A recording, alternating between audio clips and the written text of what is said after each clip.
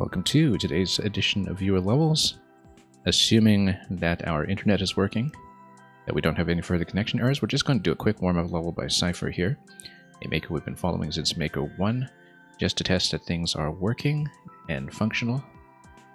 And then we'll go on to levels by Koopstrooper and Shushiro as positions 1 and 2 in the queue. So bear with me here, we'll just try to play it straight through and hopefully not run into too many other issues today.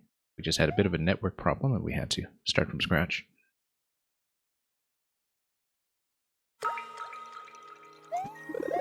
And do let me know, as always, if there are any issues with sound or video or indeed anything else. Yeah, nice, gentle, traditional winter level here for us. As long as we don't get popped by too many snowballs. Oh, we should have actually waited for the next one here down the pipe.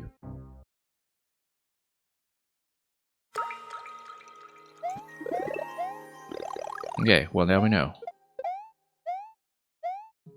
Tried to go a little too quickly in places. And yeah, we should have kicked something to the left over here. Just to grab the one up.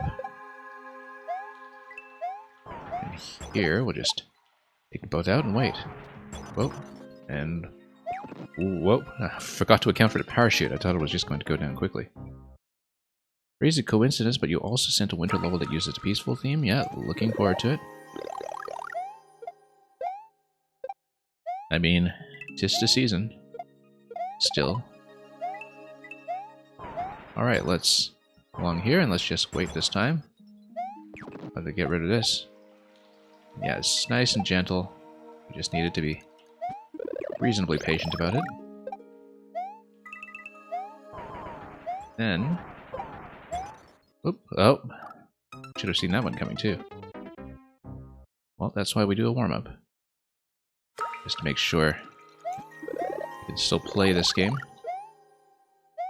Also just getting accustomed to it again after playing Maker 1 all week, as we've been doing most of the time lately. I keep rushing this, and I really should stop.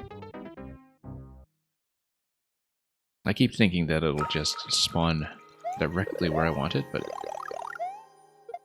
we're usually wrong. And so, let's just push on through here. Oh, there we go. Again, just being a bit too much of a daredevil with that. We know that's just a mushroom, we don't need it. Let's slide on through. Oh, whoops. I got bopped by that snowball. I wasn't expecting to bounce on it.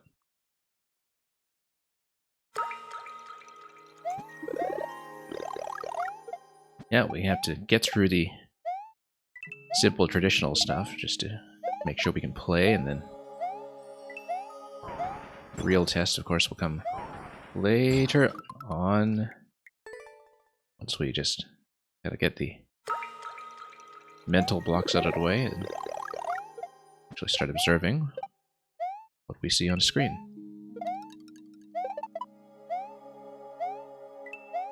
Peaceful theme should have been a sign that I shouldn't just rush things.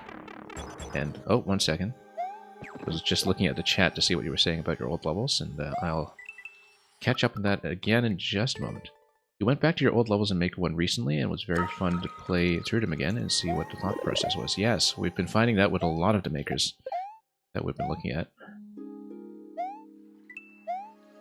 And particularly just how much in Maker 1 that just can't be replicated in Maker 2, much more than we realize in some ways. Okay, there we go. And this time we will get the mushroom. And yeah, it was also really kind of interesting to see some makers who now have reputations as being very good and kind of understand what their learning process was as well in the course of just figuring out how Mario Maker works. Anyway, we'll have a little snowball fight with this guy. I think it's best to proceed cautiously to avoid any trickery. Okay, that's not going to go very far. Might as well drop this. Drop it. And not drop that one far enough. And oh, we totally lost our opportunity to head up to that next one up there. Yeah, that's not going to be a very helpful position at all. Whoop. We've been really kind of getting off to a rough start today. Yeah, I feel like the spin jump off of the one at the right would have actually gotten me high enough. I don't think the blue blocks are really a sign of any kind of on-off switching mechanism. I think they're just decorative. But let's not rush it.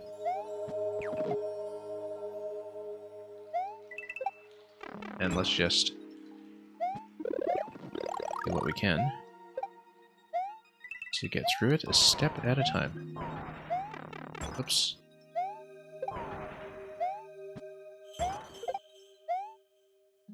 Okay, up we go.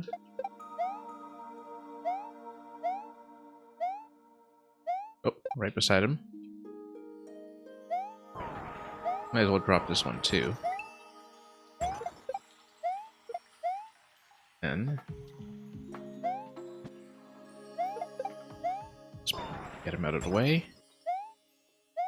Here, let's just be cautious. That was not cautious.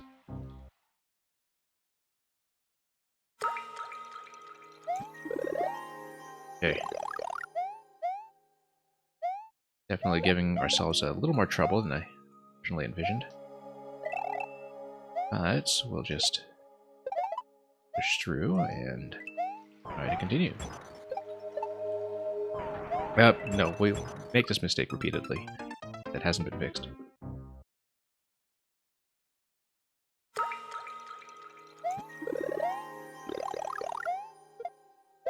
Yeah, it's important to kind of get this out of our system before we play to real submissions.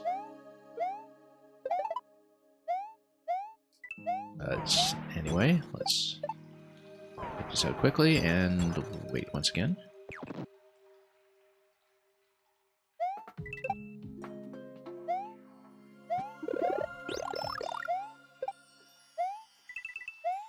And yeah, once again, we'll just take it easy.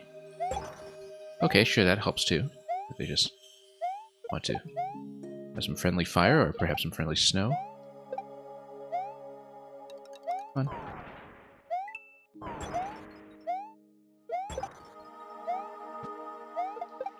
And Bonafide Pirate, welcome. And Luca, welcome as well.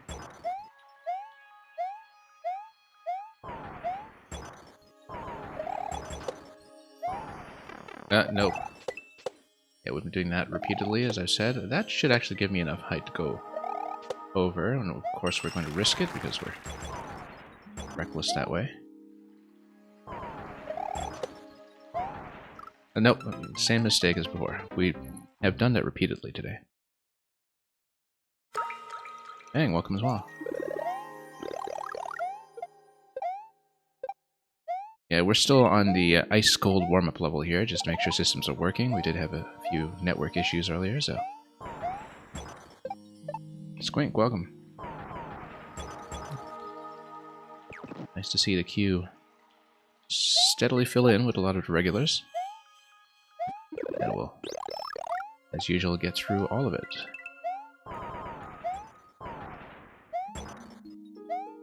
And sure, let's just let that guy be taken out. We've learned our lesson, I hope, about trying to rush this column here. Whoops. Come on. Getting caught out on all the supposedly easy traditional stuff. It's the order of the day. Whoops. Drop. Oh, we can't apparently. Come on. There we go. Alright, let's not mess around here too much this time. Oh. And then... Whoa.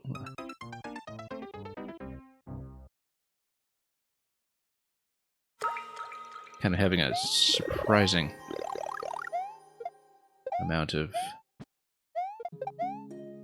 minor disasters here on what should be a very simple run-through. But There's a lot of things that can catch us off guard, that's all. Anyway, let's just swing its way back.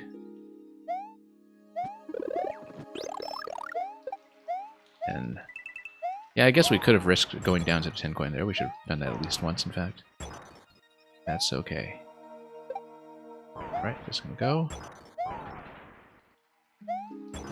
Once more. Come on. Let's wait for it. Let's not lose to the snowball fight. Not too badly, anyway.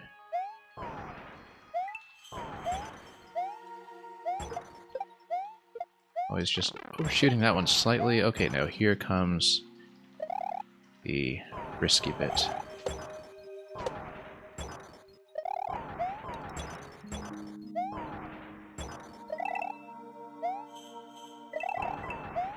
There we go, checkpoint. Oh look, there's something up here. Let's be mindful.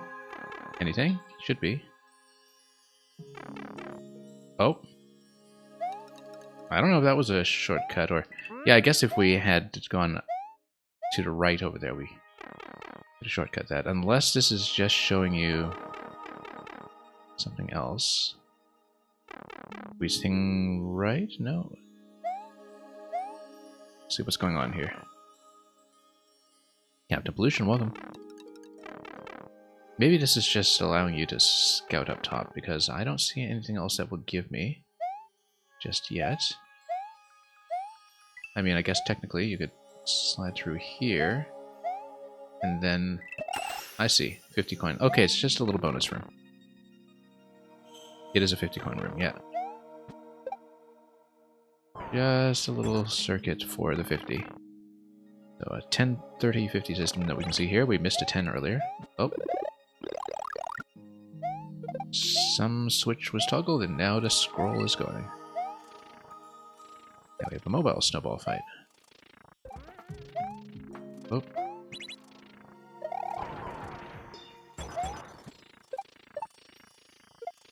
And, oh, that should have been an up throw over there. That's okay.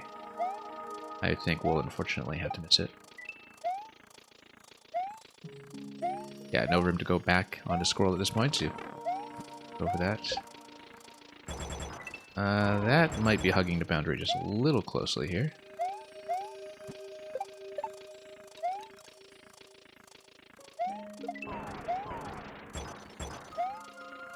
You know what? Let's just bounce it.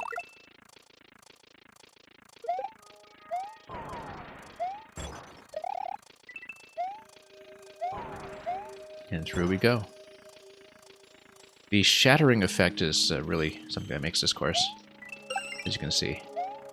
Just the constant grind of ice blocks that are being destroyed up above. That's what's making this effect. I actually haven't seen this specific environmental effect before. Like, we've seen a lot of precipitation effects done in other ways, but having ice blocks just kind of grinding above to make hail is really kind of nice. Oh. Yeah, it's a very interesting effect. We've seen, you know, snow and rain and done in a number of different ways before, but this was pretty unique.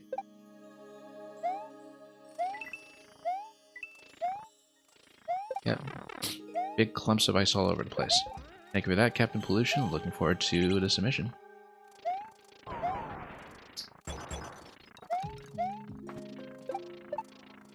Feels like this is really the kind of the big showpiece of this course here. Okay. And see a snow effect or a hail effect just grinding above you. Strange metaphor enthusiast. Welcome. We're all enthusiasts for strange metaphors around here, so...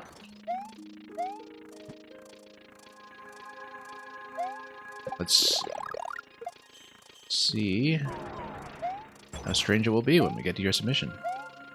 Just a few positions. Yeah, we're just doing a bit of an ice-cold warm-up level here, and then getting into the queue proper after that. Yeah, really quite worth it just to see this effect. Oh, okay. totally thrown off by all that nonsense, almost. Okay, and that one too. Let's just be extra careful here, because otherwise that just happens. I do see a question block that we can hit with a snowball on the right. Over there. This is going to be shroom. Yeah, we know that from experience. Try not to get hit by too many snowballs this time. Particularly with all the icicles that we need to deal with later on as well. Whoops. Nope. That's okay. We've got plenty of opportunities to replenish that. Yeah, Strange Metaphor enthusiasts, the rules look overcomplicated and they're kind of out of date, but we're pretty casual here. I play things for as long as we are progressing and seemingly having fun. And we pretty much accept all kinds of levels nowadays. It's just that we don't necessarily devote the same amount of attention to all of them. But anything's fine. We're not really that restrictive. And we do play everybody who makes their way into the queue. I tend to close fairly early and then stay for quite a while longer to make sure we get through everyone. So it is worth staying if you're able. Okay, that's almost better. Let's... that almost worked. We should have hit the block here, but no, instead it'll come to us this way. Then we'll have another snowball fight. And Richie boy, welcome. Looking forward to his submission today. Let's just skip this guy. And this is just a goal with a little bonus to hit the tape up top, and we are done. Alright, let's get into the queue proper, and thank you for the patience of everybody who is waiting.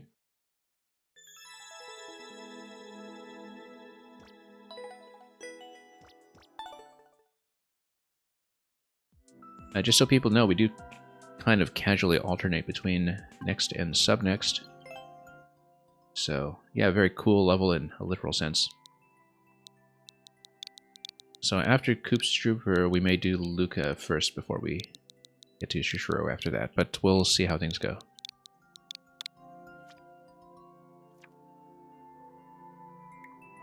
Anyway, snowballing.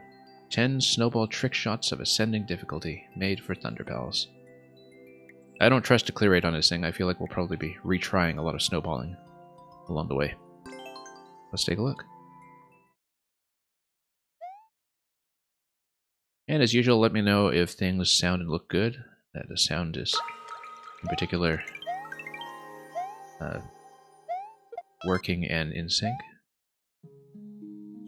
And yeah, just going to be a lot of snowball throws.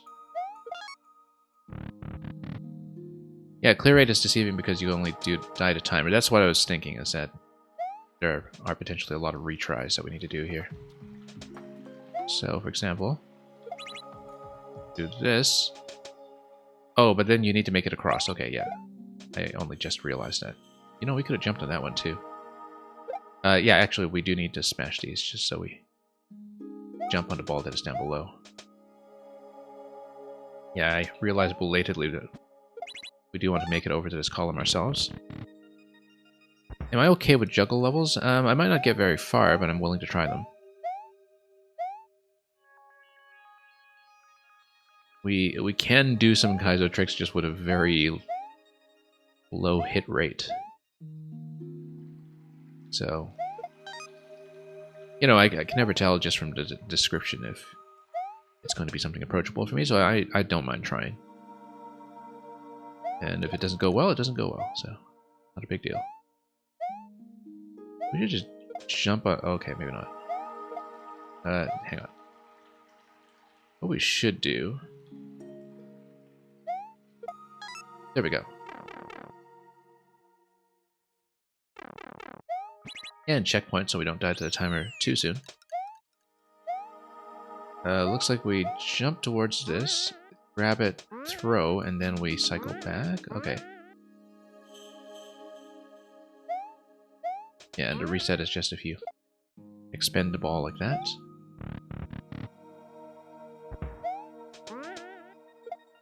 Let's try to get a better trajectory towards it.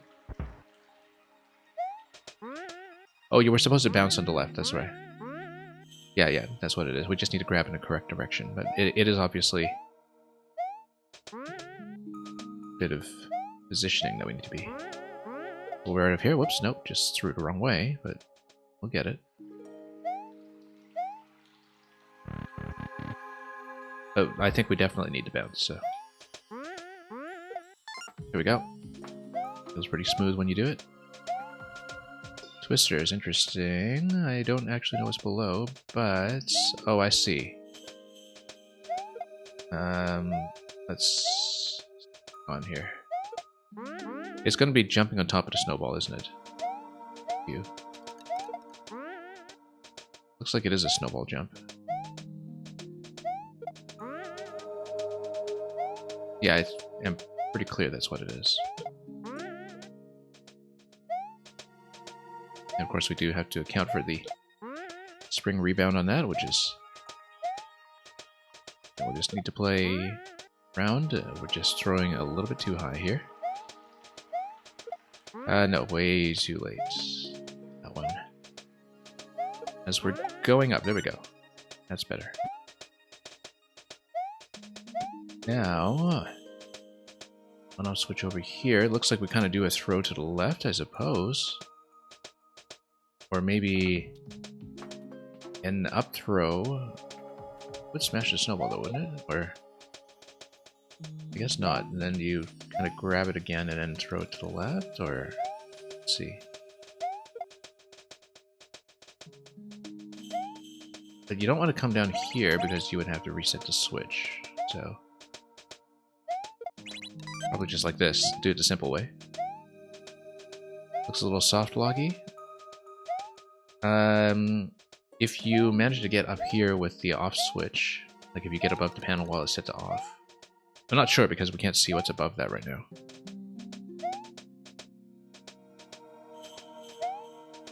Okay, so we haven't really scouted ahead here yet. Whoops. Left throw over there. Let's just see what's going on. Oh, we just need to make sure that we have the left throw in a particular position without getting trapped in all these panels, yeah. And then, yeah, I think I do. Because sort of as you're falling into these panels here, you want to not lose momentum and fail to make the platform. So, just a little bit of twirling back and forth. Oops, nope.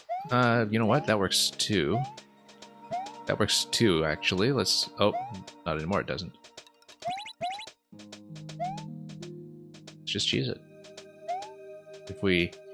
Oh, yeah, we need to still make it across, though, so that's the only thing. I feel like it's definitely cheesable. Yeah, okay, there we go.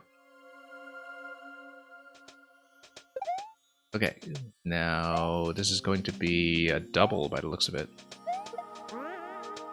Yeah, we jump on the first one, we catch the second one, jump again. So, as to the early question about whether we're okay with juggle levels, well, let's try to do a double first. And of course, accounting for the spring rebound, which is... Oh yeah, because you can grab it on the way to the rebound. Let's reset this one to get it back on the track.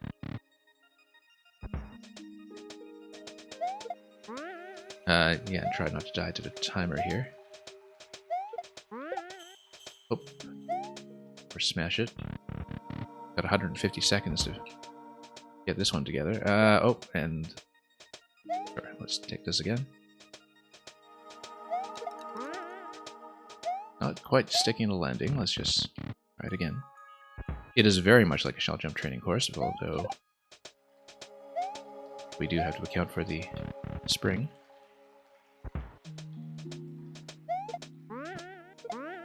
And then, well, we got the first one.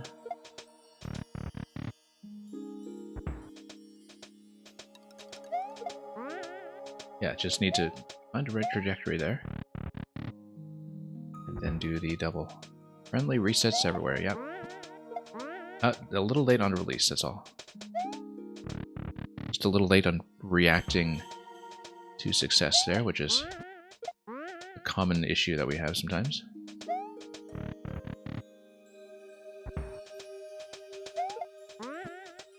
Nope, that was not meant to be a soft drop. Let's try it again. I like how as soon as you spawn through the door, the snowball pickup from the pipe is actually pretty smooth. 100 seconds, pressure's on. Nope, we should have picked it up first so we have a quicker release.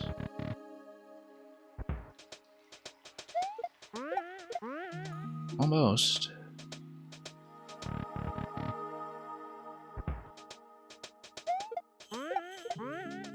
Almost, just a little late still.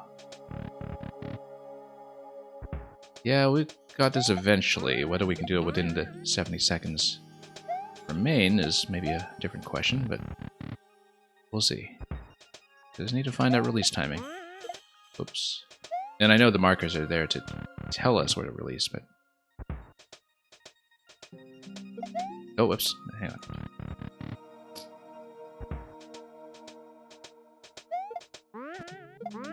Yeah, shell jumps, you know, by themselves, like a single shell jump can't be learned. When I started streaming, I had never done a shell jump.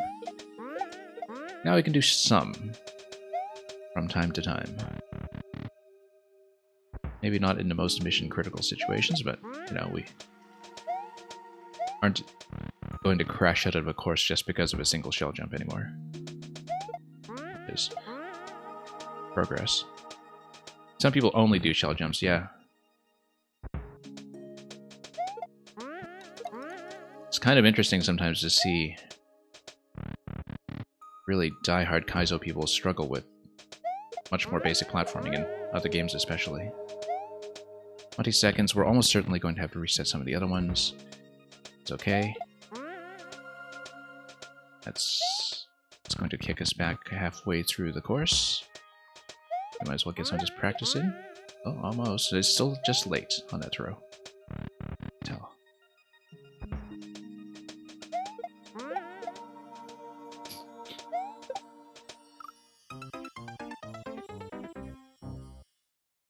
Yeah, I mean, you know, you could just wait for the elevator to come down to your floor, or you could just shell jump and skip it, right? You know, it's just basic life skill there.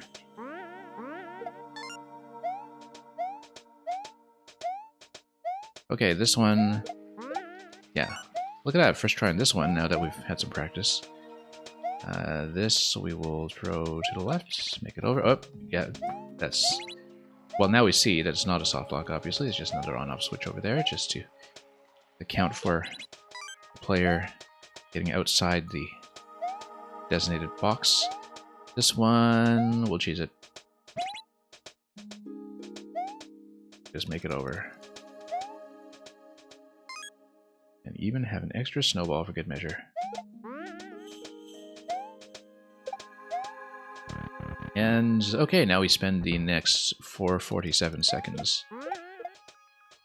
trying not to up throw by mistake.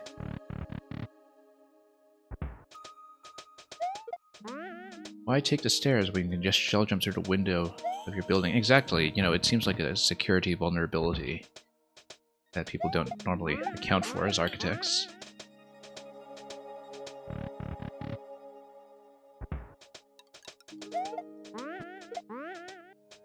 But I don't know, if you're going to, you know, be a burglar or something who's breaking into a second floor gallery and you shell jump your way up to the window, I think you've earned it. Oops.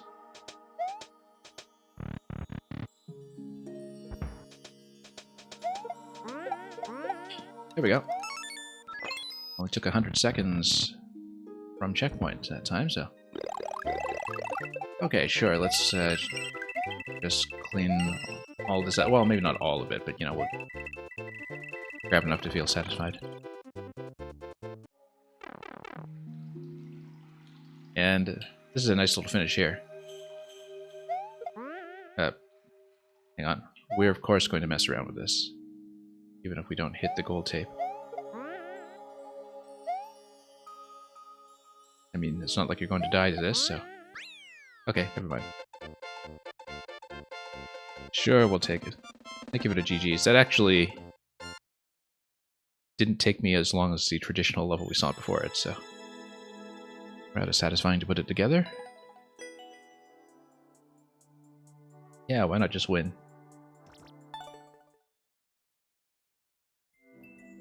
Ironically, Bonafide Pirate, you don't think DMNT ever implemented a shell jump strategy when catching the bad guys. Yeah, but that's because they would have to use their own shells, right? You would have to, you know, pretty much sacrifice one of your teammates in a quartet to do it. And dunk them into the sewers. Okay. Let's do a quick sub next first. You grab the playtest from Luca, and then we'll go back to the main queue after that for Shushiro after that. Let me just check to make sure the list is correct. Yep.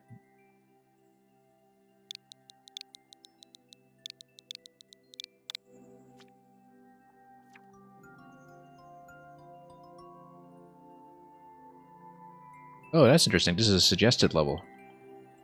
And this is from November. Why do I get the sense this is going to be based on Mario Wonder? Why do I just have the feeling? Anyway.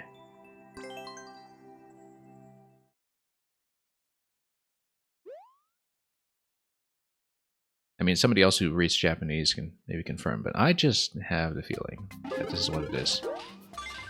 Yeah, because the flower's going to talk to you and everything and say, hi! That viewer level looks so serene, and then we get the Wonder Flower. So we've actually seen a couple of takes in Maker on this tune already, but this is actually a straight remake. Complete with the Wonder Flower activation, which is nice. This is kind of within a month of the game coming out, too.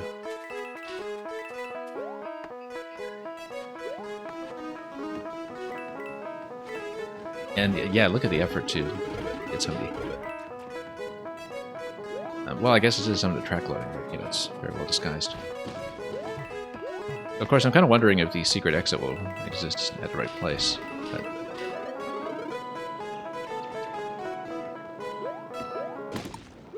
okay. Oh, and we get a squirrel suit, which totally resembles an elephant, but...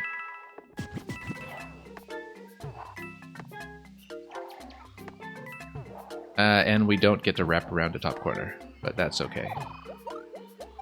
But we do have the elephant house and everything at the end for Flower Kingdom. Very neat remake implementation. Like I said, I was seeing a couple of takes on working Piranha Plants on Parade into Maker, but this is definitely the closest one that we've seen yet. Yeah, squirrel, elephant, I mean, they're both in Mammalia, right, so...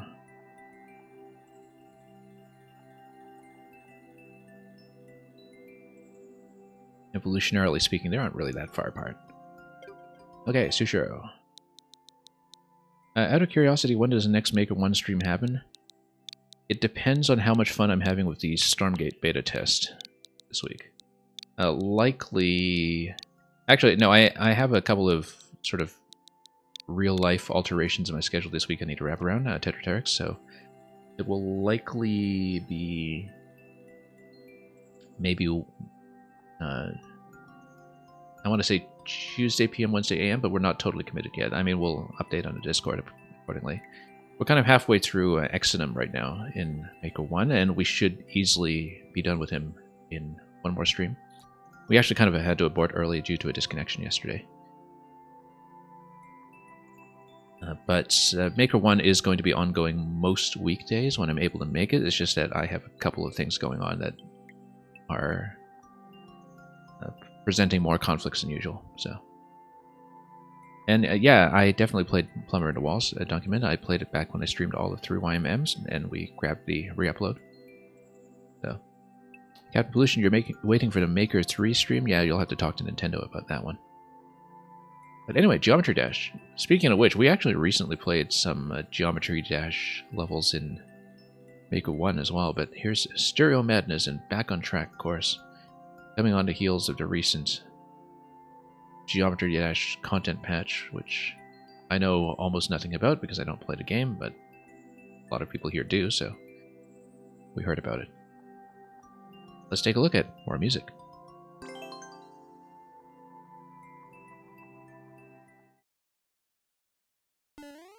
Yeah, and Document, thinking back to it, I think you were actually present when I played Lumber in the Walls. I just sort of have this vague memory that we were conversing over it for some reason. But anyway, level 1. Let's see if this is an auto-scroller that we get pushed by. Yeah. This is the same way that in Maker 1, Julian actually did a Geometry Dash level. So back then, of course, the music tech wasn't really in place to go at the same time. But the idea of, doing Geometry Dash with a blaster push was something that we recognized from a Maker 1 level we played just a few weeks ago. But this, of course, has the scrolling music track that gets loaded in at the beginning as well for the loop. Whoops. Oh, and it has a power-up detector such that if you do lose the frog suit, you get crunched by the on-off switches in the background.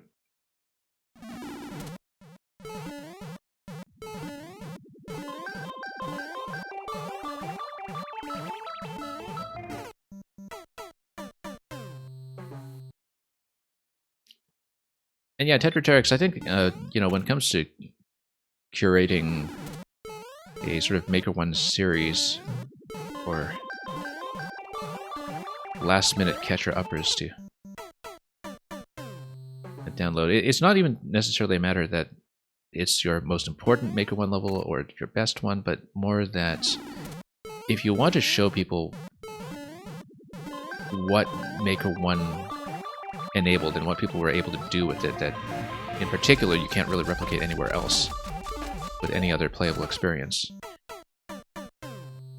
That's the one that really stands out as very much worth keeping. I mean, I'm a big fan of the other ones too. I really enjoyed the completionist run we did through Echigo Mole, and of course the other YMM level as well, I think.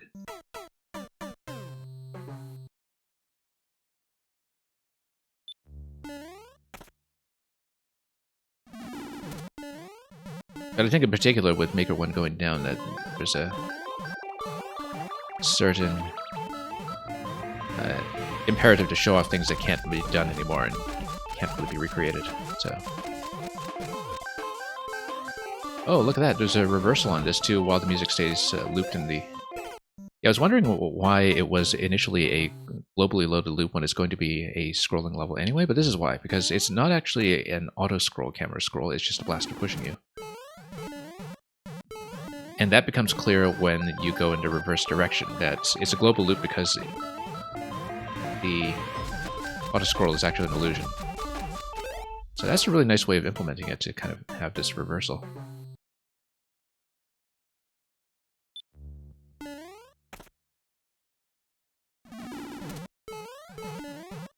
Yeah, and Tetraterix, I mean, to be honest, I'm likely to download many of yours locally on my Make 1 core spot. Because I'm, actually into that kind of thing as a player. That's sort of a separate question from if I'm trying to give other players a really broad appreciation of Maker. You kind of have to pick and choose a little bit if I'm assisting with some kind of recommendation list. And it's really going to be hard to narrow down some things and not just overrepresent all the same makers, because after playing so many Maker 1 highlights recently, there are so many makers that are just totally on point level after level. Anyway, here's level 2. This time we're in Fireflower form. Again, seems like there is the power-up check here with the on-off switches in the background, such that we cannot afford to lose a frog, even if we wanted to. And yeah, there's going to be a little bit of swimming here, where we have a state switch. Very nice.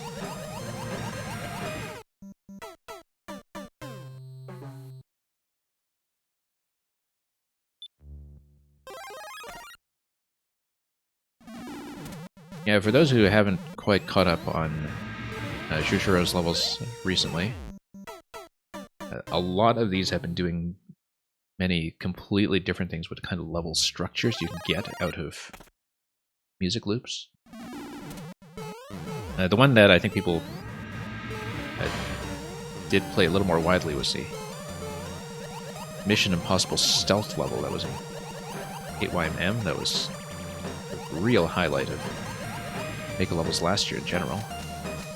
Oh, we actually should have stayed up on the ceiling like that. With the ceiling cling, if you look at a twister, we actually should have stayed compressed on the top tile like that, and that would have been safe. I think I realized it belatedly.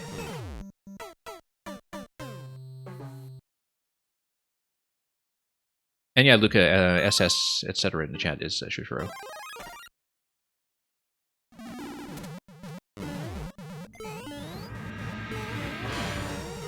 And there's sort of an imperative to play these live simply because people in South Korea no longer have VOD access on Twitch for bandwidth reasons. And Twitch is just kind of like ceasing services in the country entirely soon, which I don't know what that does for people who are just viewing. But definitely, you know, people who are kind of dependent on an international audience rather than a domestic one in Africa. We're kind of running into problems there. I understand that because Nintendo doesn't really license their content to be streamed on Africa in Korea, that people who used to be maker streamers here all went to YouTube, as far as I understand it. And it's too bad because it's really kind of fraying our international connection to a lot of the Korean scene, which I think has been really one of the big discoveries for me in Maker 2, is just how good the Korean scene is when it comes to some of the top makers there.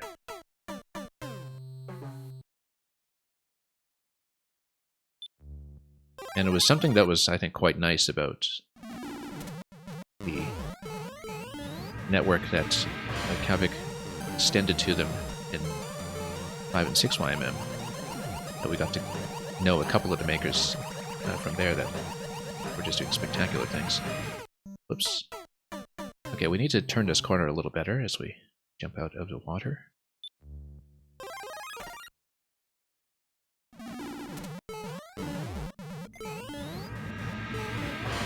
Okay. Oh, whew. Just was losing a bit of momentum on a frog here.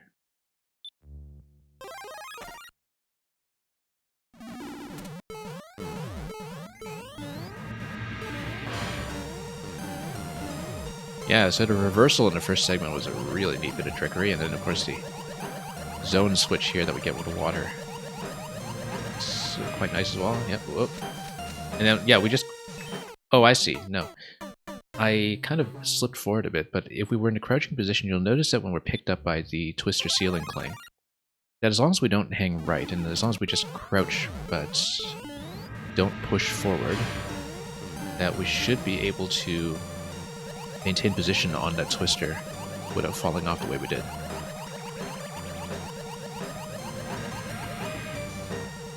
I mean, we've seen that twister mechanic many times before, just usually not in a time-sensitive setting like this one. And luckily we did not get squished. Very nice. And I only kind of barely read the text there that was being displayed by the 1-ups. Said something about Geometry Dash. Anyway, thank you so much. This was...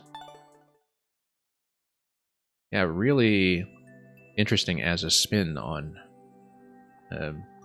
music loop courses. As well as a tribute to Geometry Dash. You know, it's kind of like seeing these different traditions in Mario Maker collide with each other. Yeah, and the way the power-up check was done with the frog was a nice touch as well, just to make it clear that you're going to need the frog. Very good level.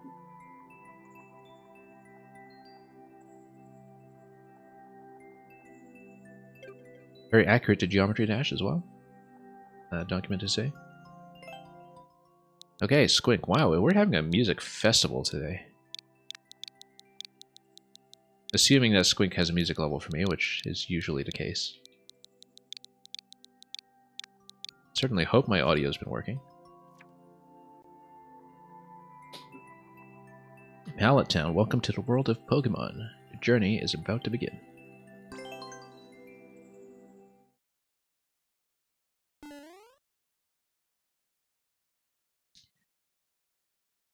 Yeah, a little while ago, and by that I mean years ago, I actually did like an all-music stream, and I'd like to do that again once I get back more into Maker 2 rather than 1.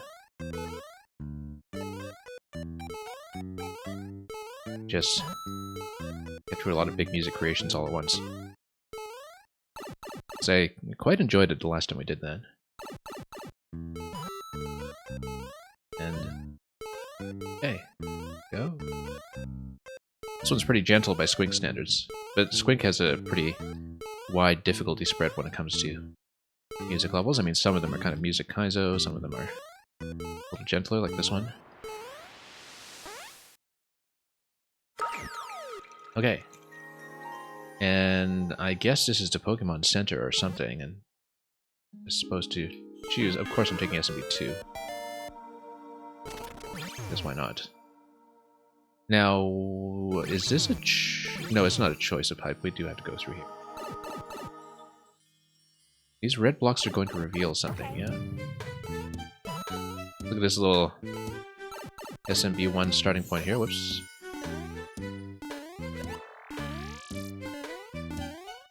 Nice little drum beat in the back. And, yeah, the bass line as well. So yeah, this kind of double loop using the on-off switch, that's something we see in a lot of music levels sometimes. Something that Green Heroes loves to do as well.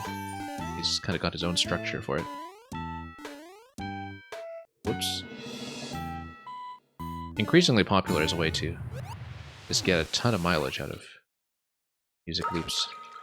Multiple sections, and yes, this is how it's sectioned off. Or the second entry point here.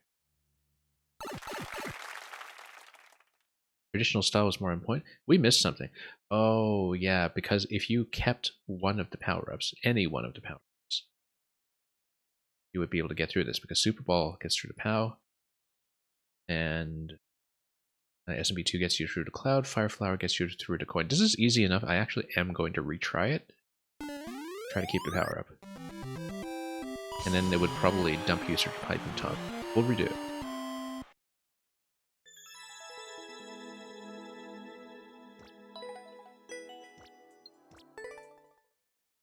And we'll just try not to get hit.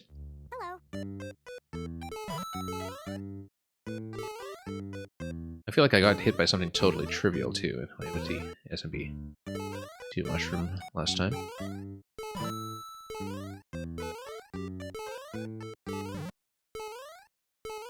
Document, my queue is typically pretty high quality. I mean, today is, you know, just one hit after another, but every time I watch somebody else's viewer level stream, and I say this a lot, but every time I watch somebody else's viewer level stream, I realize how fortunate mine is. Where, you know, you see people who like totally burn out of doing viewer levels because people just try to hit them with nonsense to get a reaction out of them or something. And you know what? Let's take fire this time, because then I can actually use it to clear space.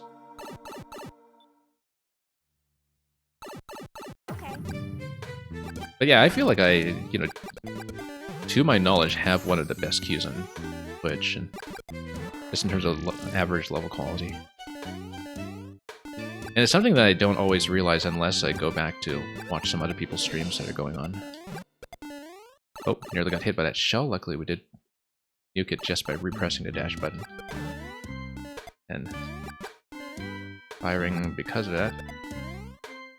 We're a little behind the scroll because I've been taking my time to fire at things, but let's not get squished or anything.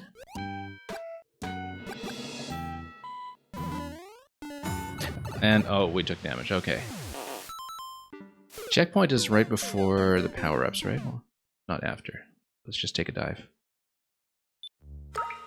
I liked going with the flower, actually. I mean, Super Ball just takes forever to bounce around and become available again, so I think Fire Flower is actually the best choice here. Okay.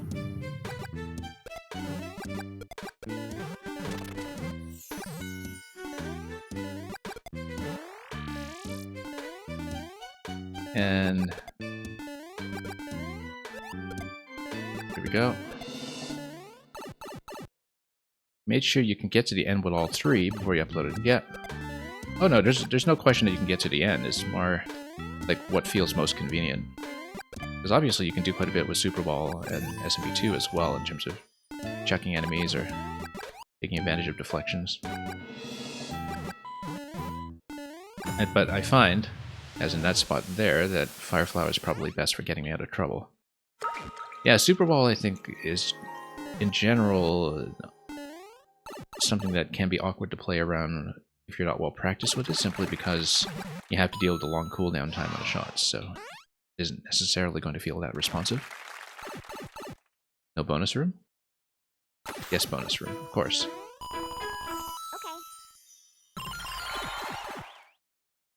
Okay, now your Pokemon are all healthy again.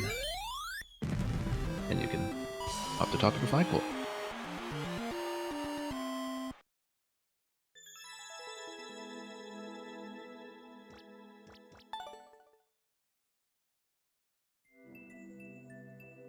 Captain Pollution.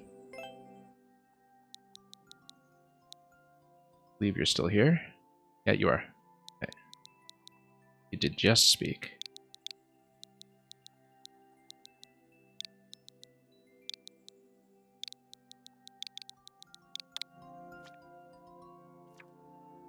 Welcome to Cozy Park.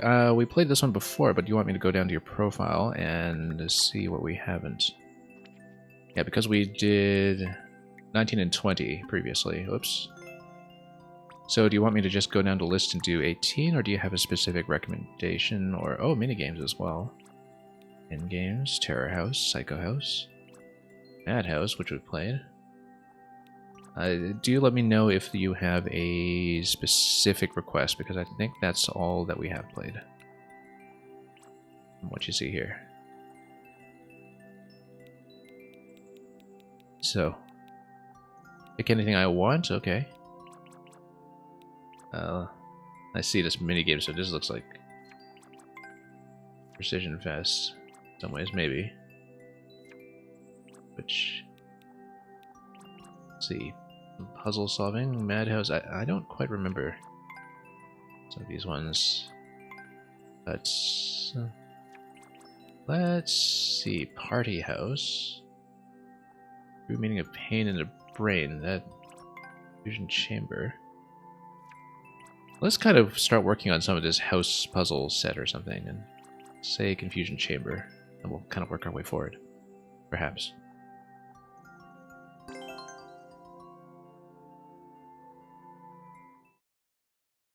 Yeah, I'm sure that if I saw the Madhouse one, I would remember it immediately, but I can't bring it to mind off the top of my head.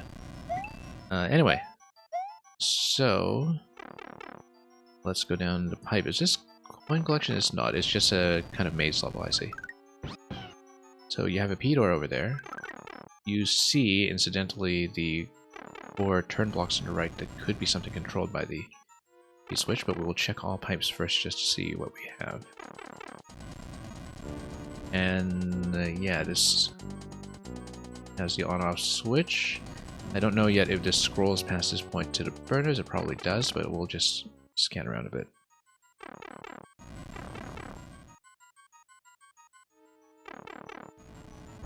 Then this is just an effort to not get crushed by the block. And then a shell would hit the question block over there, unless of course you have something like the cape. Some of these things might be easier in Small Mario. We're just going to check every room first just to see what we're dealing with. These ghost houses were a whole series. You did improve with every level. On-off switch over here. Camera scroll at all? Oh, hang on. Well, we can't tell from over here. But I feel like if you have a P-switch active, that, you know, maybe it affects some things with the turn blocks. So, let's just check everything we can. You'll eventually have to make your way through the maze to a key. This is just a little survival challenge here, where you try not to die in the middle. Let's check this one last.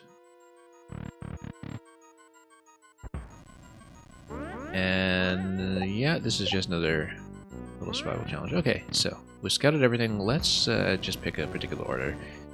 We'll start with Yoshi and Cape because that gives me a bit of a safety buffer. For how long, we don't know, but gotta figure it out. You know, I bet we could also... Oh, well, not anymore. I was hoping to grab an egg, but that's okay. Now, is this a pipe maze? It is. We might as well just go with it. Now, to get back into this mentality of pipes actually matching each other, especially by color, after playing so much Maker 1 where nothing matches anything.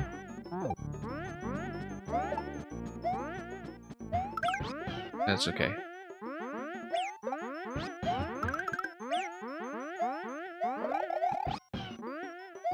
There we go. Not that fire is going to be useful here at all. Oh, poor thing. Well, so much for Yoshi. That's okay.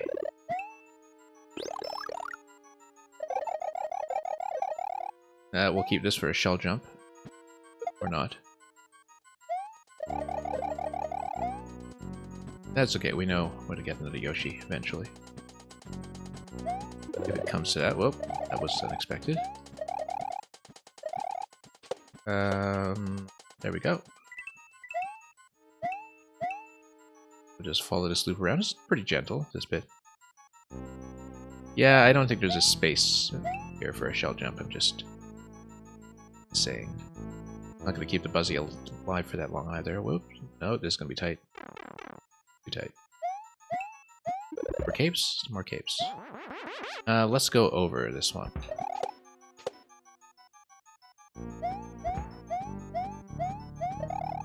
And there's a key. Okay, I guess we'll go through the key door. I don't know how many keys are going to be required by the end of it, but we'll just... Oh, now we're in trouble. Okay, that's fine. Have a lot of fire bars to make it through later. Luckily, we didn't pop every potential power-up along the way. Or did we? Find out. Great Slytherin, welcome. Oops. Oh. So I was trying to tuck in that corner there. That was unwise. Well, we have a key from that route. We can either try to duplicate that route or try something else, but I mean, we have a key. We have a way to get to the key door, so we might as well go with what we know. I don't know if there are multiple routes that take you to multiple keys, and that maybe you only need one of them to work out. There's a P door over here as well that we don't know about. Yeah, we'll find out. Seems like there's quite a lot going on with this level, and we're only going to see a fraction of it, really. Try not to get crushed. Then here, we'll just try to get out here. Yeah, of course, if Yoshi just gets straight up crushed, having the spare egg isn't really going to help us, but like here, yeah. Same spot, in fact. Don't want Yoshi in a damaged state at that point at all. Oh, whoops, there we go.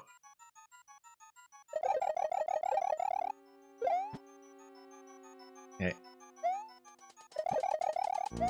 Need to proceed carefully somewhat. Oh, yeah, that was a bit of a surprise again, but let's get out. Let's hopefully get the cape. Available location. That's not the next available location, but we do know there's one coming up. Once we get out of this central segment, which, of course, previously we didn't manage to do without damage. Okay. Okay, there we go. Yoshi's not needed anyway. Yeah, I know, but, you know, he gives us moral support. Important function.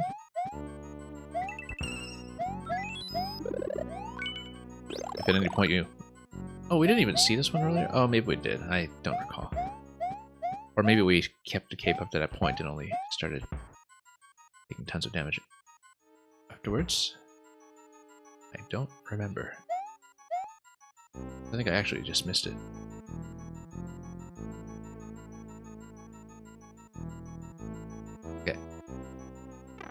Nope. Too close as before, but we'll just try not to take too many hits. Come like this, and you know, check for spinies along the way because oh no, fine.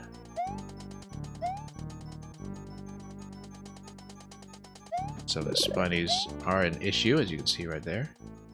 This is also going to be a bit of a problem if we don't proceed carefully.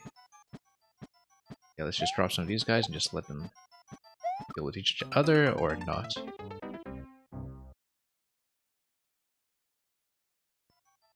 Yeah.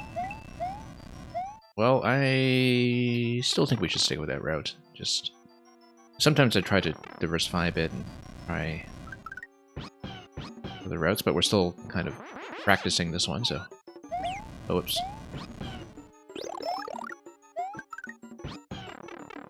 We'll just make it through steadily.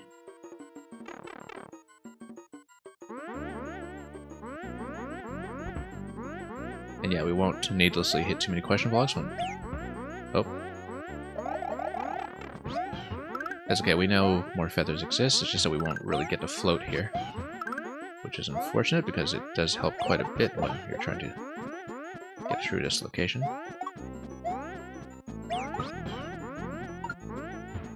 There we go.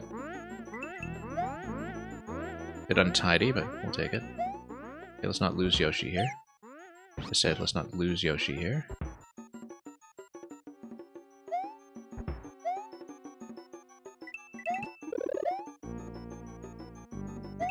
Was this a feather? This was. And then we'll just... That's okay. Having Yoshi is much, much better here, in fact. Much, much better. Of course, we have to be aware of the spiny blocks everywhere. This location. It's a bit trickery that we now know about. Didn't before. Let's not get hit. Slide away over. Much more relaxed with Yoshi. Of course, we are at risk of losing him. Some location, but he does give us this sort of damage buffer that is repeatable. Simplifies everything considerably. So we can just straight up take a hit and it doesn't matter. As long as he doesn't get crushed by the thwomp.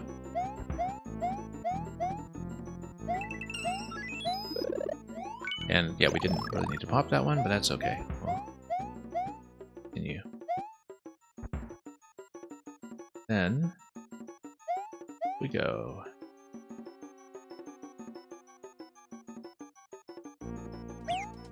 Yeah, we can just jump back on him. Yeah. Imagine how much easier life can be, right? If you don't let Yoshi die to a thwomp.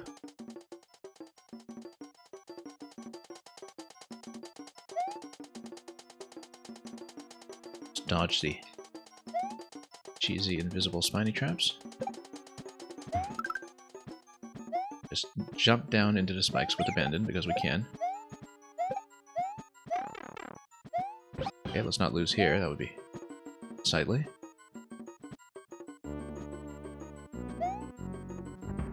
Or here. Oh, no, we're gonna lose him. No, we're not. Transferring over our invincibility frames. That's the way to do it, apparently. We won't really get much of a cape whip here, but maybe Yoshi will just eventually come over. Actually, as we reverse back into the first room, we know where to get him again anyway, so we actually don't care at this point because we'll get him back. Know exactly where to get him back, in fact. So, be comparatively simple. Now we see how many keys we need in the long run, or whether the key door actually gets me to the location I want, or if it just continues to maze some other way. Checkpoints. Alright, on-off switch. We actually did see that in one of the previous rooms. But of course, when you respawn from checkpoint, it's going to be in the on state anyway, so we should be prepared for that eventuality. I kind of wonder if that's a meaningful spawn block or something. We should come back and see. What do I think? Well, I mean, we're still navigating our way through this. I sort of expected that there would be an additional complication.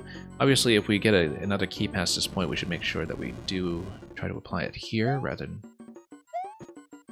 elsewhere. And yeah, I don't know the level well enough to really recognize a lot of what we should have already have seen, but we don't want to time out or one off as a relevant matter. We just need to map this out. I'm sure there's, you know, some kind of diagram you have on paper of how the rooms are connected, but I have that, so. I do find the invisible spiny blocks a little bit unfortunate. Because they do sort of snipe you, but that's what happens sometimes, I guess.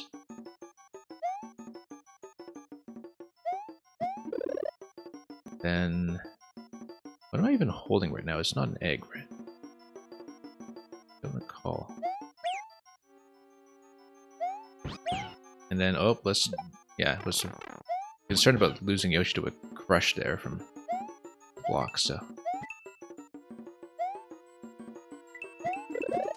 And then, yeah, these guys were just all over the place.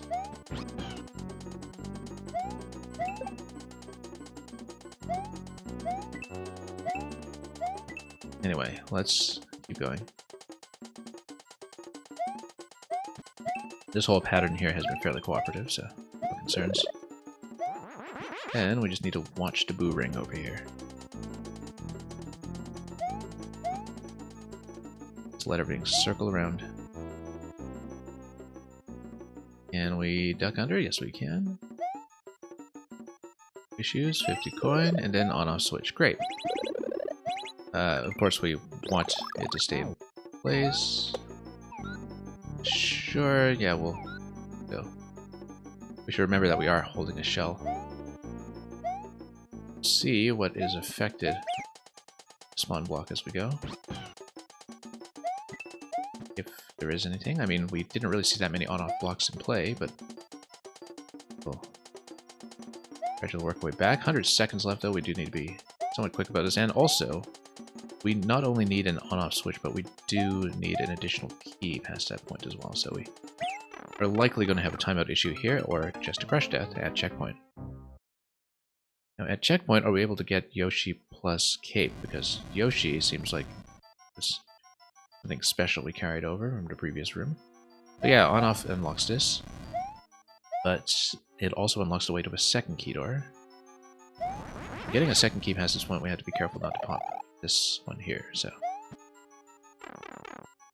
I guess if you know the exact route through the maze, then, you know, that makes the clear check plausible, but I think it's probably designed around the expectation of taking a little bit longer if you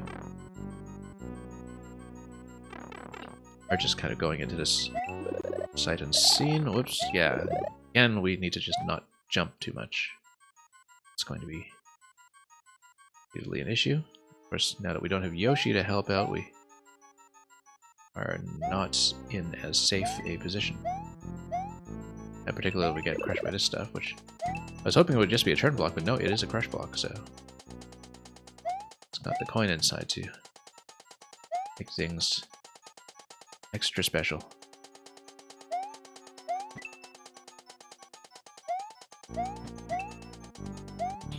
You're telling me I'm pretty good? Well, I don't know. I mean, I guess you would have a sample of how other people have done with this in playtesting, and a sense of how we compare, but obviously we're still pretty early in the learning process.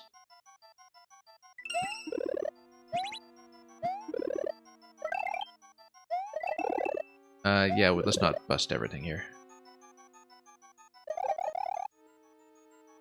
But actually having the cape is decent. Instead of just running around with Yoshi having his mouth stuffed all the time. There we go. That went a lot better than I thought it would, actually. Whoops, no, that didn't. Oh, we squandered that advantage.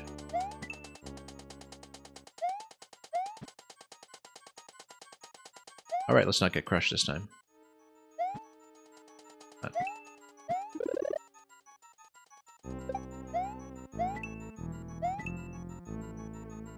Yeah, not too keen on all the sniper spinies everywhere, but I guess that's, you know, just becoming an expectation in this level. Just need to manage.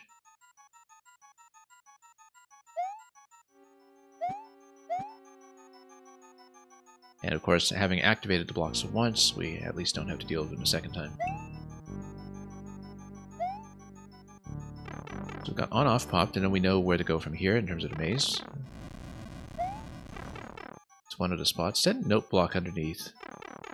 It's curious. But go through here first. And yes, this goes back to the Yoshi room that we saw early on. Okay, so interestingly enough, that implies to me that I could have skipped the first key, which means that we actually just need to go back to the first room, where we know there is a key, and we just bring it back to the green pipe.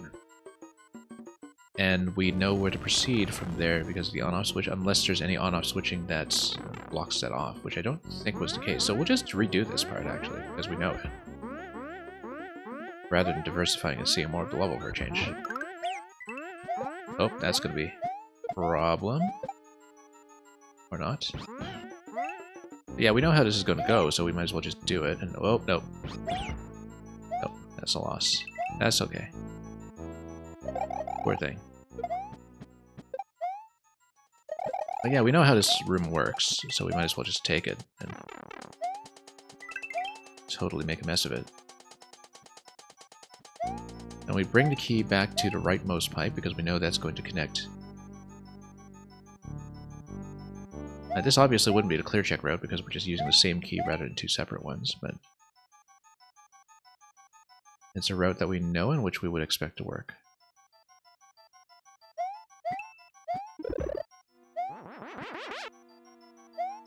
Okay. Through here, we just grab a key on the right side, and we'll just leave the other block alone in case we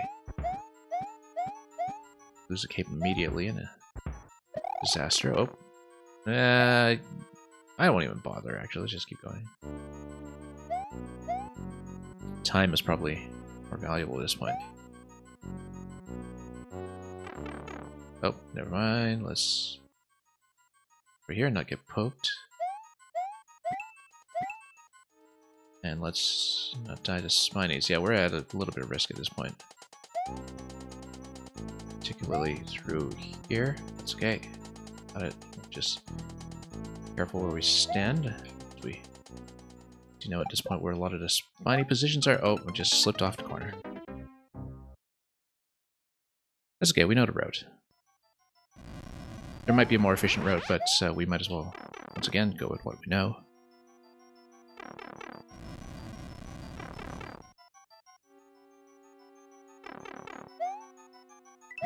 Oh. Might as well just get rid of that now. Yeah.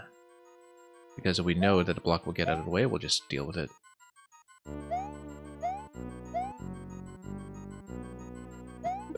Yep. Okay, there we go. Oh, okay, close enough. That's okay. At least we have that out of the way and we don't need to deal with those a second time. Toe Liquor, welcome. Don't worry too much about the rules document or whatever, it's out of date, and we keep things pretty simple and casual around here.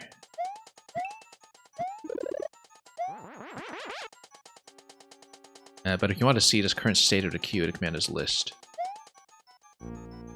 And we typically close up pretty early and then stay on for as long as we can to play everybody who is in the queue, so as long as you're able to stay long enough to be called, you will be played. That's the way we usually do things, so... Oh, totally lost that already, okay. I did keep this in the off state, right? Yes, I did, okay. Just a one-up. How long do I spend on each level? There's no strict time limit, it's as long as I'm progressing and relatively having fun. So some levels, I mean, usually I think we play most things to completion unless things are really obviously beyond what I can do technically. Because sometimes it's fairly obvious that, you know, I'm not actually going to be able to progress and then do drop things, but if it's something that is within my ability to clear, we usually stay long enough to clear it.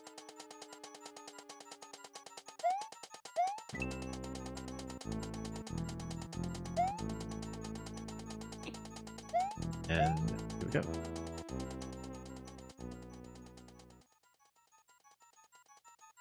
Yeah, we've been fairly quick today, actually, relative to usual standards.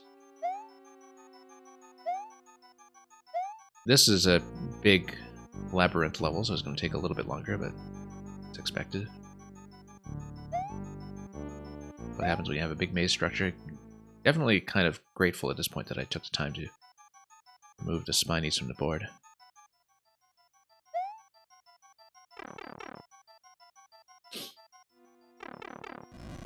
So at this point, we're going to go back to the Yoshi and Cape room. Carefully, just power up again. Now let's power up with this one first, just to give ourselves a safety buffer. And then, again, we'll repeat the original room that we saw because we know there's a key and we know where the key path will be from there. Possibly we'll need another key past that point, but we might as well, once again... oh, we should have gotten Yoshi there. Hang on. Navigate through what we know, and, you know, we don't know exactly how many mandatory gates there are after that, whether, for example, there's going to be a piece which we need to escort back to the P-door or anything like that. We'll learn about that in good time.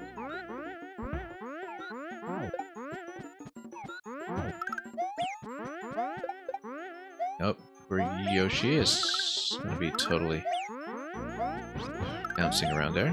That's okay, we'll just... Hang on. We usually just spam buttons here until we get something that works. We'll have more capes, we don't care about that, but having Yoshi be able to take damage here is actually pretty beneficial. There we go. Oh, no. Almost. Having it bounce in the middle like that actually just stops everything from happening, so... It's probably a good way to manage it. Just grab the shells and soft drop next time, just to get the shells out of the way, but not respawning. That's probably the way we should have managed it. But everything here is much easier with Yoshi once you're past the crush point with the Thwomp. So, just keep him as long as we can manage. And continue.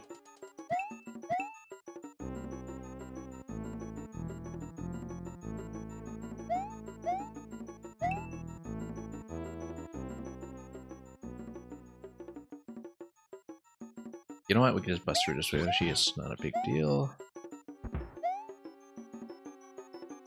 Here as well. We'll just not get crushed. Grab this, and then we'll keep going. 200 seconds. Yeah, I mean... Not exactly sure what a clear check route would look like, but I guess we didn't see what gets you over to the doors that are past the first keycoin gate. So... As long as we don't lose Yoshi to the Swamp Crush, we're in decent shape. Just rush through this to somewhat.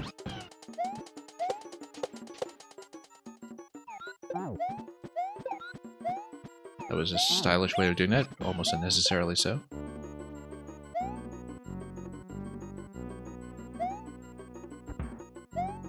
Okay. Oh, there we go. And then, okay, here's how we'll do it. Soft drop. And soft drop. Look at that. All clear. Just done that in the first place. And let's not get crushed here. That would be bad. So initially we just lose Yoshi. Not for very long. So yeah, now we have off state and we have E. So we're going to be able to progress. We don't want to get that door because it just links to known material. But we are going to pop this one over here. And we'll see what else we don't know about this maze.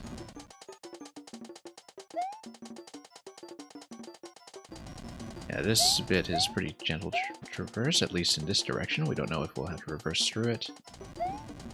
We are on the lookout for something like a P-switch, I think. Let's just let this run.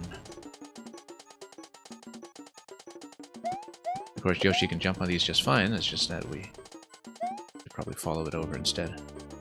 P-switch, as expected. Obviously, it's much better to just grab the P-switch using Yoshi. Then we'll get back to the P-door that we saw up front, which we know all about. Got a nice little pathway here, relative to where all the blades are going. If you enjoyed this playthrough, I'm glad you do.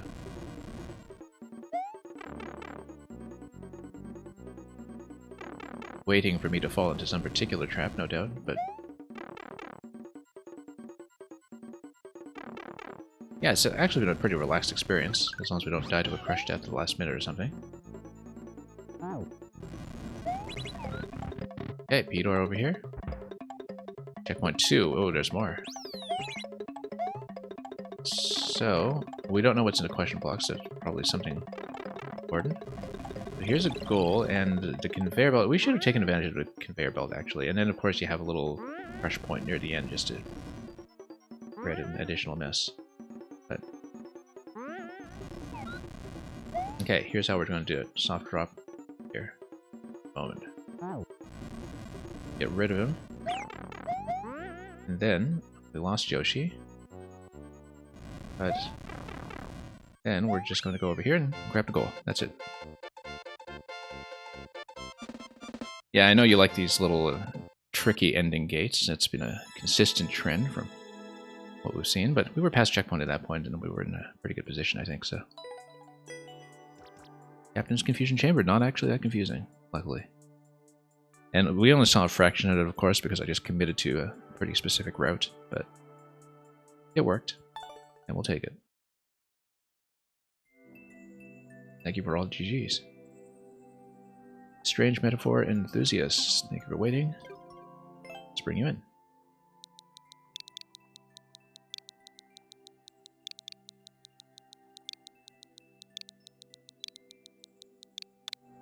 And let me just see how we're doing on the list currently, just so I know how manageable things are. Snow level. No clears yet, but not very many plays. Just a normal, inconspicuous snow level. Move along. Nothing to see here. Oh yes, you were asking me if I could juggle. Well, 0 clears in this. We'll give it a try.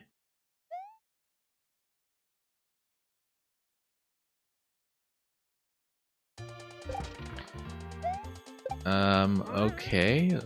Hang on. You obviously I do have to hit that block to grab the coin from up top. There are 2 shells here that you deal with. Not that. Looks like you would need to grab... only a few people are... that's good, Captain Volusion. Let's not speak too soon here. Now. And then I guess we needed to bounce again and grab the shell again, except we didn't have a shell to land on at that point, so we needed to take something else up there. Possibly. And Lizard, it's been a long time. I hope you've been doing well. Feels like it's been years. Oh. We didn't grab the coin, but we might as well scout the level just to see what we're dealing with. Obviously, at this point, we don't have a safe landing point over here, so that was not the way. We probably needed to throw another shell into that point. Like, if we take this, use this to grab the coin. The problem is that we killed the first shell. And of course, the problem is that we're so slow that we late to the wake up here. Yeah, we need to use both of these shells sort of in the bottom position, and we need to get that deflection without killing the first shell, which is tricky. I mean, you're supposed to jump on this one, I think, so you can get a pickup. And if you jump on that one, maybe you go up and then pick up again. Yeah, let's try that. And hopefully do it in such a way that you grab the coin, but then have access to the second shell. You should mention that I need to bring the shell with me to the end. Yeah, that's actually important information that we totally didn't think about. Interesting that the block there does spawn a sideways spring. Okay.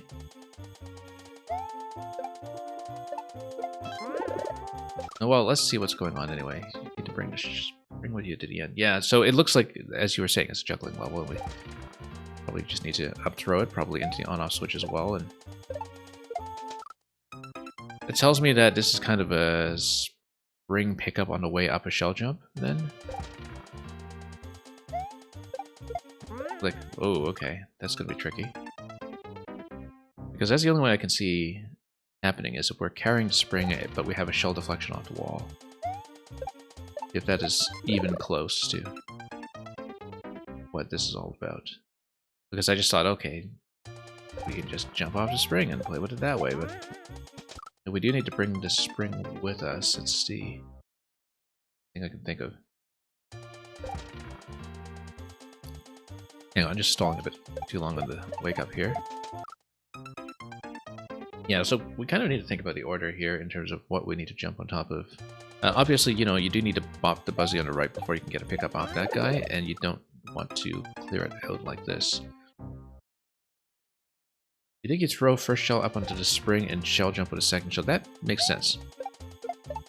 Except we missed.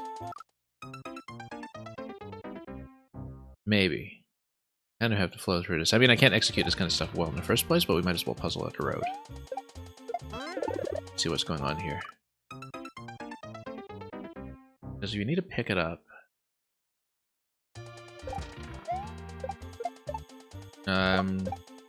Yeah, you get the second one, and then you get a shell jump off of it when you hit the coin on the right side, right? And then... oh, whoops, we have to get that pickup first, of course. But then, wouldn't you want to... no, you don't want to hit that, obviously, but... bounce. Yeah, I was trying to go back down without jumping on a spring yet, because we will still need an additional shell, though, to get the... on-off switch up top, huh? Maybe jump on this far shell first. Yeah, I think that might be the right idea. Like if we... well, not like that. Because then we disable it and then we have both shells available. Except if you kind of try to bounce back from that shell, it's a bit difficult to pull back with a short bounce that doesn't pick up the spring. Whoops. We'll see. I'd like to at least route through the first obstacle here, even if we don't get much further than that. The spring coming out of that indicates to me that that's probably another shell jump in that location, like maybe 2 shell jumps and or 2 shell hits of some sort and spot. Like if you, whoops, not like that.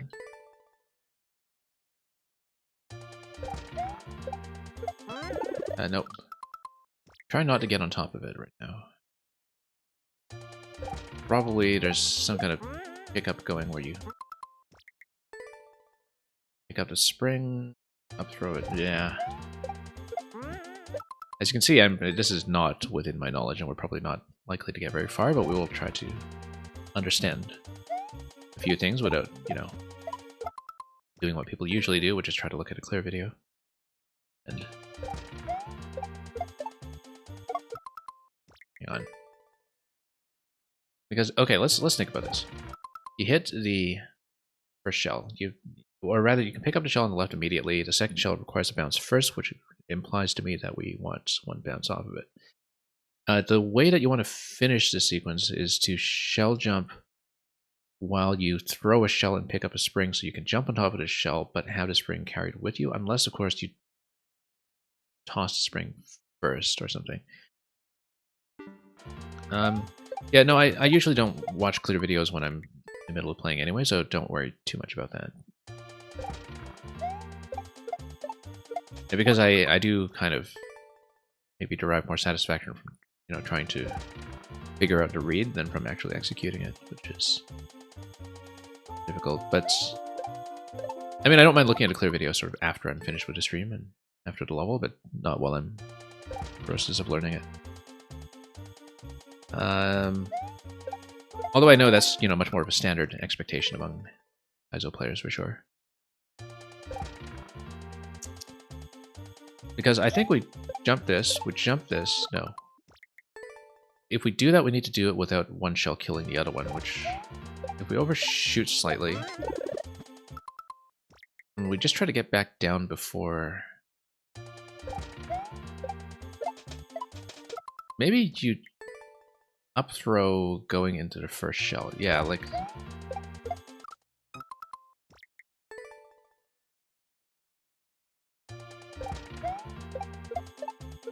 No, didn't want to pick it up like that.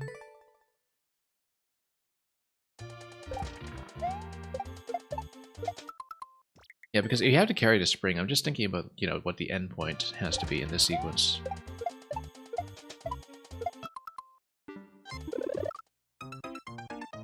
I mean, you know, we're obviously not necessarily going to get the clear, so we might as well try to sort of do this in a simplified form where we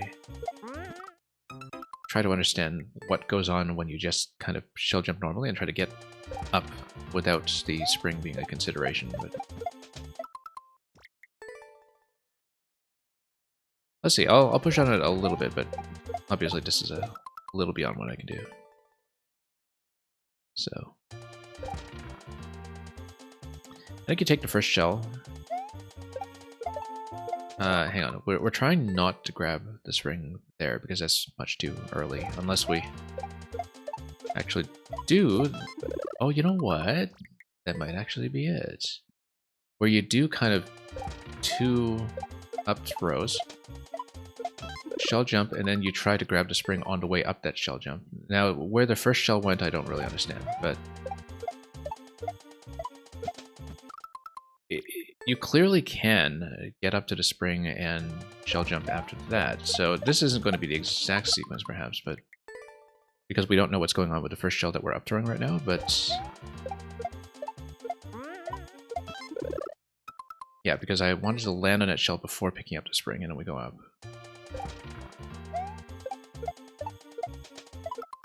Yeah, I mean, obviously we're not using the first shell properly in the sequence right now, but at least we're trying to figure out what the maneuver will be. The first shell isn't going to hit the side here, and the reason I think that is because we don't want it to deflect and kill the second shell. You up throw spring into first up throw shell. Like, as in you use the spring to push it.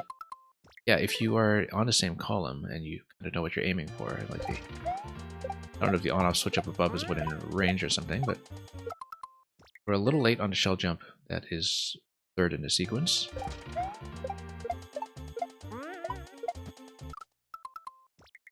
But it does seem to me that if we shell jump quickly there, and we don't catch the spring yet until much later, that's...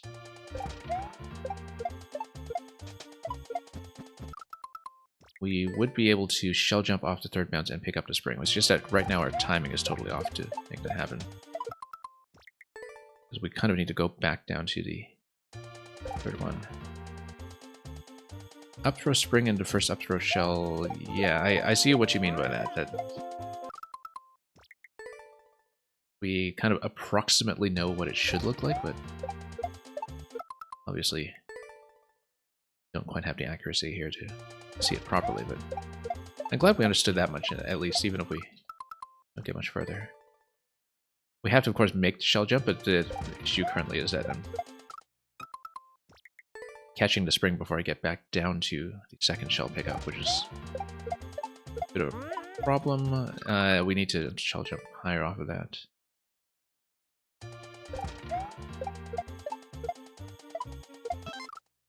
And of course, if you land a spring over there, that's probably fine. Like, you just pick it up on your way up.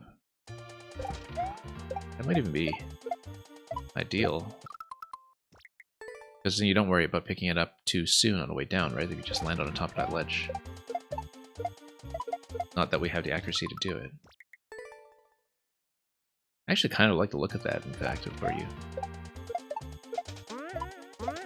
well, shell jump off of that, obviously, but... but where you try to land this to the left a little bit, with just a bit of leftward momentum. Of course, the idea is that you want the shell, you want the spring to kind of push into the first shell, and that might something. It's full. Whoops, no, not. Yeah, because you pick it up, you kind of try to go left with that. Yeah, you want to land that, but then shell jump to the right, and then move up towards that. Then you bounce on top of the next shell. Well, that's a shell that's set up for a pickup already, so you don't necessarily want to bounce it and lose the shell like you would.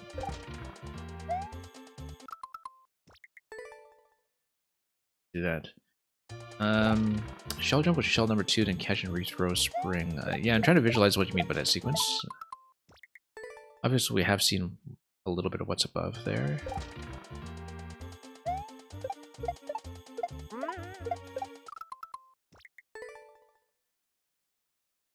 Catch and rethrow to spring. I see what you mean, that because the first shell comes down quickly enough that we could probably catch it, shell jump it immediately, and then sustain the spring a little longer past that point. I do kind of see what you mean. I can just stand on the spring, but I saw this first actually as I was beginning to route through the level. But I'm told that the level is designed around the expectation that you do escort the spring to the end. Which is why we didn't explore that much further, because the first thing I saw basically was, oh, I bet we just take the shells up this way, and then, you know, we're totally fine, because we just hit the on switch, shell jump, etc., and we can see more of the level. It's just that we can't escort the spring, which I was told right away was a requirement. And if I hadn't been told that, I wouldn't have known, to be honest. And maybe it's something that's obvious from how people normally read these levels, but somebody who doesn't play that much ISO, it would not have been obvious to me necessarily that we're not supposed to just spring off of this, except for the fact that maybe you have a couple of redundant pieces that we wouldn't know the purpose for at that point, you know?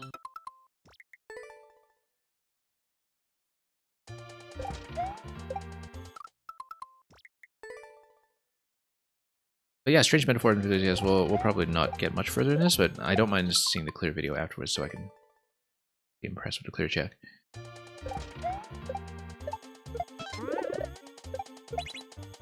Yeah, because, you know, if this were just a usable platform, it's a totally different level, obviously, so... I mean, you did say it was juggling, so I guess it was a lot of regrab, shell jump, regrab, up throw, etc. Yeah.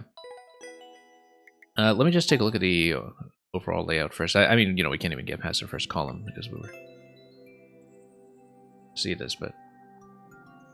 Look how in a thumbnail, too, you just totally disguise what's going on here. Yeah, in the main world, anyway, it looks like it's just these two huge columns that you'll be going up. Just kind of cycle your way up. I don't know what's going on, if anything, with subworld transitions, or if it's just door to door, but I don't see any pipes. So yeah, I mean, 25 seconds is just a matter of, you know, being able to cycle objects on your way upstairs. Not really within my means, unfortunately, but thanks for sending it anyway, and we got a little bit of insight on a way to reading it.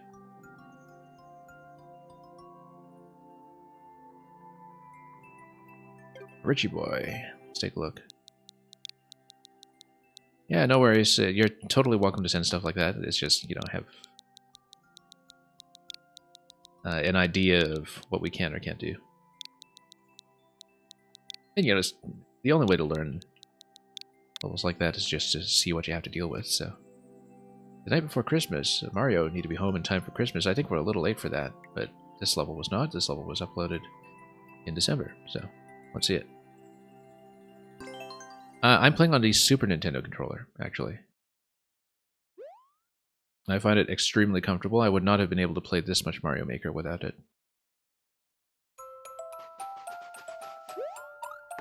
Yeah, I'm playing on the official Super Nintendo controller that connects to the Switch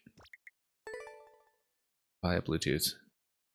The one that you can get via Nintendo Switch Online. So, you saw the icon on the keyboard? Yeah. Didn't even think about that, but I had to kind of get my head out of Kaizo mode here and just get back into platforming.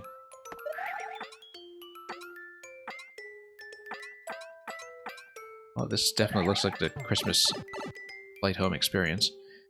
5 coins, but we don't know what that's about so far. We didn't see any optional coins so far, so there might be a required key door collection later on. We'll see if that's the case. Yeah, it looks like it'll be a required key door over here. 5 coins, we'll just... way up. Looks like these slots here are probably easier while small, but... oh, 2 up here. Okay, I didn't even see those. I thought I had scrolled up and we just didn't scroll up far enough. So. That's okay, that's easy to fix.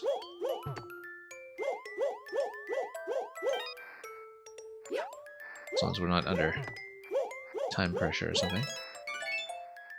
Yeah, everything's in one segment here, so... it's a nice and easy key coin collection. That's going to get you to the other door.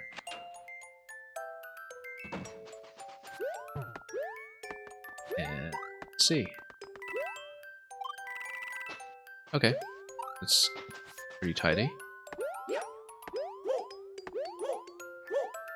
And I guess we just go through here, and then we need to trust the level a little bit as we go way down. And then Bowser will set us on fire, Bowser Jr. rather, but I guess it's just what happens around Christmas.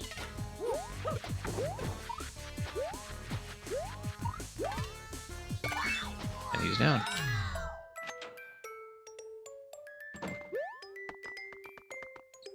And then here's Charlie Brown Christmas Tree. I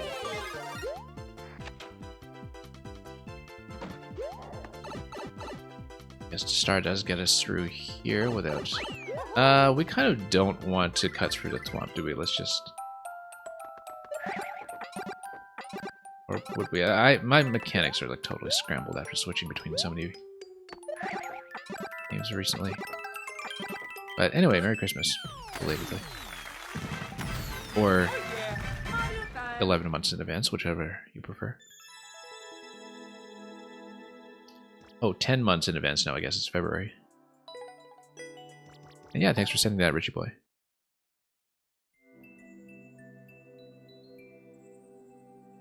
Captain Napalm.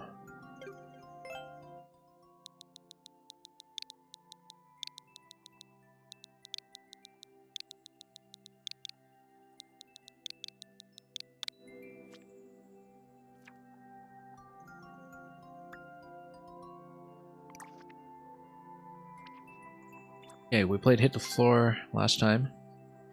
Shall we just go down the list and play 27 Bodies, or do you have a specific recommendation otherwise? We can just go down the list, it's not a big deal, but if you have a specific recommendation, I remember you recommended Up Down at some point, so you probably have a good idea of what you want to see.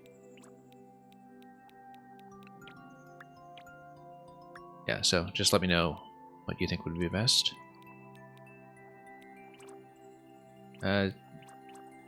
Up Down is good too. 27 Bodies is gyros. Do I know what that is? I'm not totally up to date with. Oh, Kaizos. Yeah, okay, gyros. Like, what on earth is that? Is that some kind of new technique? I don't know. Yeah, no, I mean, you know, simple shell jumps and such are probably okay. And Up Down we played previously. That was V2, so let's just go down to 27 Bodies and give it a try. Close to 1%. It can't be that bad, in theory. I do see a shell jump in the thumbnail, and that's okay. Single one is more doable than what I was showing off with that other level earlier.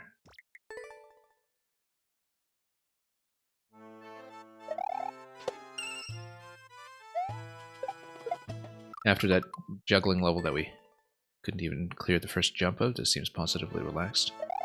Just need to get to jump down, and of course, like I said, I can shell jump, it's just my hit rate with it is a little abysmal. We'll just sure we find the comfortable position for the input here. Now we'll just learn it. There we go. I'll just hit my head. But thank you so much for the follow.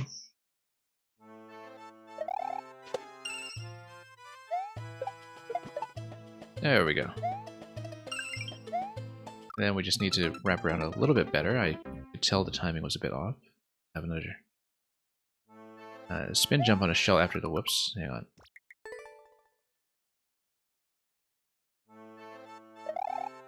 Yeah, so the track indication here is for when you are falling down towards the track, and should have known that intuitively, but as we don't.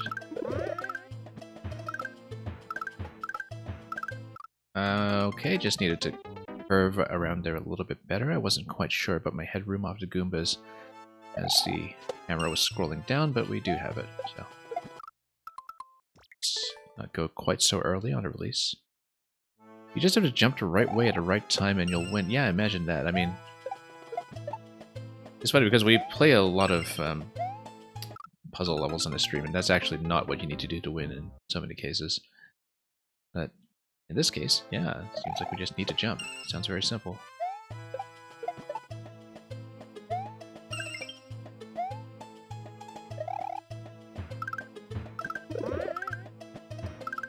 I guess more moles than we'd need over there. Again, this was the thing I was concerned about last time, was just getting such a high bounce in Goomba. We need to go shorter, but we need better left to right momentum when we land on the bottom one, I think.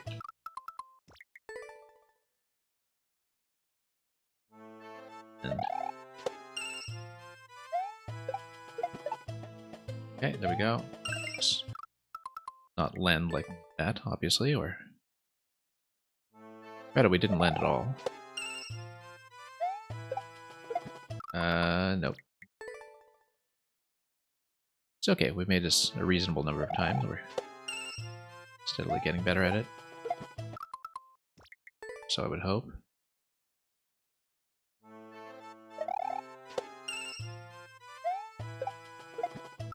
We totally lost my spacing that was so comfortable earlier.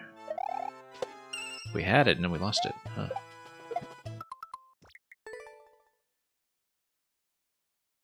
So I was thinking mentally earlier, you kind of want to fire the shell on your way down, not on your way up, but there we go. Oh, whoops, it's not a slip. In the corner. I kind of need to just lean into the jump a little bit, and then that solves it. And that corner is a bit of a close shave, but we'll work on it. And James D, it's been a while. Been doing alright.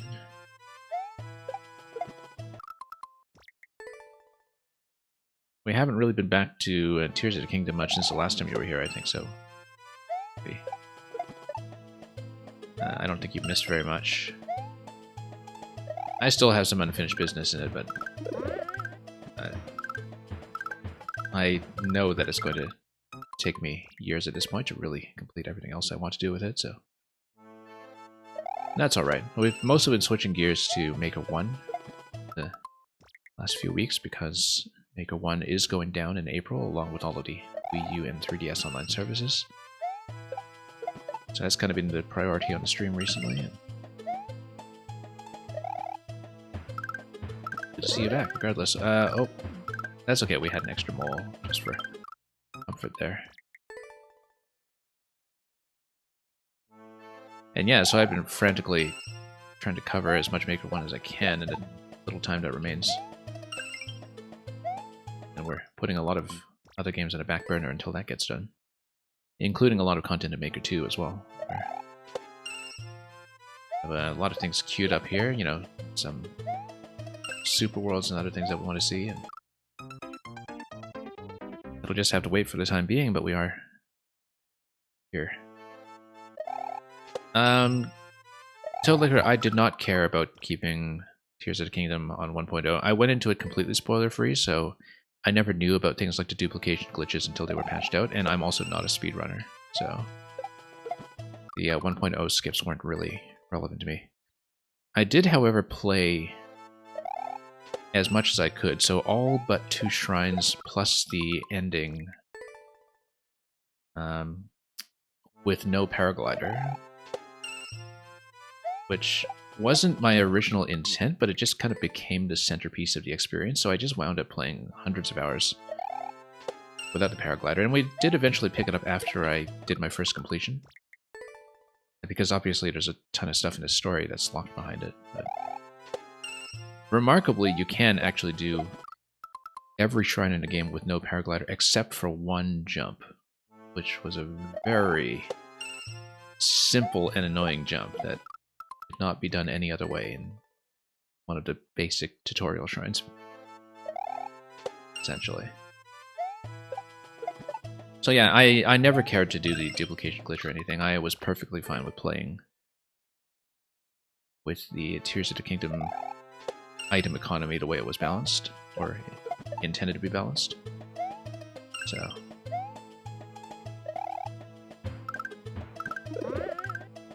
yeah, but the reason to stay on 1.0 was something that we did kind of hear about from other people afterwards. So I am aware of that. It was fun to watch the recent GDQ run too, actually, which was dependent on some 1.0 tech, as I understand. James D, it was in the shrine that is right by, whoops, the Rito Village, where it's just a tutorial basically for riding updrafts with the paraglider, and we actually managed to find skips without the paraglider for everything except the very last updraft in that dungeon, because there's a bit where you have to basically fall all the way down and then ride an updraft all the way up. And I found no way to do it. And that was literally the only thing in all of the shrines in the game that seemed like it was not doable. I mean, obviously, you know, I was doing this blind. I didn't have any outside resources, so possibly there's some kind of major speedrunning movement glitch that lets you do it, but it's not something that I would know.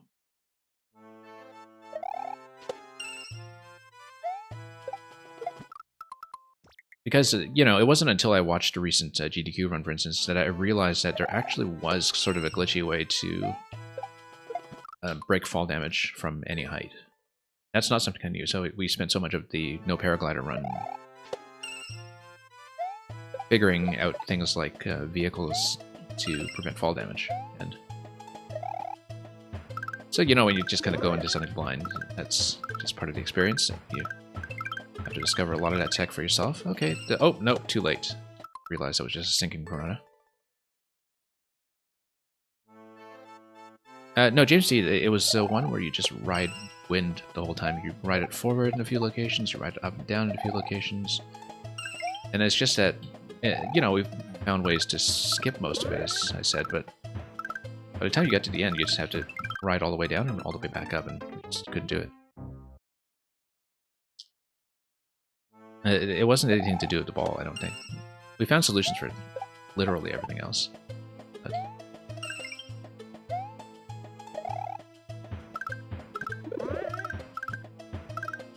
okay.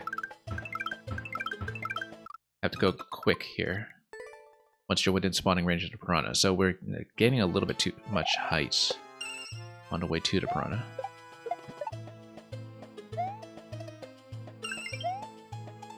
We're cleaning up steadily here, so...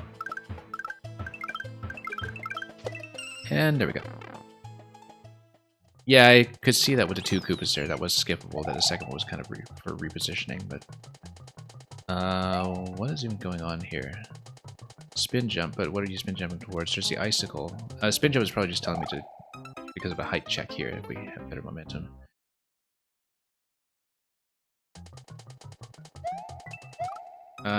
Yeah, maybe we should take that seriously, but... let's see. And Icicle... Oh, there's a platform down below. Yeah, of course, Icicle's going to break at a spike block. I didn't even think about that. I just thought it was an Icicle ride for some reason. First jump can be just a normal jump, I think. Oh yeah, I really enjoyed Tears of the Kingdom. I mean, otherwise I wouldn't have played it as extensively as I did, but... It's the same situation as Galaxy 1 and 2, as I kind of said many times before, where nothing is ever going to replace the shock and surprise of seeing everything that was introduced for the first time in the first game. But there were a lot of things, a whole lot of things, and much more than anybody expected that were done better in the second game. It's just that, you know,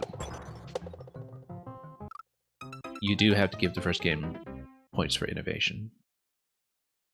And points for just laying out so much beautifully the first time. So they're two very different games in a way in terms of what they prioritize. And I often find, especially with a lot of open world or exploration-based games, that, for instance, if you have a lot of flight that's given to the player as a way of exploring the world, that it kind of trivializes the exploration, and it takes a while to really earn your way to doing that with a lot of your vehicle designs in Tears of the Kingdom. But, you know, I think that in Breath of the Wild, the exploration just feels totally different because you're grounded the whole time. And it's a feeling I've had with many different games before, when you kind of get into the transition into having the power of flight. And that's okay. I mean, it's still very satisfying in Tears of the Kingdom. It's just that even though the overworld is technically adapted from Breath of the Wild, I felt like they were completely different experiences just because the traversal wasn't working remotely the same way. But I was impressed with just how much was improved, especially with the way the powers were designed to synergize with each other. Whereas, you know, in the first game, Cryonis, Magnesis, Stasis, like, they're never really going to interact with each other that much, and the infinite bombs, I think, just overpower tons of mechanics in the game, where eventually, because you're not at risk of resource depletion, you just depend on bombs for everything if you are being really frugal about your item bank. And so the fact that all of that was rebalanced in Tears of the Kingdom, I thought was a major highlight. That all the powers are kind of designed to work with each other in some ways, where they combine in very interesting ways. And you also no longer have infinite bombs, so... Oh, good parachute indication there. That was helpful. We took too long on that. We're obviously supposed to go up and around. I, once again, just misread that.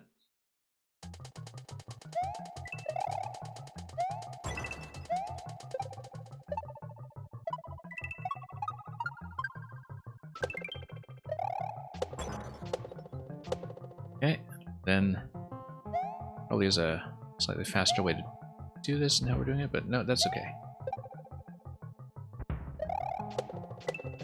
Parachute Thwomp, and we just need to make sure we get on top of this guy as quickly as possible. That was a little bit behind.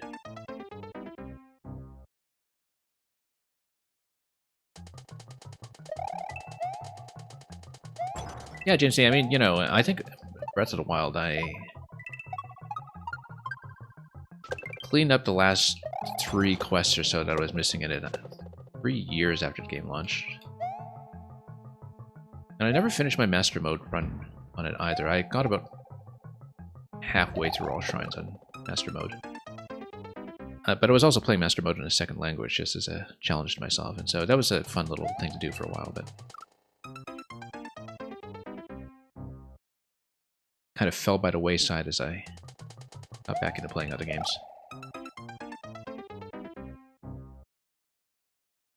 But yeah, I don't find that Breath of the Wild and Tears of the Kingdom are redundant. I feel like it's quite possible to just, you know, go back to both of them interchangeably. Not that I've really tried to do that, but they're much more different than people realize in some ways. And much more different than expected going in, just from what we were told about the similarity of the maps ahead of time. Okay, there we go. Then we come over here, and then, oh, look at that. We continue the thwomp ride. That's nice. I thought that was going to be a piranha shot. I just didn't time that accurately.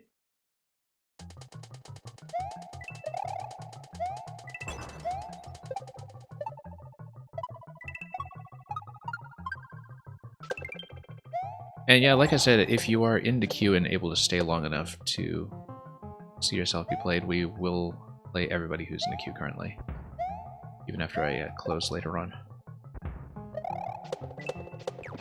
We do always try to stay long enough to play everybody who joins, so...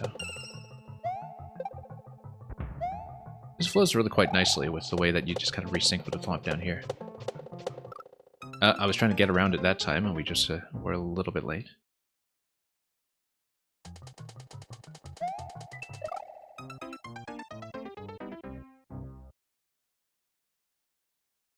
And yeah, Toadlicker, you were saying that's Breath of the Wild the better replay value? I mean, I haven't really done... other than doing Breath of the Wild in Master Mode, I haven't really done much in the way of replaying. So I can't really speak to that. I will say that a couple of things in Tears of the Kingdom seemed more explicitly locked behind story progression than Breath of the Wild, and I know that because I was kind of pushing against that in some ways, and finding all the things I was not allowed to do. So maybe that lends itself to that feeling, but I just love all the systems and Tears, you know, everything that was done with the elemental combat, and the way that practically every junk item that you pick up in the inventory has newfound relevance if you just find an inventive way to use it. Just the total rebalancing the item system around that, which is why I didn't care about the duplication glitches. I thought that the itemization in the game was absolutely fine out of the box. We need to wrap around it, I guess. I noticed that late.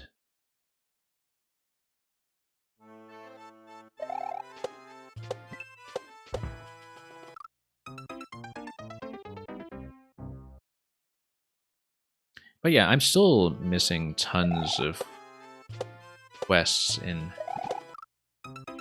Tears of the Kingdom, actually. Well, side quests. I mean, at this point we have seen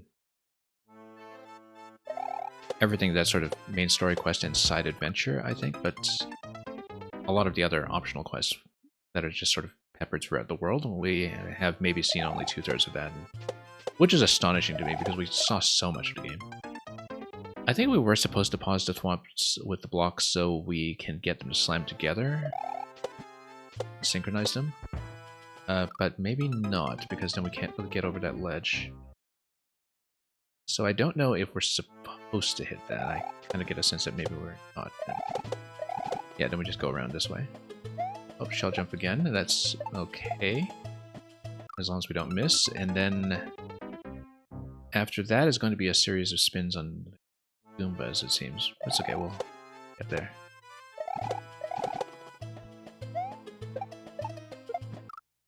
And that's okay, we're seeing the shell jump pretty shortly after checkpoint, so I'm not too worried about it. Mr. Caesar, welcome. Thank you for joining the queue. Whoops. And yeah, the queue is starting to thin out a little bit, luckily, so we'll try to get to everybody in a reasonable amount of time. Okay. Goombas, and then, whoa, we were way late on that. No wonder we need a spin jump. We're supposed to just get down there quickly. Sapphire, welcome. Oops.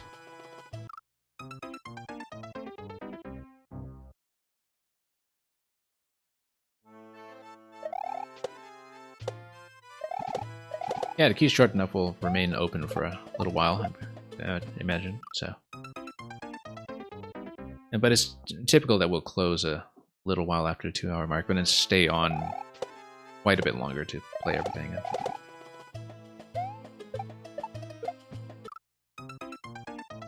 That seems to be traditionally what works out best for the makers.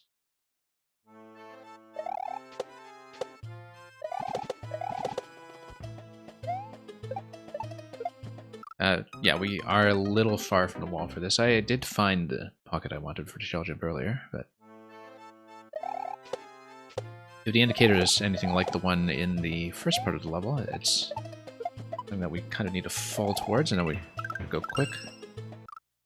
We are nowhere near that. Seems after lowering that platform, we have to be really quick. Right now I don't have that timing at all. That's shaving it a little bit too much, but as you can see, that's about the right timing that we want to go for. Pretty much as soon as you touch the platform, you get off of it. And you don't try to get any additional airtime past that point.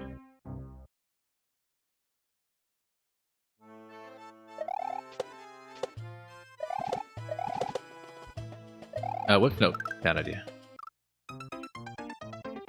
We know not to do that.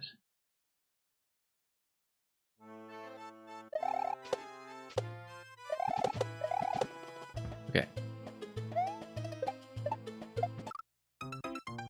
That's okay. We will get this. It's just a matter of consistency. Do I like troll levels? I'll play them. I've seen some pretty good ones. I'm not a troll specialist by any means, but we have definitely playtested a lot of trolls here in the past, and we don't have any kind of restriction against them. Now, sometimes if they're a really long experience, I might have to do them in multiple segments, but it's alright. I mean, the queue today is short enough. I'll probably be able to muscle through even a big one. But of course, the nice thing about trolls is that usually if they're well designed, even if you restart without checkpoints, you can get back into position decently quickly. If it's mostly knowledge checks.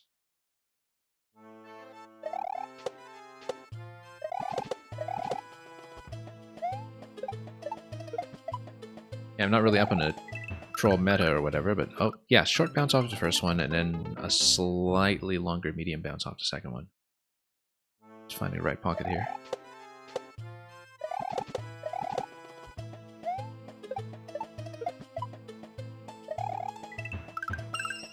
Too high.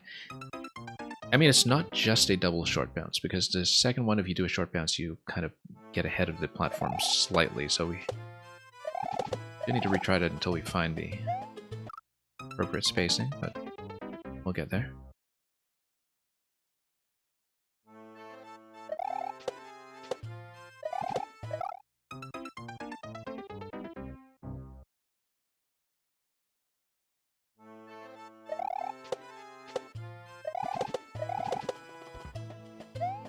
Oh, whoops.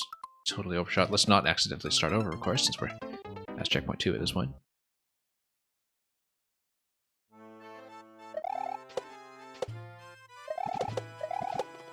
Yeah, this has been a pretty reasonably approachable level, though. We just need to execute some things cleanly. I really don't see how I'm going to get that timing down at all, though. That seems like I'm just very, very late. General.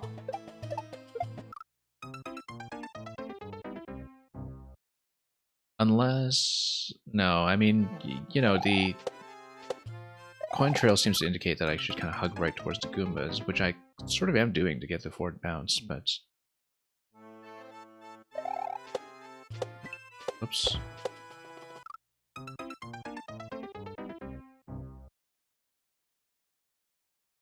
Yeah, Captain Napalm, that usually is something that ends up being the obstacle for me. It's just, you know, failing to consider that I can just go fast instead of trying to trick things out with some alternate method.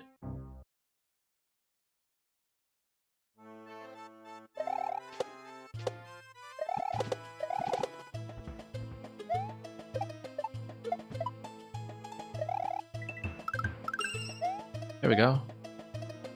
And luckily didn't just spill out the end, which we could very well have done. A couple of one-ups for 100 Mario Challenge, or as they call it now. Missing the gold tape. And look at that, it worked out pretty much as soon as you gave me a nudge. Coincidentally. Oh, thank you for that. Like I said, very approachable, in fact. Once you just get comfortable with a few specific timings here. Worked out really well. So, let's see what is next. Great Slytherin. Let's bring you in. Pick any level I haven't tried yet. Yeah, we'll do.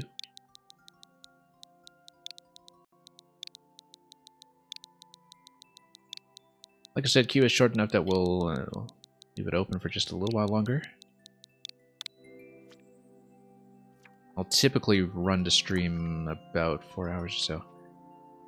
And yeah, Dexterity has been a while, actually. Yeah, I remember that I played or attempted a couple of the compilation style ones. Didn't get terribly far, but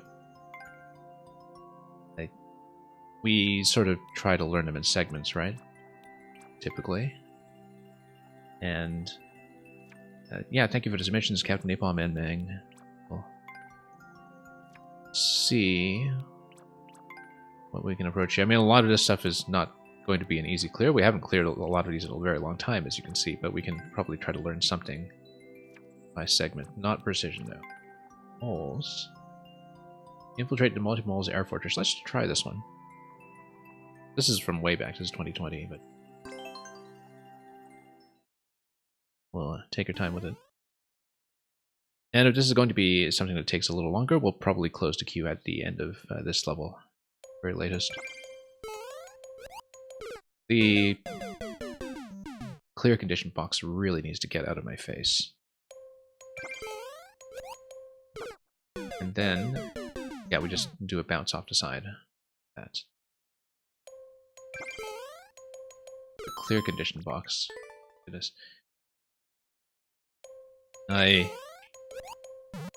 complain about it a lot, but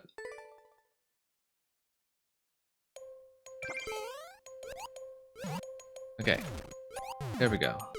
Then that, and then we kick that shell forward, and that would probably bounce back afterwards. My intuition for low gravity mechanics isn't great, so we kind of need to follow indications here to navigate this. Yeah, I remember that was really kind of working on one of the harder, super low clear rate levels segments by segment at some point, but that was quite some time ago.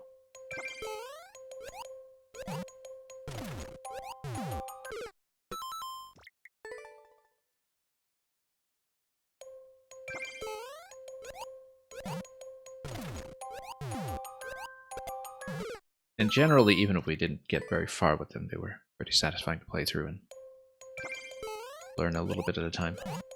It's been a while since I've been back to this set, though. Yeah, we kind of needed to lean into the right just a little bit better there, too.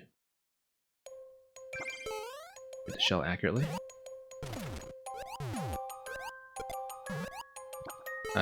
Lost a condition, but we can scout ahead even if we do. A couple of slow souls need to make it over after that.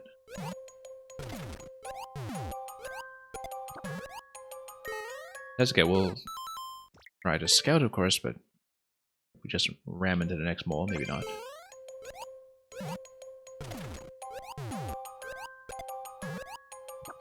Yeah, it's definitely a shell that I'm hitting a little bit too low right now compared to the E-block indicators that we see, so I wonder if I should find some way to just give it a little more time at rebound, or if we're just generally very late.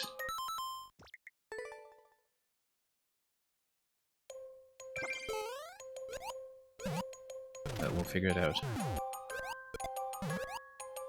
Oh, hang on.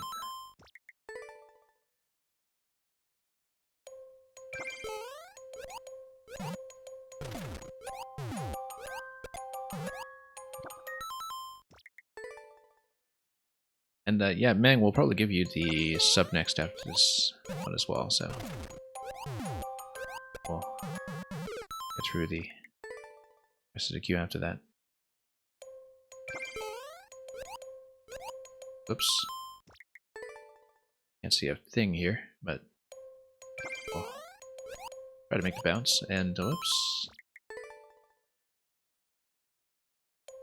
Let's hug the side as we try to make it over. I think we're actually hitting that shell much too late, that we were supposed to tap it much earlier on our way up from that hole right before it. That might be what is throwing off my spacing a little bit.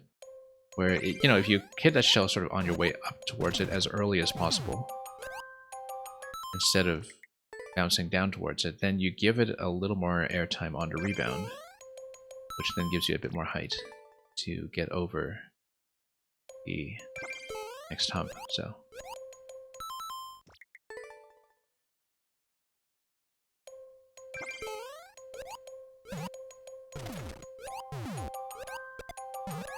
Yeah, that seems correct. We just didn't lean right very well. That location, just getting a shot around a corner. Don't even know which corner I hit there because we couldn't see, but I had to practice it anyway.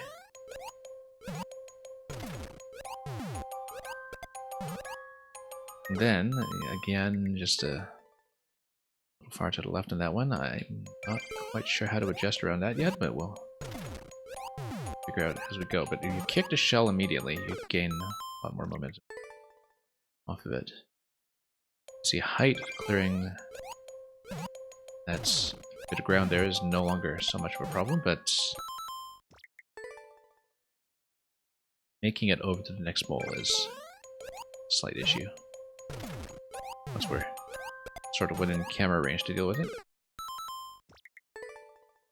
Just need to find the right shell kick to get that positioning sorted out.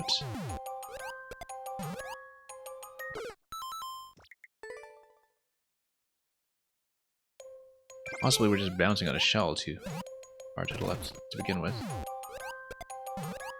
But we want to be pretty tight around a corner in order to make it over in time, so...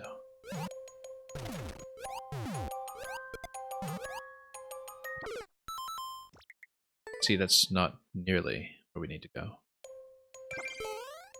I wonder if the 2 blocks wide that we're seeing there,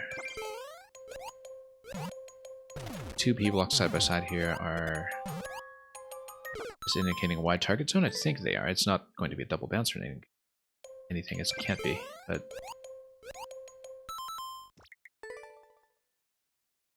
yeah, I think it's just a bit of a wide target zone that gives you a sense of the height that you should be getting. But again, really difficult to see when we're tripping over a corner on the first screen just because the text won't get out of the way. Yeah, I don't even know what failed it there. Oh, probably because we were landing on top of the bottom spring. Like we compressed the top spring, we landed on the bottom spring, that fails a condition. That's almost certainly why we were failing that early. I am leaning all the way right over there, we just went far enough on the bounce. Yeah. It's immediate failure.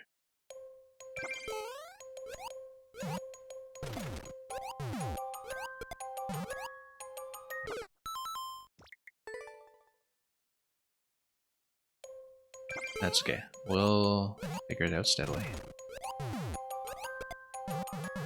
Wow, completely missed. A big spectacle out of that one. Let's kick it. Yeah, again, I'm not seeing yet what kind of adjustment I have to make on that one, but we'll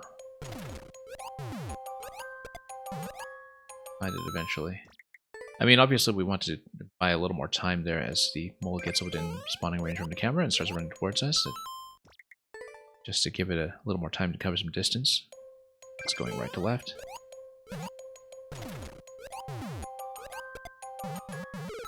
So maybe once we get within camera spawning range for the mole, there's some jump that I'm shaving a little too tightly there, where it should be a full jump all around just to get airtime, let the mole come closer.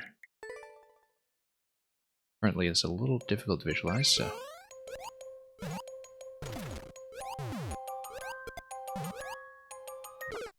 Yeah, we're nowhere close. The whole tile off pretty much consistently.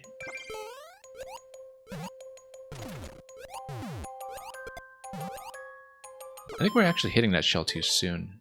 Maybe we need to give it a tiny bit more airtime just to give the mold time to walk over. Almost the right idea.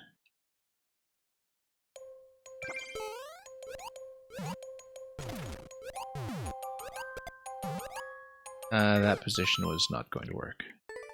Sometimes we just know. And of course, once we learn this, we have to do it consistently too, which is easier said than done.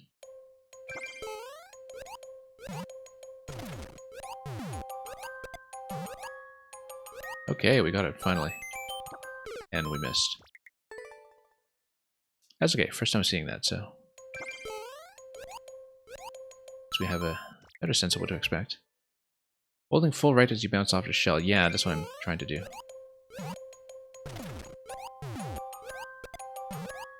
We need to find a little bit of, whoops, space in that shell to, you know, make sure we get over the corner.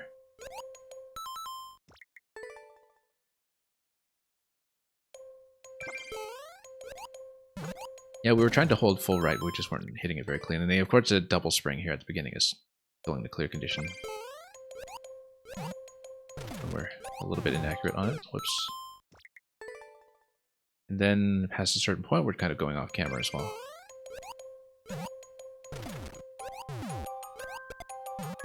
Whoops.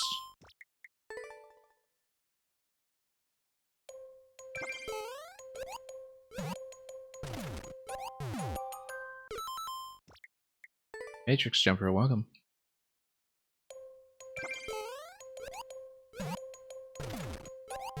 Okay, let's go full right over there. There we go. Let's reverse cleanly if we can. Can't see a thing. And then, oh yeah, semi-solid. We need to do a short bounce there. Getting a little further though.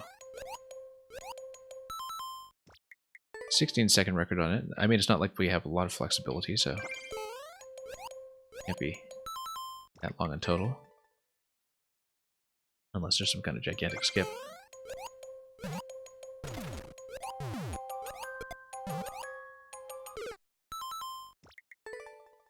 Yeah, that was a full right that time. We just didn't hit in a very good position.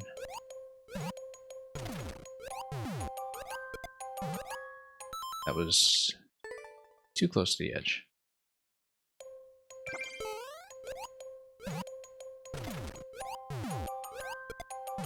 Yeah, definitely you need to fight the camera a bit in this area, but you just kind of need to take the top jump on trust, I think.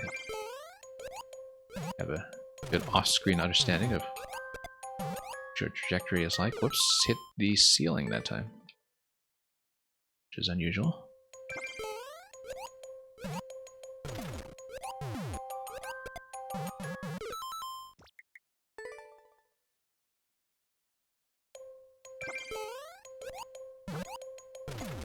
Oh, there we go. We can see the condition just click its way off.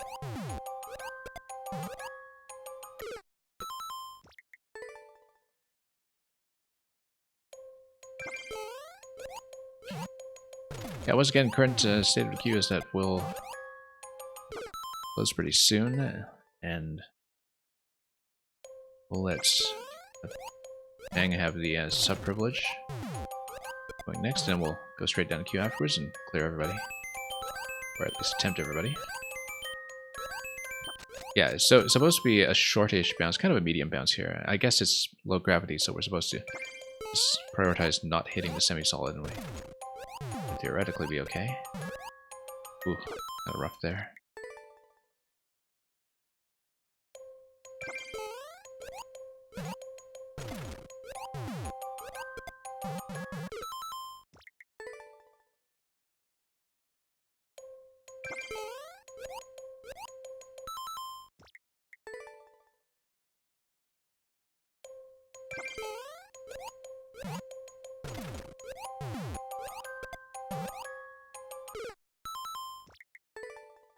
that's okay, we'll just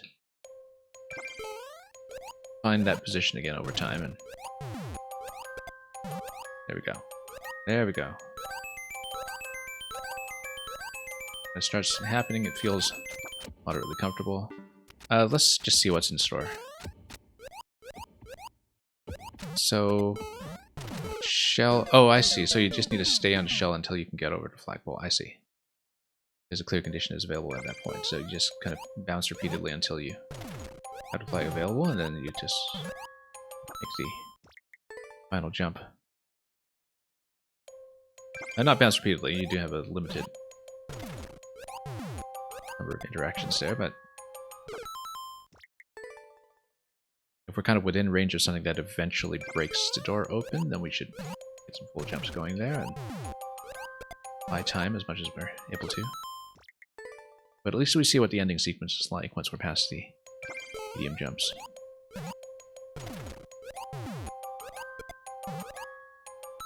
Yeah, doable, just takes a bit of work.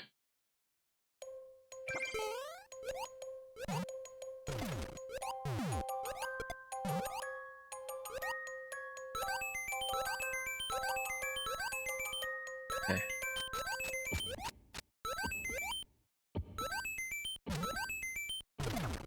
Yeah, the problem was that we missed one of the full jumps on the moles, where we just did it a little bit too short. Otherwise, we could have just, you know, done the bounce off the shell and just gone towards the flagpole on trust. So pretty clear to me what the issue was there.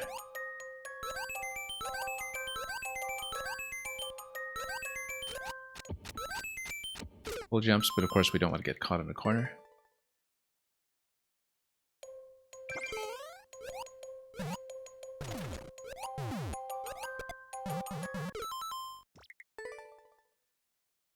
And we'll just try it again.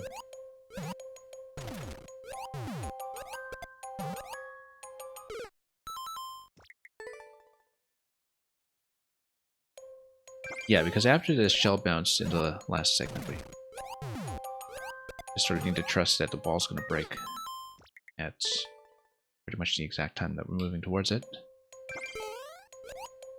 Can't really anticipate that otherwise.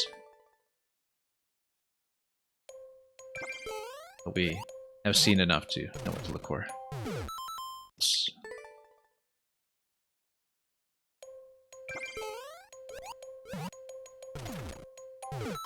Hang on.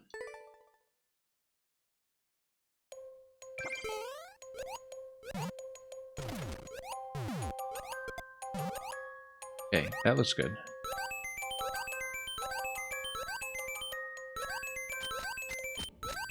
Full jump, full jump, full jump. There we go.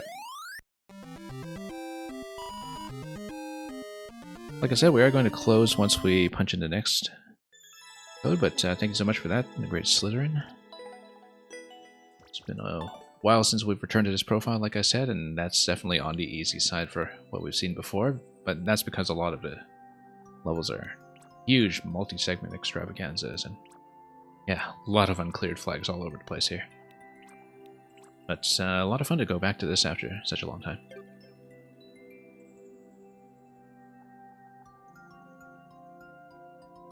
Okay, so if you'll excuse the quick subscriber skip over here.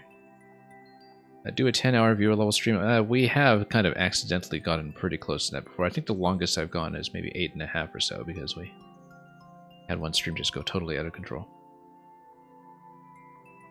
But that will not be the intention today, though.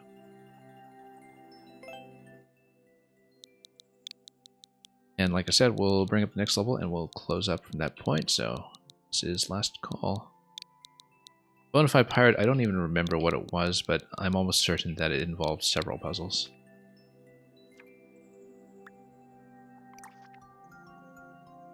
Okay, Mang, let's just go down to list and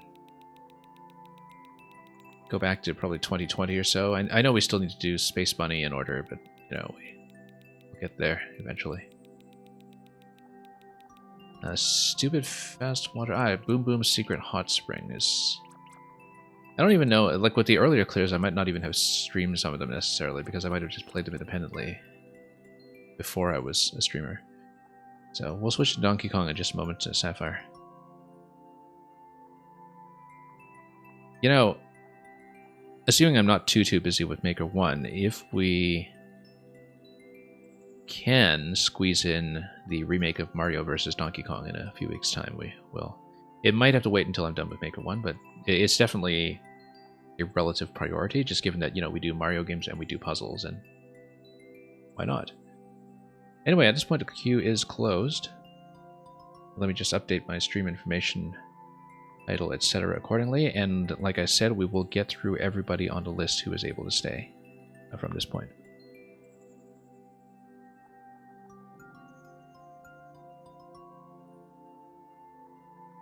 Unless some kind of dire emergency happens, which I think has only ever happened once.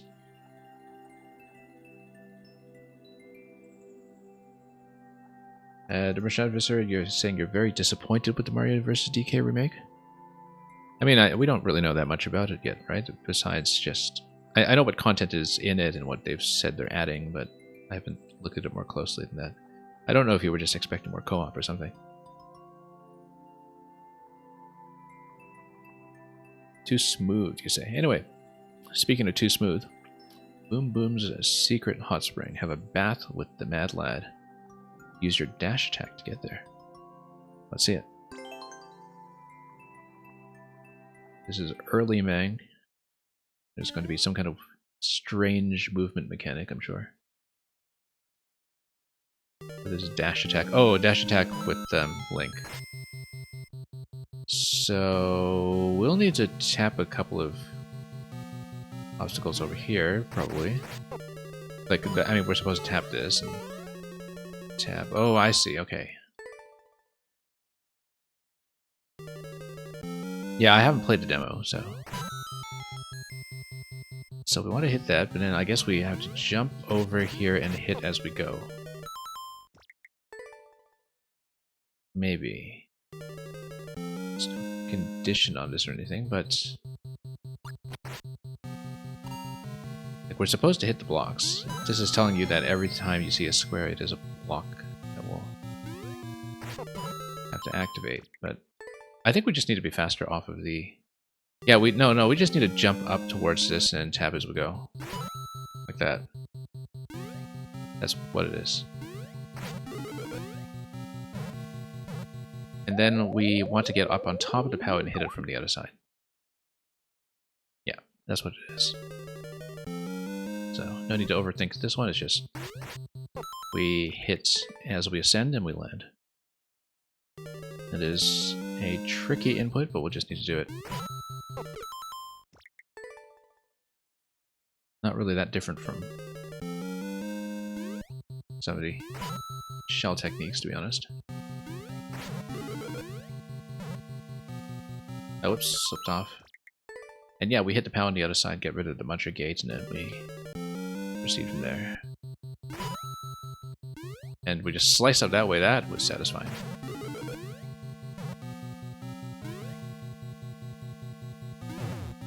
Okay. And then we probably do need to hit that.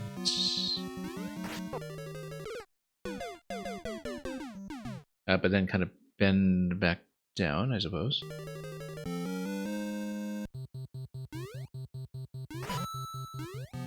Yeah, first block is just a tutorial block, second block gives you the POW. What I'm not so clear on is what we do here. It has to be the sword to hit. But then I don't know if it maybe gives you a vine climb or something, I don't know. Or actually, used a dash attack. If we dash and then jump and then we get enough of a rebound to survive past that point. And then rebound. Yeah, that's what it is. That's exactly what it is. You dash up there and then the rebound sends you back in time to get over to the vine.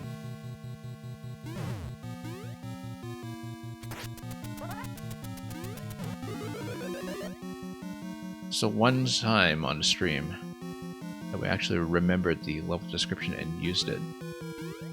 Extreme rarity here. Seems like that was supposed to be an arrow. We can't quite get close enough to tap it unless we let the platform sink a bit. But we will work out that timing when we get back to that location.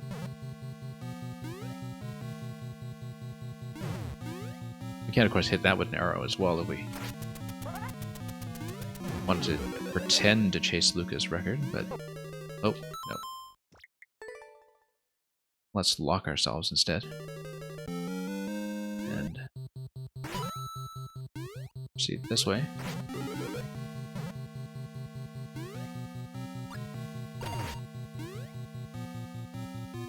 Okay. Yeah, so whenever it looks like we need a big rebound, we'll do it that way instead.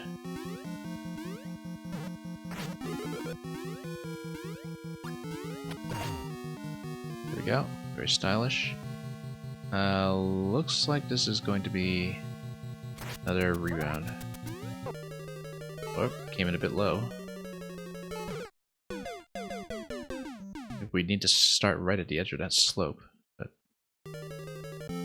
it looks like that would be the only way to avoid the spikes on the way back down, though, as we kind of do need the layer to be pushed back on contact. That will be the only way to do it. Get there, we'll figure it out. Oh, let's not take the bomb.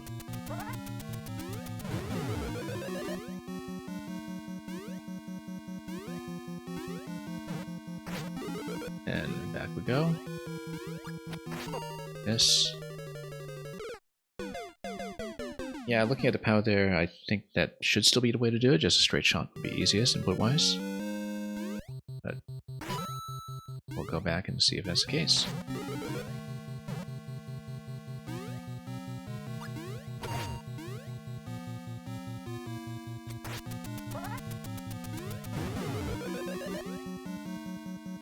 Climb over here.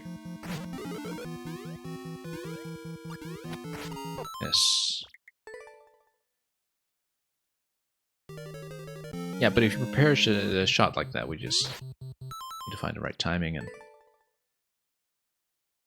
it shouldn't be too tricky, relatively speaking. Whoop.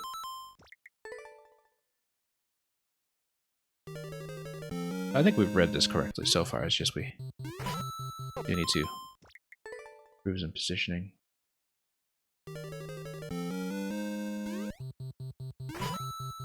Yeah, to be adversary, I honestly don't remember the original Mario vs. DK well enough. I never owned it, although I did play it at some point, and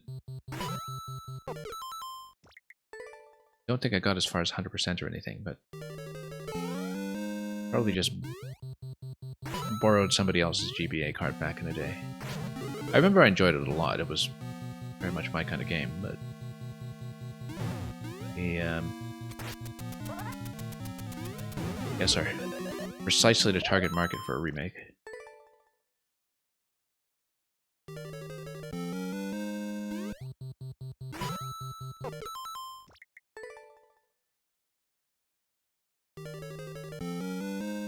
Way.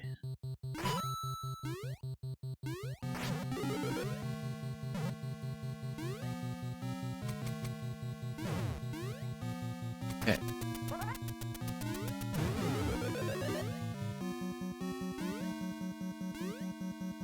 Let's bounce up here again, get the shot prepared. Totally missed. Hit the ceiling that time, in fact.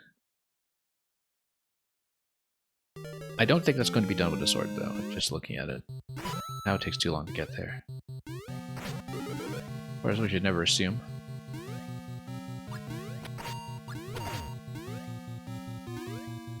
On. There we go.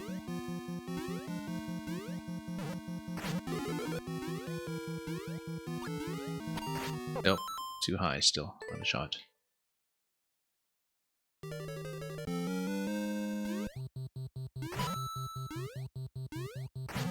Yeah, very satisfying when you just sweep that entire column, but need to go a little lower than I think on a shot. And should hopefully clean things up a little bit if we can have the presence of mind to do that. Whoops, totally missed it.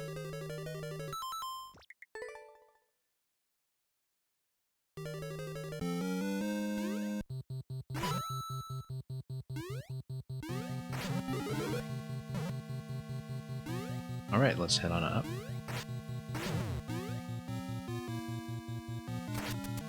Dash through this once again.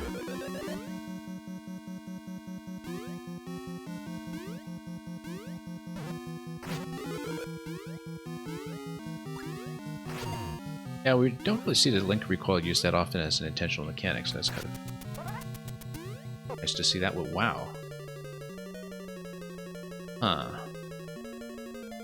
Either that's not it, or we are just missing by going a bit too low or something.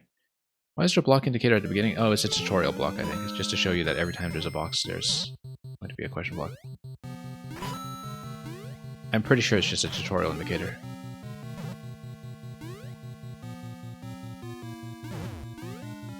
And okay, here we go. Just so it's abundantly clear what the signaling system will be.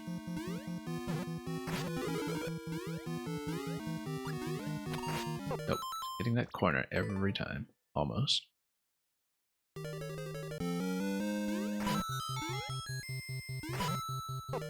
On.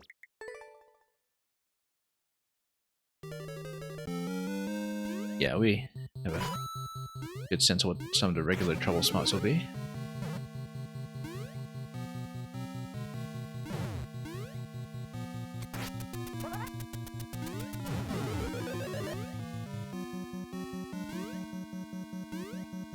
Okay. Nope, missed. Of course, when we know we're going to whiff net, we should try to make our way back down to the spring, but often I'm not going to realize that until quite late, so let's head on up.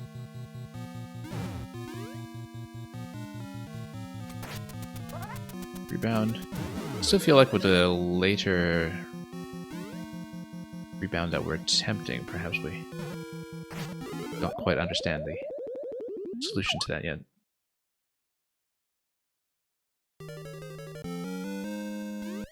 But we'll get back and we'll see, because I have my doubts about my current approach. Can't see what the alternatives might be. Could just be an execution problem on my side, which is very often the case.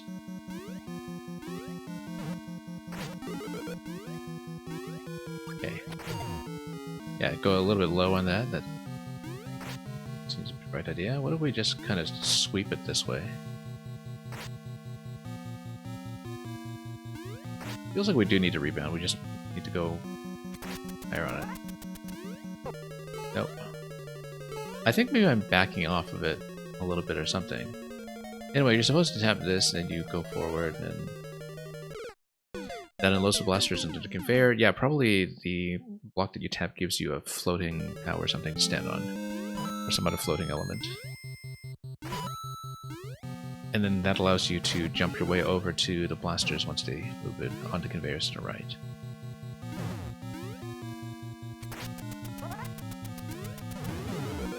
I think we're just maybe getting in there at a bad angle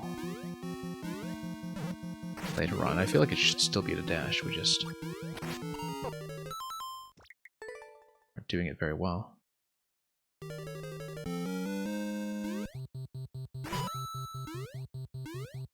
Okay. Let's move on up.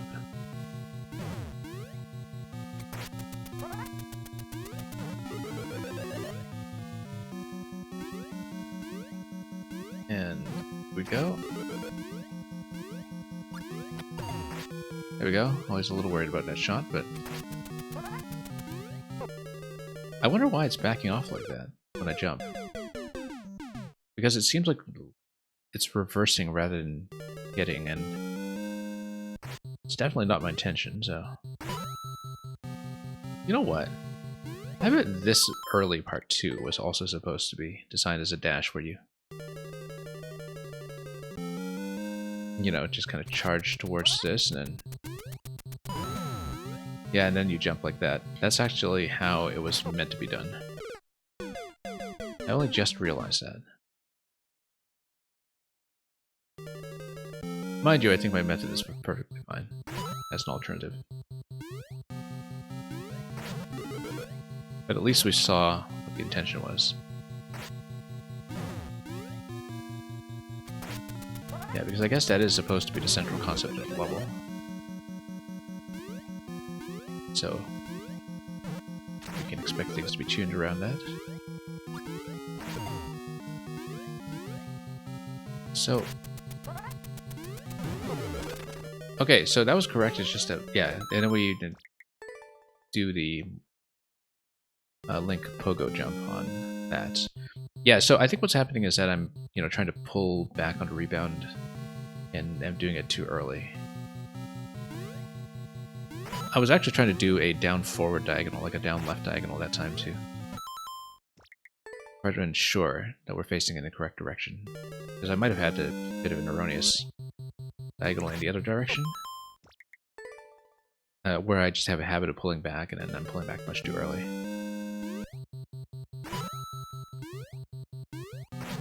Because I could see that I was reversing direction and losing the dash interaction, so...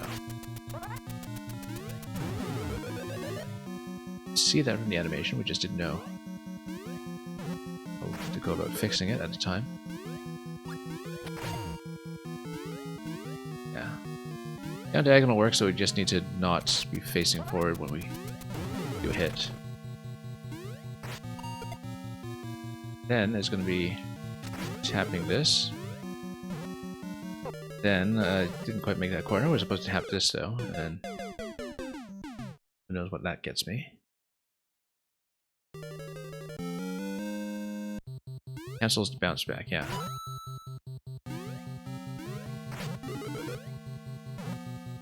I could see that. It was sort of visible in the animation that I was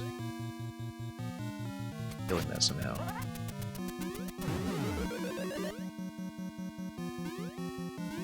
The things you learn. This level is almost 4 years old at this point. It's incredible to think about. Oh, okay, at least we didn't die that time.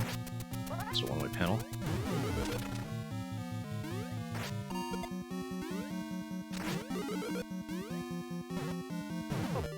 No, we should have done that in the first bounce. I was trying to hit the block there while we still had invincibility frames just to see what was there, but there was a door that's coming shortly.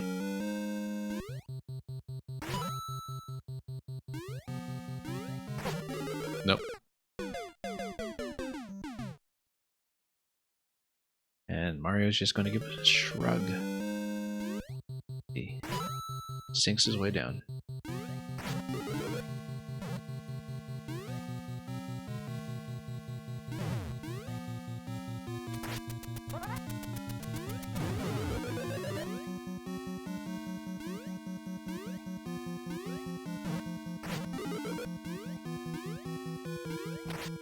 Missed. Sometimes I can tell. I mean, the arrow is going to go down a little bit when we fire at that distance. Whoops.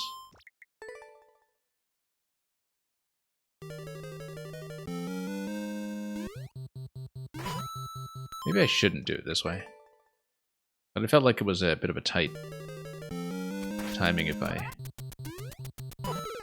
try to do it with the rebound, so I felt like my way was a bit cleaner, or at least better practiced. And no less satisfying when you do manage to hit both blocks at once. Let's not do that.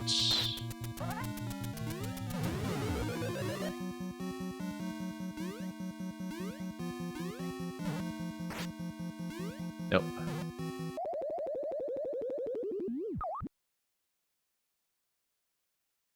That's alright, we'll get back into it.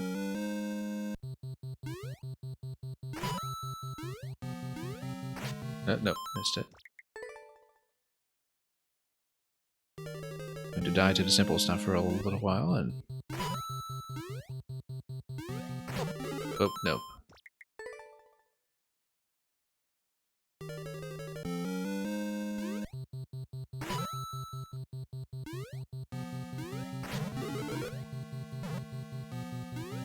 Okay, let's hit.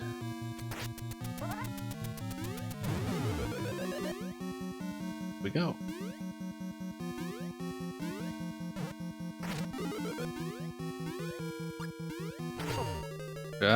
Whoops. Lunged a little too far to the left that time. We had a shot and everything, we just took a bit of damage on the way down.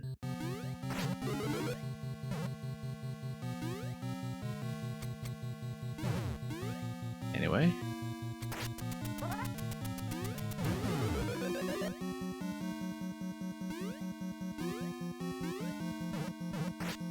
Okay, that's fine. That's not going to end a run or anything.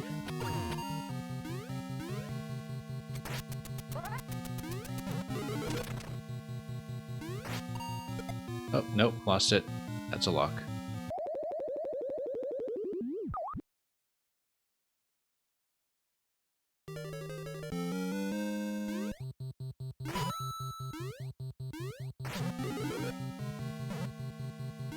Anyway. Yeah, it was a bit of a simple thing to lose to, but that will happen from time to time. Nope.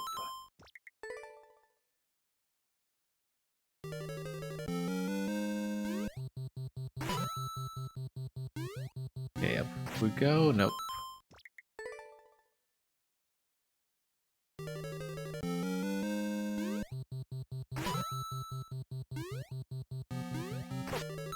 Okay, we're just tripping over ourselves everywhere.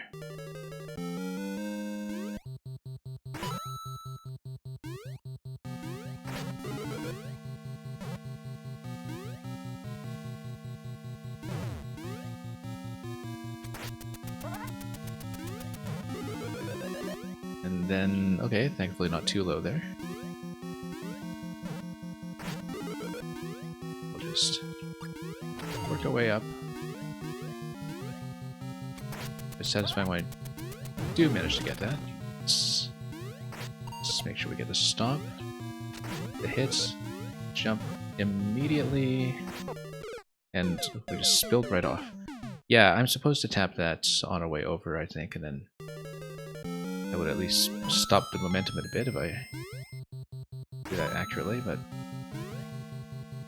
not exactly sure what that's going to spawn. Probably another spring to get me up to the door, but we'll see if that's the case. And there's still going to be another section at least past this. Oops.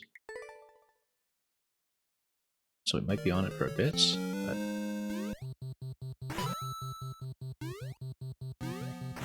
we'll see.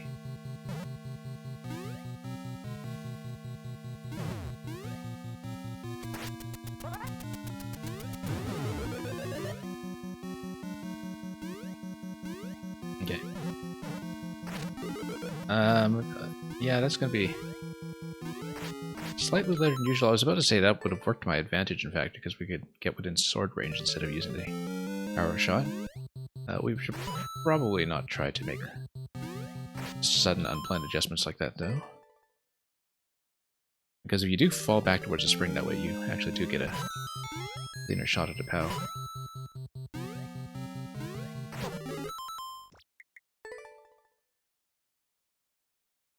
Tripping over every corner here.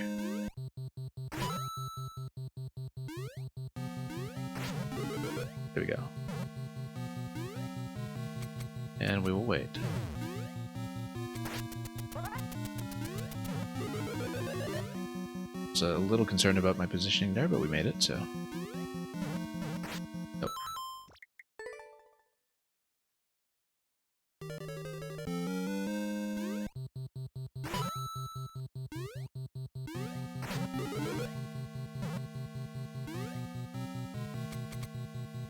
Anyway, let's wait. I guess it's not positioned in a way that the Muncher bump would have been available, or... Well, I wasn't really looking at that option carefully, though.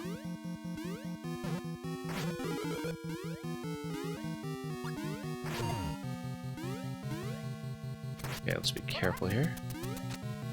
Oh, okay. One-way panel saved me.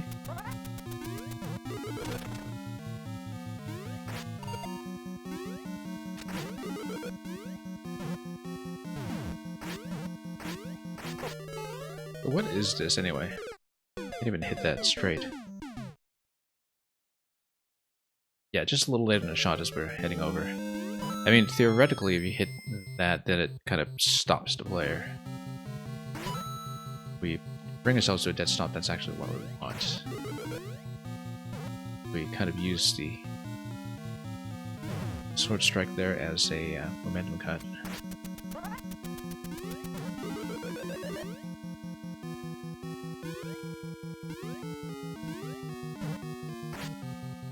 Nope.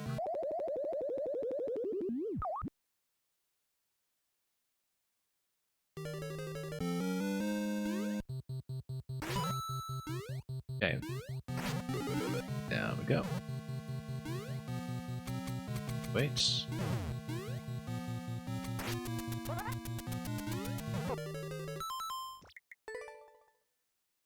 I don't know how we did that. Oh, I think I just undershot in terms of height. Whoops. Hang on. It was an accidental pressure. I didn't realize that we had survived that until. Thought it was just maybe on my way out and lost that attempt anyway.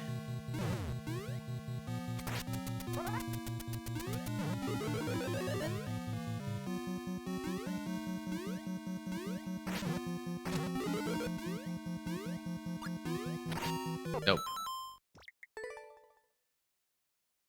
Tends to be a bit of a tricky shot there, just in terms of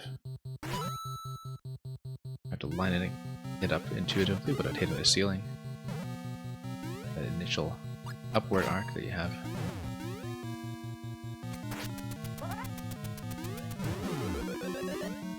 Yeah, that felt cleaner than usual. Let's try not to squander that advantage completely the way we just did. Oops.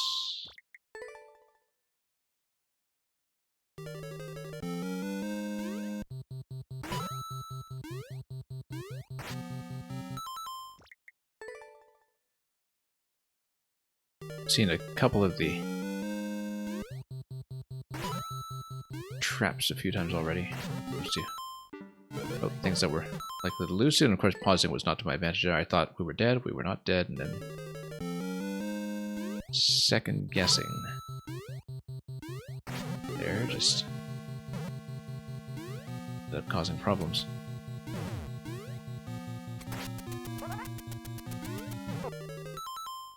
Yeah, just coming in a bit low there, I think, and jumping a bit late, hence the angle sending me under where we needed to make contact.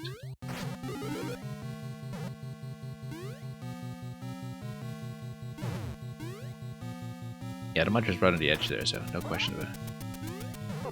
Shield bump or anything. Wow, we've missed it a couple times now. We were doing fine earlier. Maybe I did have an accidental diagonal on the pullback there as well.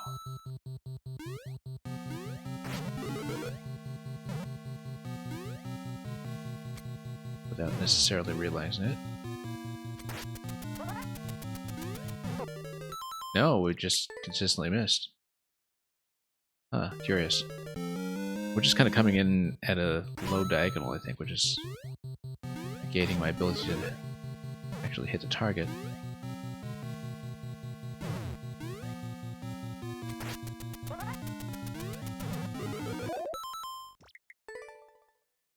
Better slightly, but we didn't properly get the bounce. It was just a simple hit that we didn't have to worry about very much, and then all of a sudden it's not going. That's okay, these things can be fixed from time to time.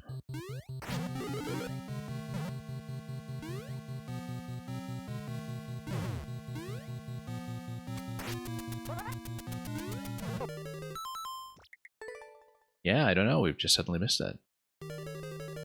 Over several attempts. I don't know what changed. poor positioning, I guess.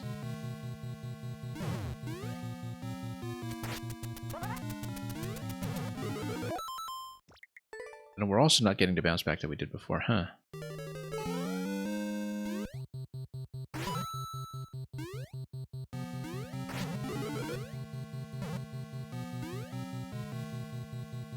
That's okay, we'll try to fix it.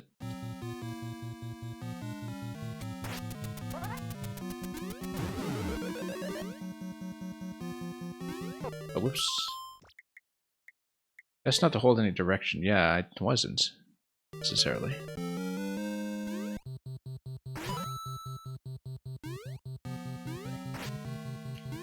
Might have had a bit of an erroneous diagonal there as I was pressing down into the dash. That might be the issue.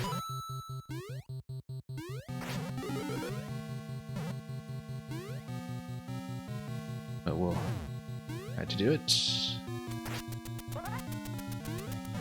No. Then...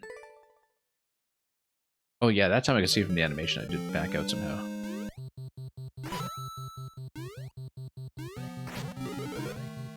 Yeah, we previously just had no issues with that, but... He goes holding forward the whole time? Yeah, it's quite possible.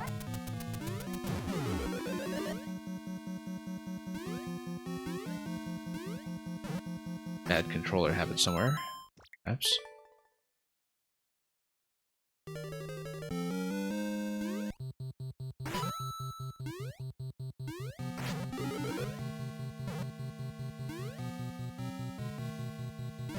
Anyway, we'll get back into it.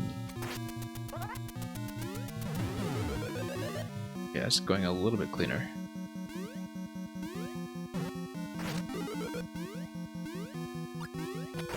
There we go. Didn't get hit that time.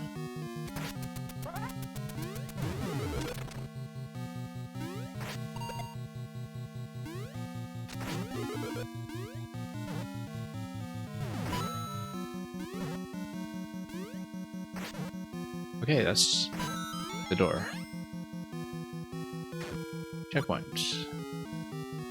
And then this one you kind of sweep on the way up, I guess, the way that we did previously. I think that's correct.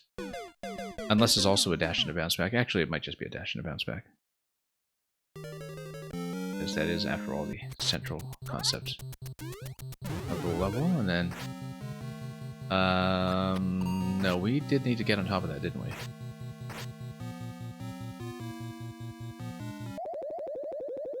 Then not without running into some potential trouble with headroom against the grinder there. Whoops. Yeah, you pretty much need to jump off immediately. I hit start over. Yeah, okay. I just realized that. I've had such a habit of doing that from the number of attempts we put into the first half here. Didn't even think about that. Especially because, you know, we get into blocking positions every now and then, and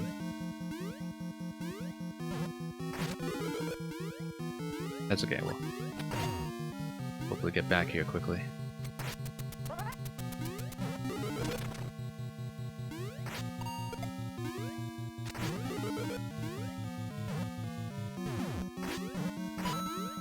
Okay.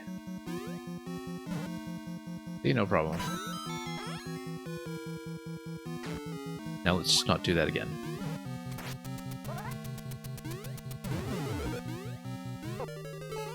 Yeah, that's a problem.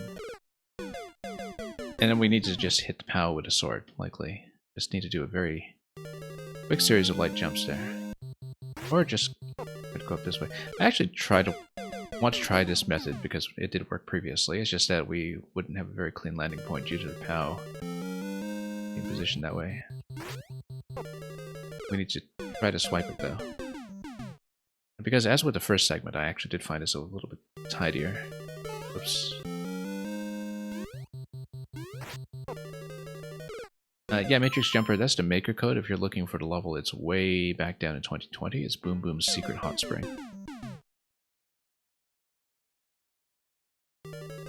Okay, maybe we shouldn't try it this way.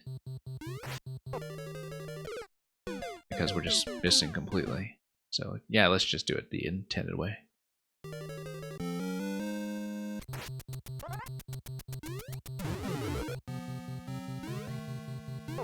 Nope. Bit tight around that corner.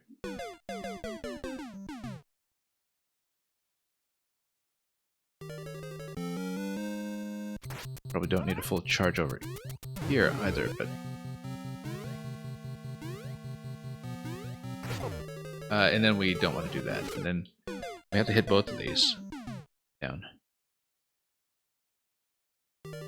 Maybe we need to hit both of them on the way down? Really? Wow. I guess we want to maybe even slam how on the way down to right side column. Oops.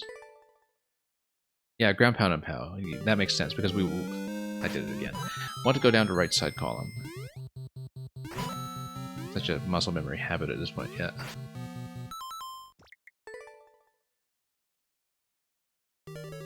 That's the problem that you run into when you just wind up resetting so much in the first half.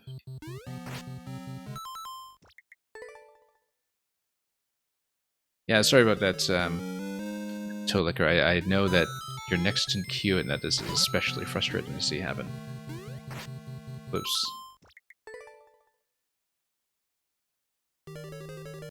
Thank you for staying regardless. We often don't make this mistake. This level has been trapping me a bit, I think, just because we have gotten so accustomed to getting ourselves into restart positions, basically.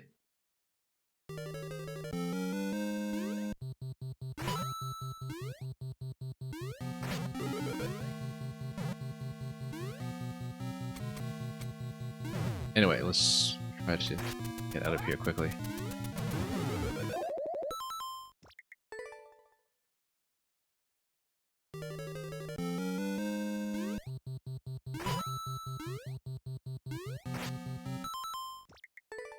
Now, last time we just did one shot at when we did get into trouble. I feel like maybe our good fortune has passed. To earn our way back this time.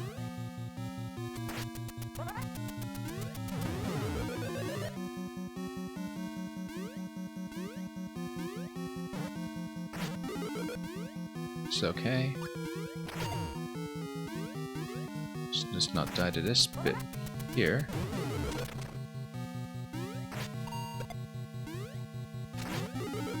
And this bit is always a little bit touchy.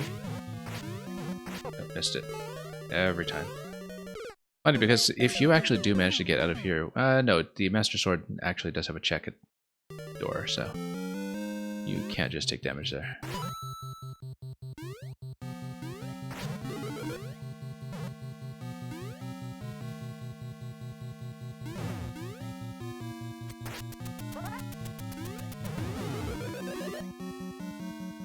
Okay, we'll try not to.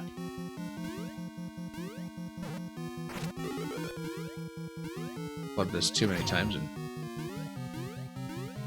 keep you licking your toes for too long.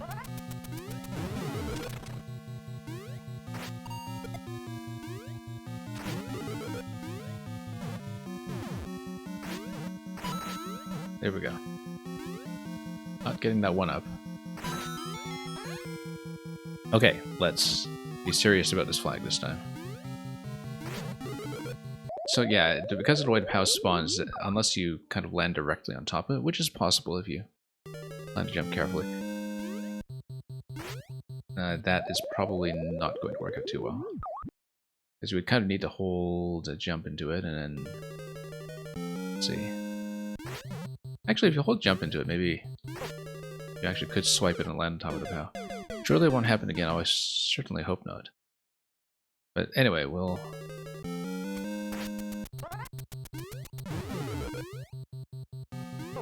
No. Yeah, ground pound on the Muncher, but then you kind of have to cancel it and tap right, left, unless you get a lot more time on the blue platform than I imagined.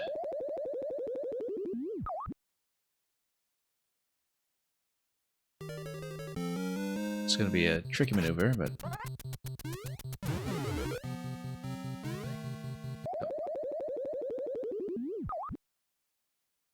That's okay, we'll just fix up this early spacing. Yeah, no, I was hoping to just get a fuller jump there and land on top of the POW directly, but it's theoretically possible, I think. Might even have been the speed method, but we're not likely to do it. Whoops.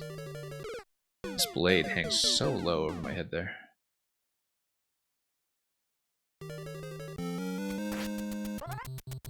Oops. Of course, it might help to jump from time to time.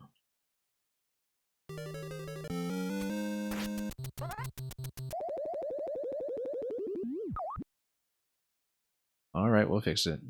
Hang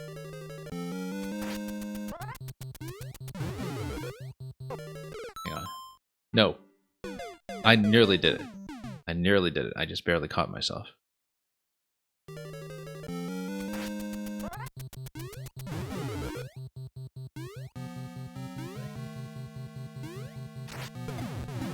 I think we have another accidental restart. We will actually just go on to Toad Liquor just out of penance. But we will try to avoid doing that. Yeah, but I think you do need to kind of hit POW and then cancel and then tap right first. I don't think we have enough time to hit it from below once we get down to the platform. But I may be wrong because I just don't know what our next destination from that platform is right now. We haven't gotten far enough to see it.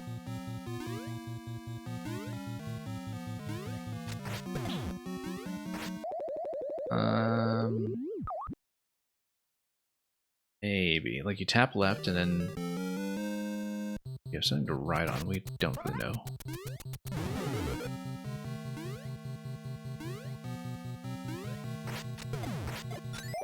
No. Yeah, no, you don't really have time to tap that on the right even if you going down. Let's take a look at this properly. Nope. That is really quite tight.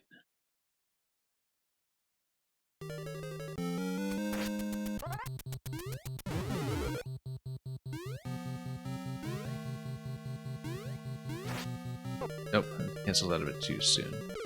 I was trying to slam it and cancel. But maybe you do just need 2 jumps off that platform. That doesn't make sense though, because the platform would outspeed you if you are falling towards it. But we don't know what the block spawns. If it's a floating element that we can land on, obviously, that changes things a bit. That's a POW. That'll be necessary. We don't know what the bottom block is, and maybe we should scout ahead and check it before we mess around with that POW too much. Just so we know what to expect, and you know, because if it is something like a POW that you can hit from the left side and then you can jump on top of it, would change things.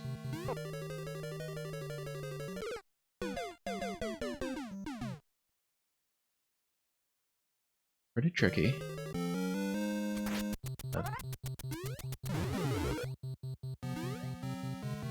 Try to do it.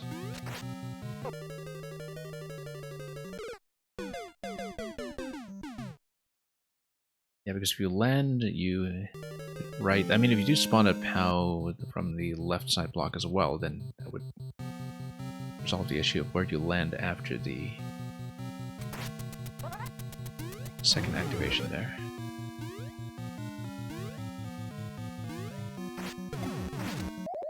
Yeah, we do need to face left immediately and just jump, I think.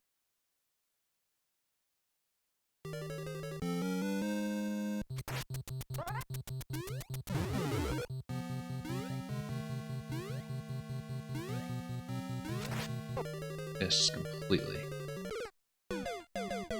Didn't really account for the stalling time on the ground pound. Oh, wait, hang on.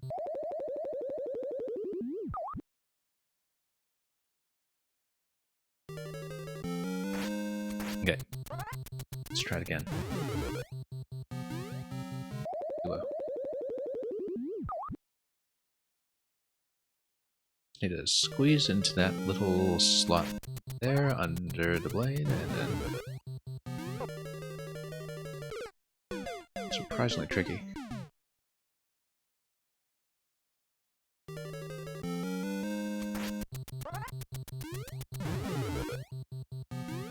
No.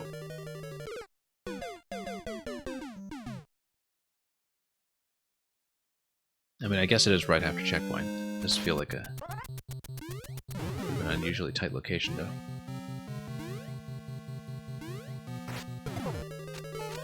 Nope, didn't even get a chance to check this time because we weren't hugging the right side and hit the spike on the way down, so... Let's see here.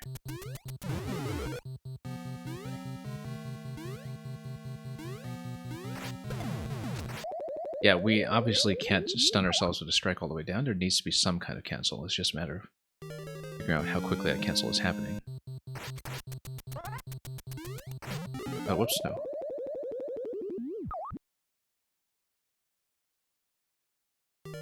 But definitely that obstacle is a significant roadblock right now, and getting our heads sawn off every time at this location certainly isn't helping our ability to practice it. Oops.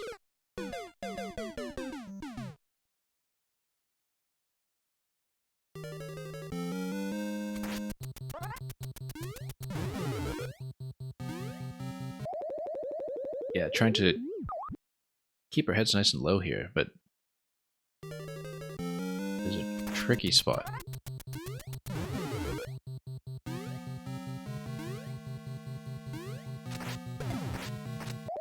Nope, just missing every shot because I was trying to hit on the right side first. Maybe that's a bad idea because there's a bit of cooldown time on the sword, and then just wind up missing the bottom left one instead.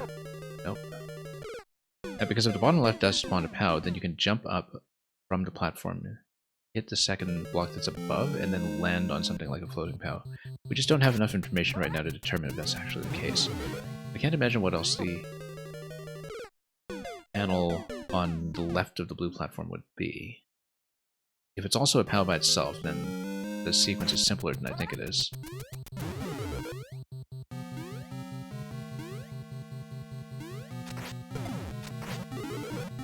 It is, but we can't really get on top of it.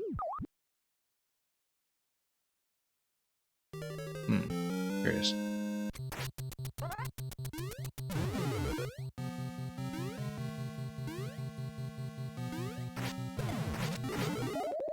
So we managed to hit both, we just didn't manage to get to jump after that.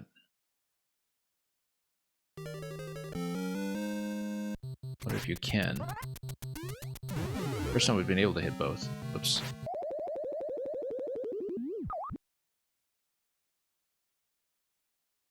I feel like we are supposed to ride the bottom one, but it's very difficult to say. We still haven't really successfully done the read on the sequence here. We need to have a very clear idea of what we want to tap. I was hoping that it would just be hitting the second block with your head and then landing on top of the POW that you spawn on the left, but the spacing doesn't quite work out for that. What we've seen so far.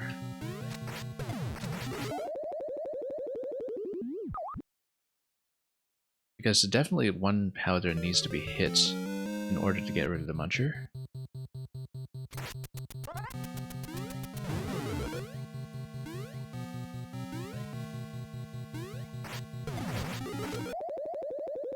So you spawn that one, spawn one on the left, and then, you know, you can jump around from one POW to the next, maybe shoot one from the other.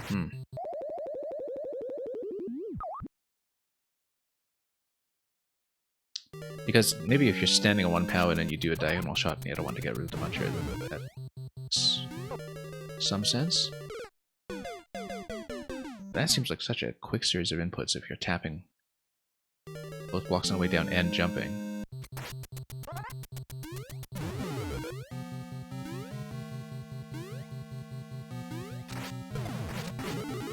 Okay. Oh, come on. Really? I mean, that was a way to do it, but there's ground pound past that point as well? Okay, we don't quite know, but we finally got the inputs to get everything on the way down, at least, and get off the platform. So it is doable.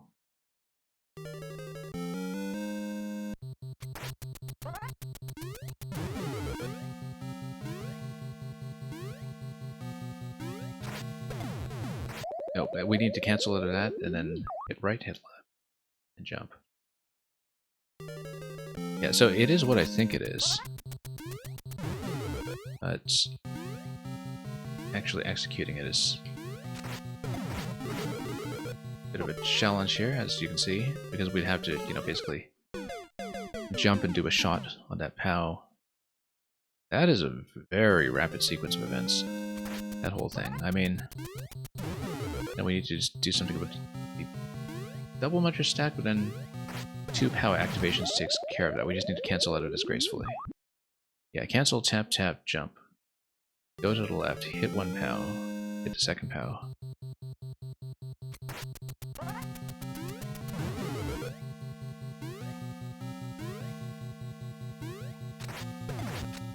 Nope, missed it.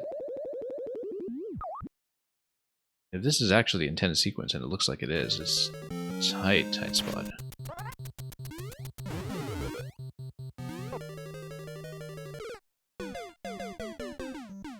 It's still just checkpoint 1, isn't it?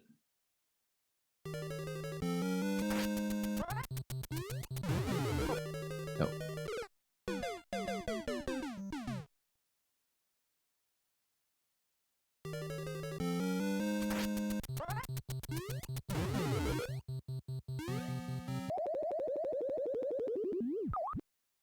Yeah, there's not a lot of room to breathe in this segment.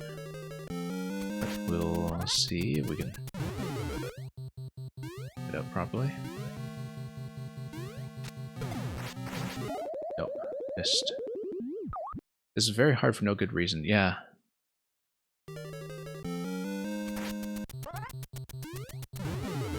Well, I mean, difficulty is sometimes just its own reason.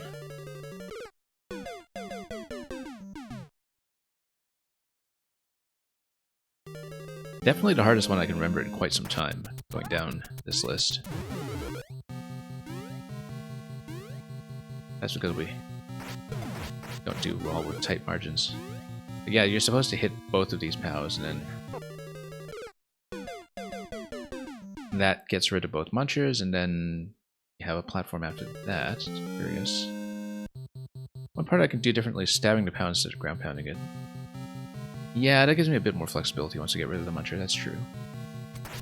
I was concerned about making it through the right side column after I do that, because we don't really see a good position to do that while we're on the platform, without lowering the platform too much.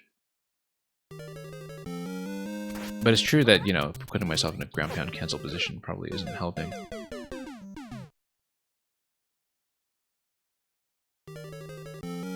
Well, we can try it that way if we can set it up.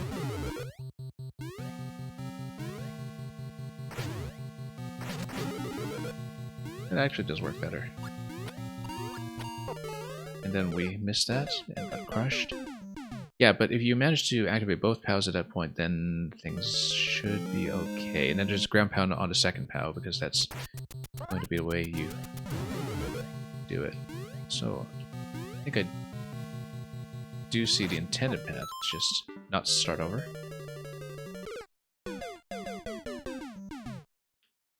Yeah, because since you need to go over another blue platform that's at the level of a later, you can't really hit the bottom POW until you get to the ground pound much further along. And it won't be here, obviously. Oh, I kind of like that possibility of the POW just carrying the muncher. Doing away with it that way. Probably not, though. Get me across. Nope, standing too close as I was trying to hit the POW from the side that time. But yeah, it's true that that should be an easier input than the attempt to ground pound it. As long as we get over to the right side column in time.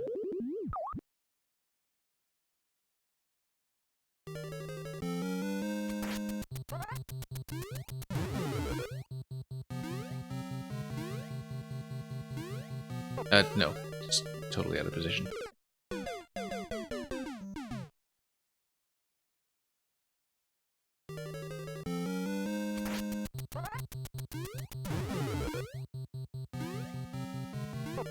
No, too close to the edge that time. Yeah, definitely all kinds of traps here that we be aware of.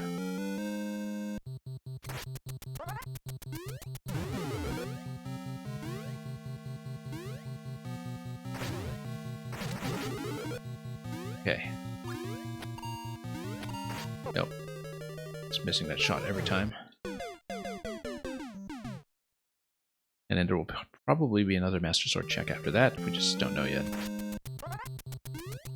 Isn't there even supposed to be a boom boom in this level? We haven't even seen any sign of that yet.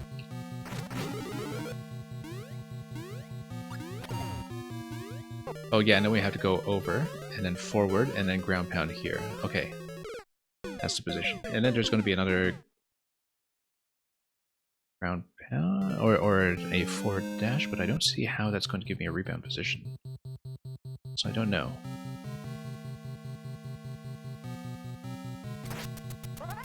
Just past that point, there's something else that we haven't seen.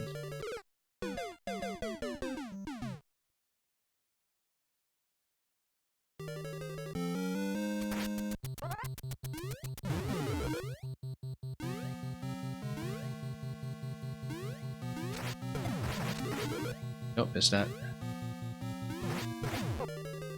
Yeah, but then past this point,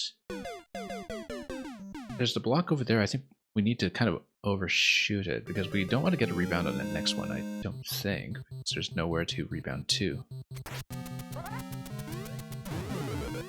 As far as I can see.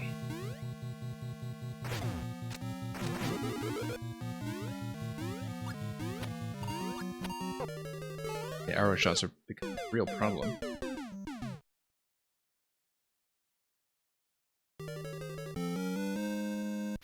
Because of the double muncher stack, we definitely need both activations of POWs at that point. It's not going to be something dependent on letting the POW just carry one muncher away to make space. Definitely can't be that. Yeah, 2 POWs to unstack 2 munchers. And we need to... Oh, look at that. That was surprisingly clean. That was not...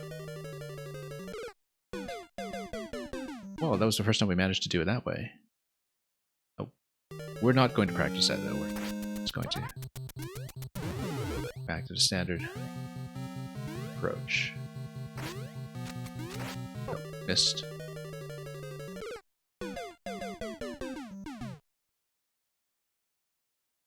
Have been on this one for some time. We're working on it.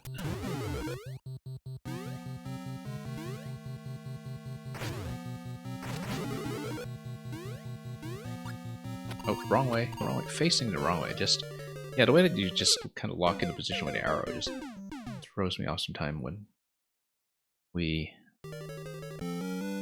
run into trouble like that, so.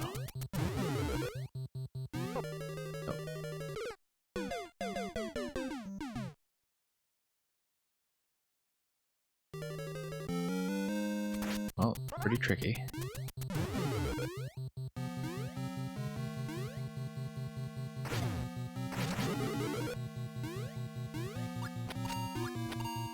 Nope, just missing every single shot. I mean, we are riding on a moving object and shooting at a moving target. You would think that you'd be able to adjust to something, but...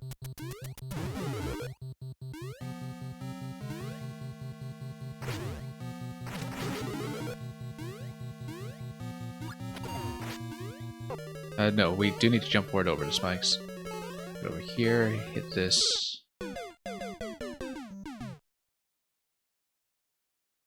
Maybe. Totally clear. I can't see how that could be anything else. Just everything.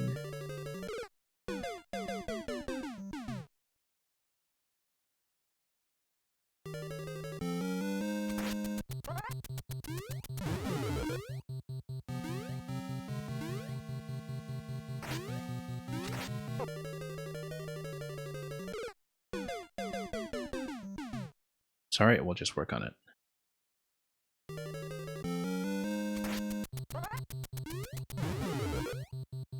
We've had a few close attempts just to do little traps we need to learn about along the way. Yeah, no, this is a tight margin here too because we have to watch our head. Red Knight, welcome. Red Knight, we were doing pretty well this queue and then ran smack into this level.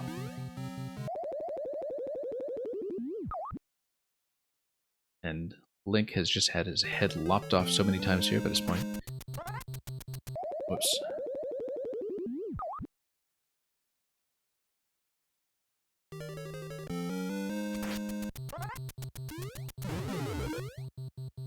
Red Knight, I hope the clears have been going well for you. This is a Mang level from early 2020, so back in the early period.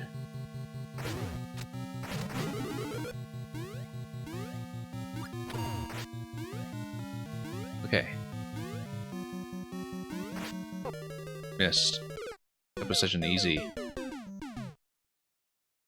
giving of an obstacle as well. We just totally blew it on the ground pound delay.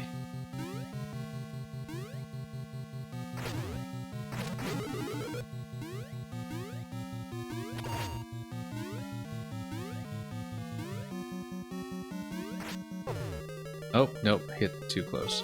Well, let's see what's up here. So we need to hit that on the way over, but I wonder... that will be... I don't think that could be a ground pound. We just get knocked back into the lava, right? So... or rather, I don't think that could be a forward dash. It doesn't look like it can be.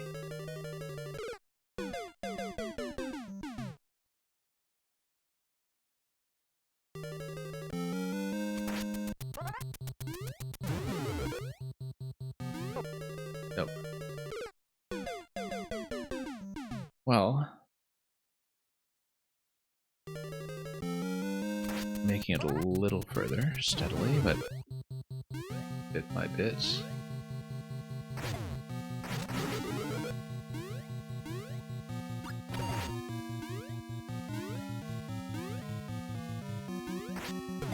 Okay, got that. So we have enough room to dash here, but there's no rebound opportunity. I think we just jump over and on the way down we hit. Oh no. Spring, interesting. Yeah, because basically we need to sustain everything long enough to get on top of that ow and then slam it. By the looks of it. But at least we see what everything remaining is in the level. And, well, in this segment anyway. We still foresee that there's maybe a checkpoint followed by Boom Boom or something like that. So that would be well in keeping with Mang style. Okay. Gradually learning it though.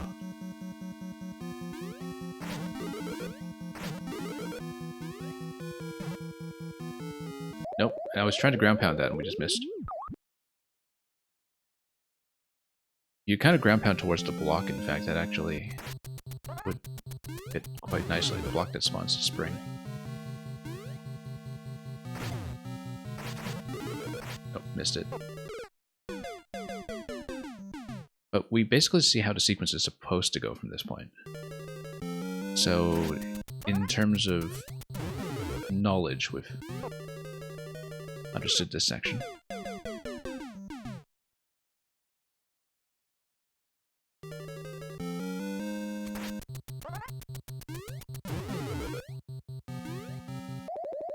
And Crush Death. We hadn't seen that one before. Lately. Well, not in this level anyway. We run into that all the time in other places. Oh, look at that, 2 Crush Deaths in a row.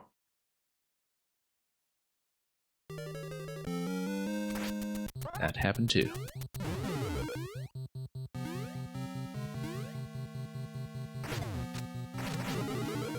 Okay, let's have these.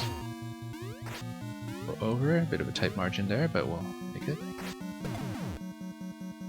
And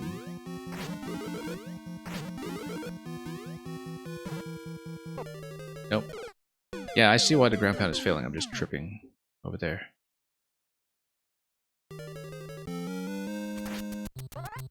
So definitely some timing needs to get sorted out.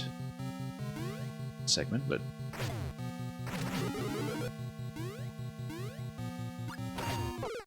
wow, crush once again. Said we hadn't seen any crush tests, and we just saw 3 of them in very quick succession.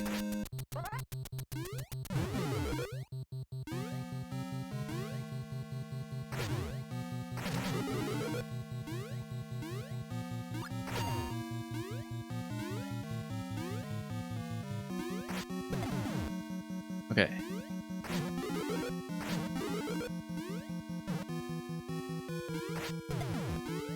Door.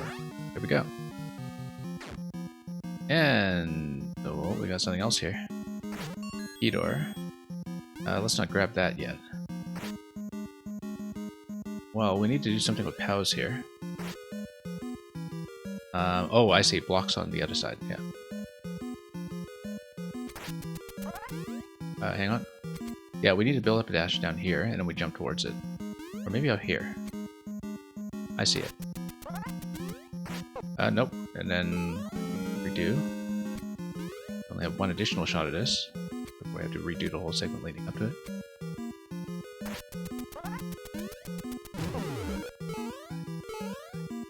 We see 2 POWs. Yeah. We're gonna die because we are down by 1 POW. So we need to hit 3 blocks worth, basically. And presumably one of the munchers holds the key, but we're not totally clear. B-Minutes, welcome. Okay, we can get back to that without too much trouble then. At least we know what's coming, and we just need to figure out what the timing relative to the Who's on Tracks is going to be. Give us a clean window through. And of course, you know, if you take damage on the way back one time, that's fine, because we do know where the second Master Sword is.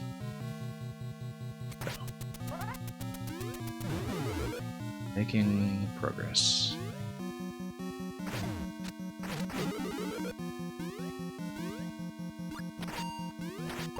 Mostly. Still falling into a lot of the same situations, of course, but try to improve.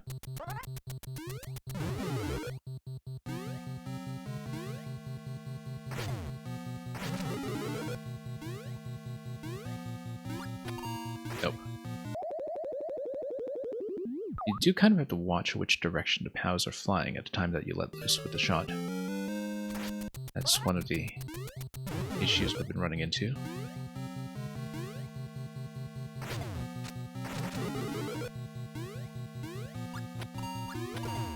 Nope, fell off. Okay.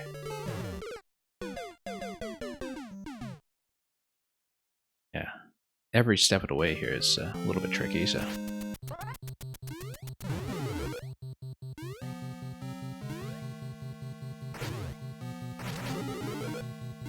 Okay. Over. Over, and... Oh, that was supposed to be a ground pound. I don't know how I completely missed. Yeah, it is a very cool level. Which is not to say we've been doing very well, but... We did accidentally start over from the beginning twice earlier too, which did not help. As we've been on this probably for an hour or so now.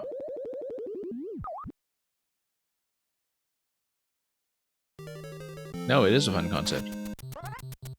And I played enough early Bang to know that a lot of Link sword tech. It's a concept that gets iterated on quite a bit throughout the 2020 levels. Whoops. And the deliberate use of the rebound mechanic is not something we see all that often.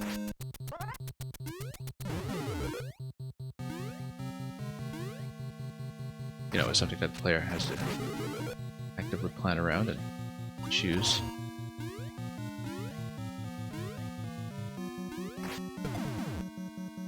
Okay.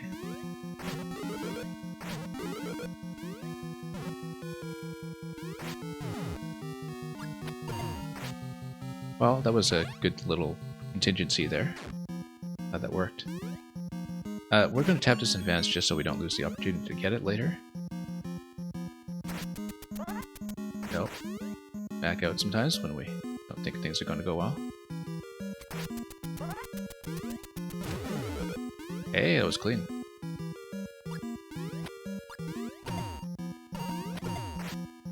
Okay. Now we just go a little bit lower, probably just down here.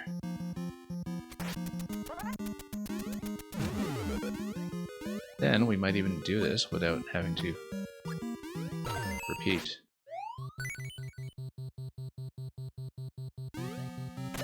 Okay, let's not fall into the lava at the last possible moment.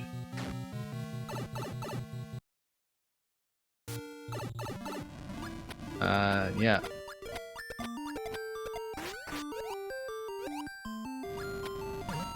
We're going to kill them anyway in case there's an extra key or something secret, but I'm sure it's just a little mang bonus.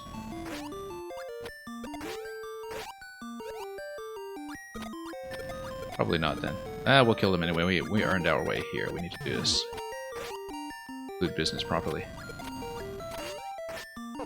Oh, this is a bit risky. This is unnecessarily risky. I can't believe I just did that. Okay. PPCO, we'll see if we have time. That was so reckless. We had such a good clean attempt too. Maybe we shouldn't do it that way.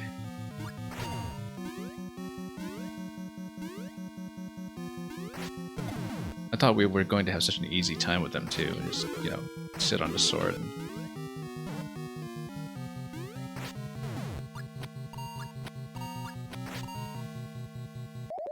Well, last time that save worked.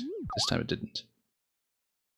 Yeah, PPCO, we'll see how we're doing, because I don't know... I mean, it took so long at this level, I don't know how many people actually dropped after it, or how much the queue has thinned out. Because we did take unexpectedly long with this one after a couple of mishaps, like the loss I took just now. Hang on. That was a huge setback.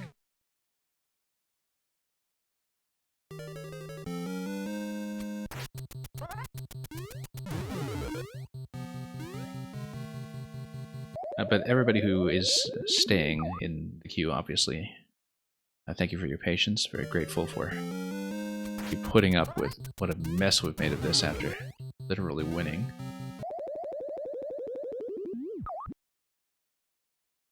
I was totally convinced, too, that that was the last hit that we needed on the last Boom Boom, and I was a bit surprised when it turned out that he actually had one more hit left in him. And... yeah, PPCO will, I will reopen for you if we get to the end of the queue. I'll reopen just for you if we get to the end of the queue. Let's not start over. But at the moment, I don't know in terms of time management how realistic that is, so... like, we'll get to the end of the queue, I just don't know how late we will go to make that happen. But if you're still around at the end, we'll see what we can do. Whoops. We're kind of blowing this now. It took me a long time to just sort out this room, and now that we got it, we just lost it once again.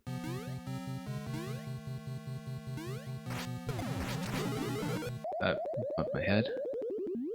That's what happens when you try to do the ground pound method instead.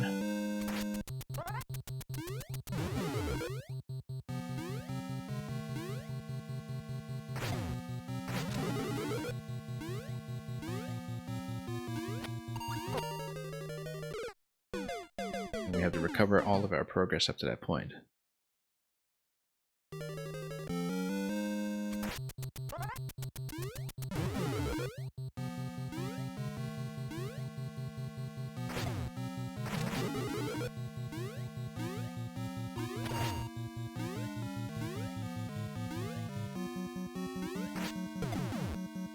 Okay. Missed.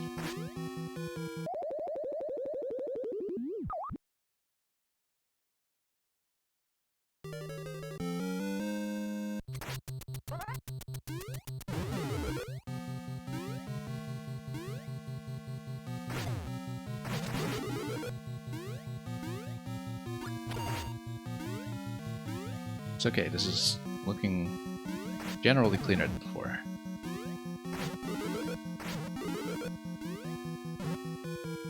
Need to fix up a few things along the way. I did find a timing here earlier. Need to find it again. Let's tap this first.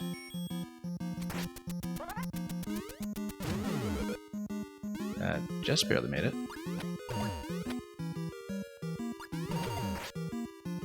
Okay, now we'll go low for the next one. Managed it. Okay, let's mind the step over to the door here. It's important.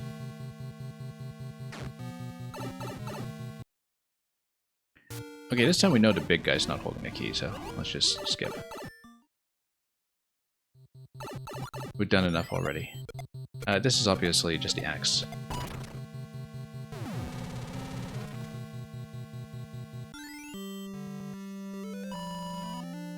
Alright, thank you for that, Mang, and thank you especially to the people who had to wait through that one. Had a lot of fun with it. We just played it very, very poorly. Own goals as far as the eye can see. Next. Tolek, if you're still here, thank you so much for waiting. We didn't completely exhaust your patience. I do see you still in the chat, so check in, that'd be great, but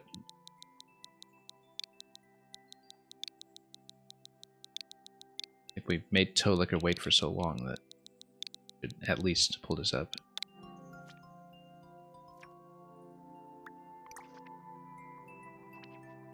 I don't know which one was recommended here. Puzzle, Goombas till the end.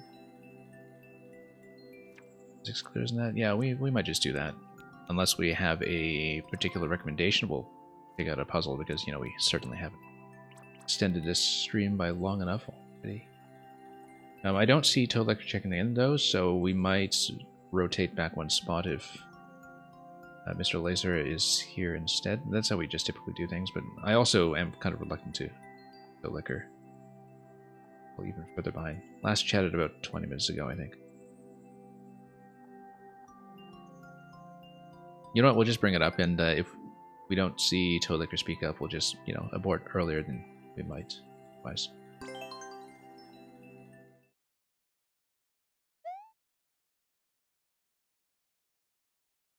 Because I definitely, you know, because that was a sub-skip before this one as well, I definitely thought we were being a tiny bit unjust, perhaps, but that's just how it goes. Okay. Puzzle time. First time today, in fact. We have to take out the Goombud. Key down below. Bumper, stump on a side. And we need something to brace the door. This looks like something we do have to climb through, because otherwise it's invisible blocks, presumably. Something going on with the skull platform over the Goombud as well, probably just as some kind of offset. Oh, so if you drop something on top of it, I guess, and don't have it make contact. Icicle under the POW. We don't see anything we can sort of wear in conjunction with that. So let's just try to find what the first interaction is going to be. Not going to be this. Pop out, then we climb back in this way, okay. Similarly, up here. Question is, what is interaction number 1? It isn't going to be trapping ourselves up here, obviously, but... Oh, bone shell. I just noticed a bone shell in the corner. We don't want to smash it or anything, obviously, but if we have a location that we can kind of crumple through... I don't think it's going to be within the panel here. I mean, we could always shoot something side instead of wearing it. So, for example, if you send a stump down...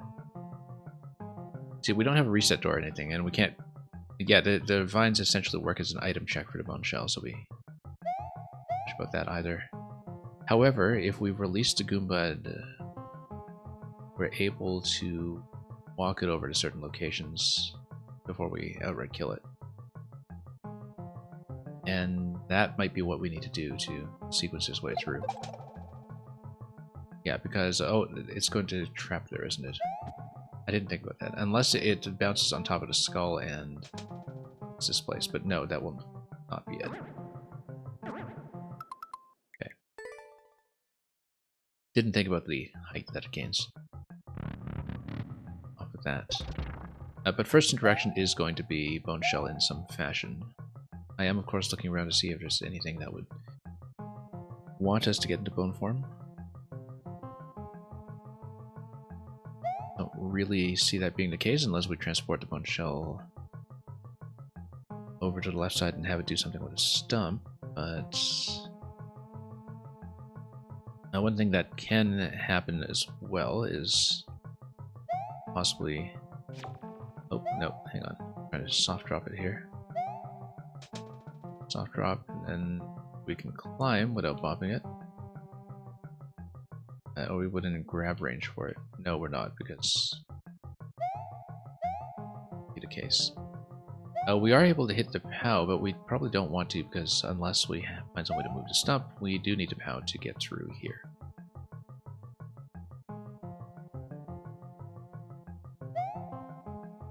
But the POW is currently in a position where it can be grabbed and moved out of the way, which is important. Because then we can move it, then perhaps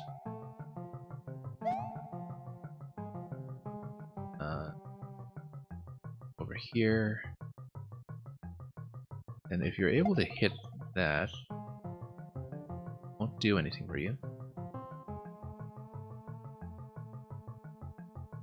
Unless you outright just lose the bone shell and break the icicle or something, and it doesn't actually help get the POW down though, because that's maybe it does. Hang on. Because if you break icicle that way, then you get the POW. Okay. So that solves something, but obviously that's not totally out in sequence because we probably need the bone shell to survive a bit longer before we do something like that. Because you can, yeah, take damage to break the icicle and then you would grab the POW. That seems like it's something that's going to be like the final interaction after we have done a bit more. Interestingly enough, when we displace POW over here, I wonder if that would do something about the Goomba if it's displaced in this location, for instance, where, you know, you can soft drop the POW on top of it and it would just crush it in this position. If you find some way to displace it up first. Then, yeah, similarly, this icicle interaction is vulnerable to the same kind of thing we tried over here to grab the POW in the first place. So we still need a couple of things. We do still need the key. I feel like the key is something that we actually need to walk Goomba towards, and it would bounce back out and cycle back. Name of the level is Goomba's till the end. Yeah. It needs to kind of help us, and we need to escort it through the puzzle. Pretty sure.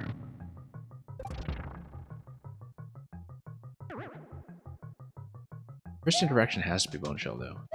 Don't see an alternative. However, this door that we come through at the beginning, we can find some way to get back into the entry door.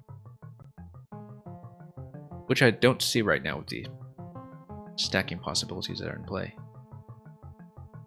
I'm just thinking about how a reset would potentially help, but maybe not.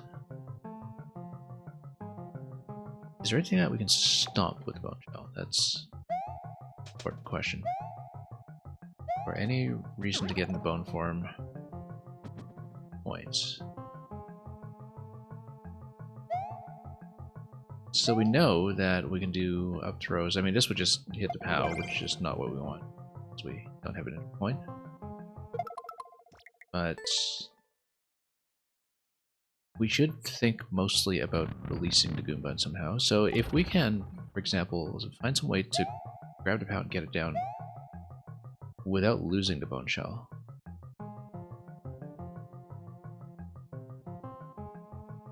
Possibly even using it for some kind of object bounce.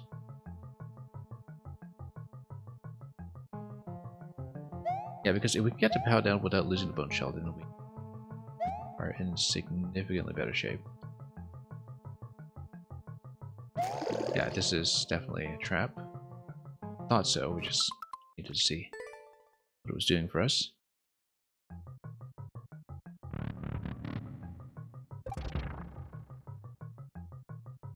Don't really have any wiggle room here to be throwing the POW or anything, but I do kind of feel like taking it off here is correct.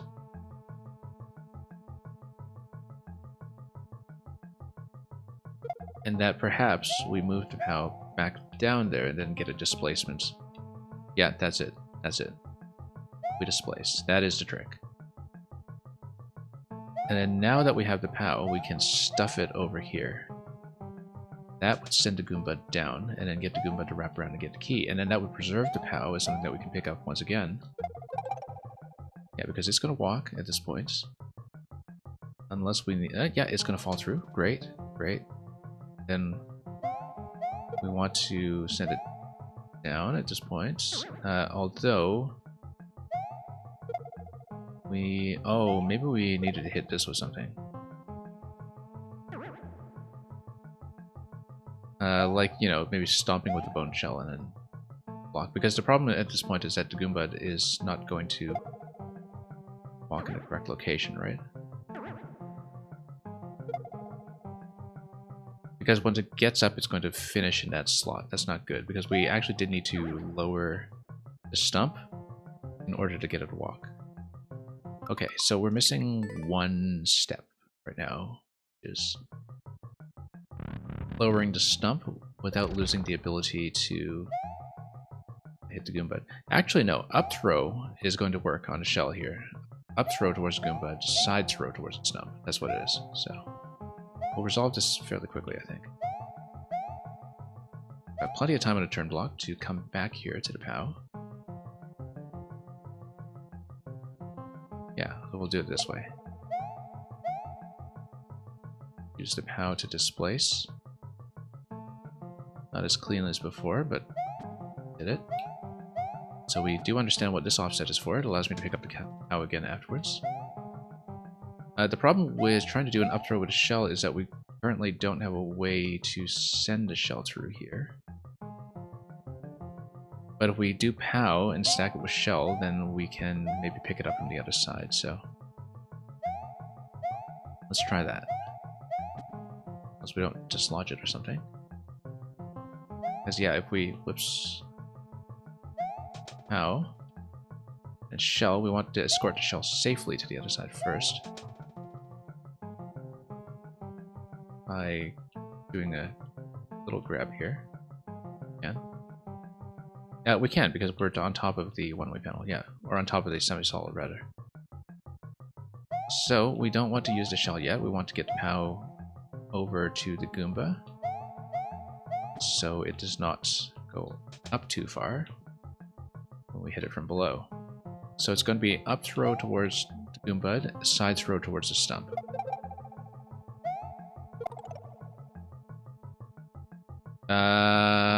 That's not... no, we needed the POW to block the stump as well. Yeah. Didn't think about that. Yeah, we needed to go back to grab the POW again. And the Goomba stays in position. We could even trap it in here if we really wanted, just to make things convenient. We didn't think about the stump going up a tile, but we can fix that. We can fix that relatively easily, in fact. I think we mapped it out. This is a nice puzzle, actually, because you can kind of see which step you're missing along the way and just kind of slot it into place. And there's a very good sense of incremental progress.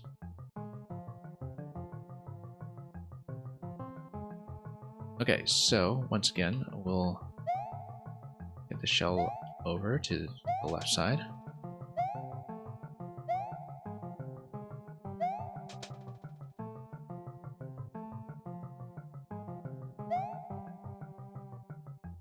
just put it down for the moment. Try not to kick it by mistake or something. Let's move it up here for just a moment. We need to move it somewhere convenient. Hang on.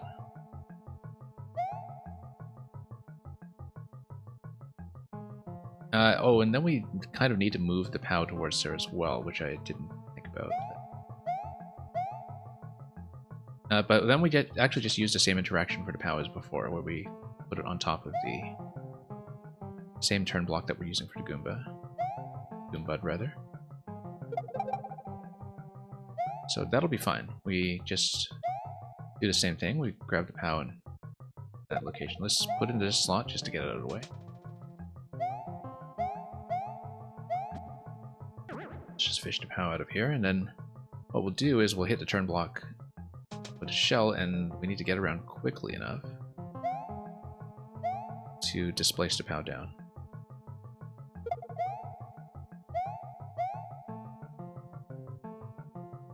Go. Yeah, nice interaction, just used many times consistently. And what we do is we then place the POW on top of here to drop the snub. To make sure we get that offset.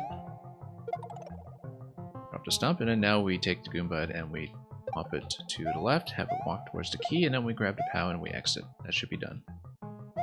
Should be the whole puzzle. Nice and smooth.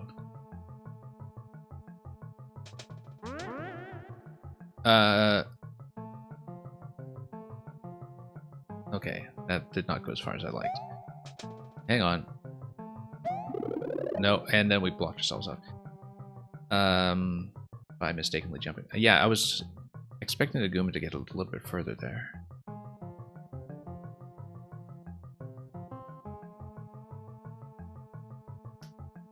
Because I guess it jumps up, and then I wasn't even paying attention to that because we didn't even think about the note block that was on the left.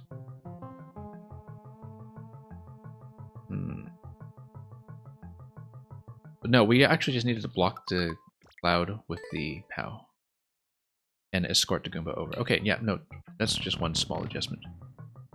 And Dodata or Dodata, whichever you prefer. Welcome.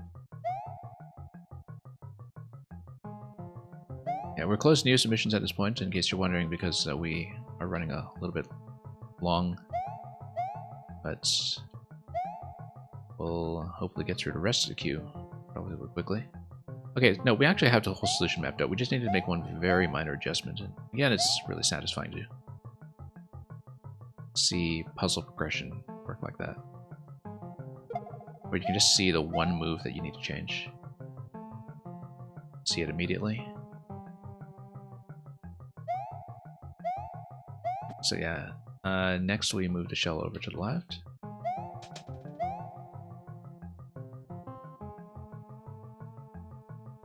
Yeah, I don't know if Tolicker actually just straight up left, but I do hope that he gets a chance to see it Avad, because it's actually a very good puzzle. It's simple but satisfying once you see the central mechanic. Yeah, we do the Goomba escort, we set up the stump, and then we just make that one adjustment of placing the POW on top of the cloud to dunk the Goomba down below. That's really all we need to do. Once again, we'll get the Goomba into the convenient, safe position. Just to pop it in here. It's so nice after playing so much Maker 1 to get back into the Maker 2 style deflection where the objects just stay against a wall when you throw them. It's something I really missed about Maker 2, and you know, for all the things we moan about when it comes to removals between Maker 1 and 2, that this was something that I thought the second game actually did much better. No, oh no, that's good, not good. That's okay, we can grab it. That happens. A lot of everything. Whoops, got stuck here. Yeah, too long. We need to be pretty smooth about getting straight up to the POW. And not clinging onto everything. Nope. Execution mistakes. We know the whole solution at this point. But that is usually a long ways from actually getting to clear, because all the mistakes we can make along the way comes to simple item interactions in tight spaces. But I'm pretty sure I know the whole solution. I don't see any complications past the last one that caught me by surprise.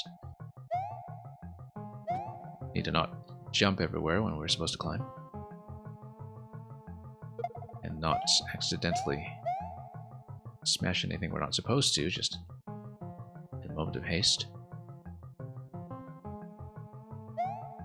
Okay. Now in this location. Well, in this location.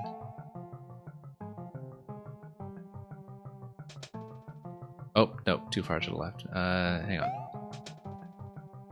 Far to the right, rather, past a one-way panel. There we go. Okay, now we set up the POW to dunk the Goombud.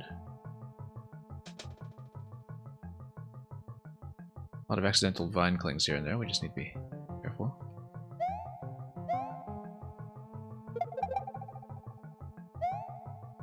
Then we're going to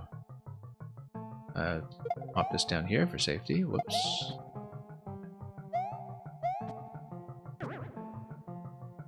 And pop POW over here in advance just so we can pick it up cleanly. Without accidentally hitting it or something.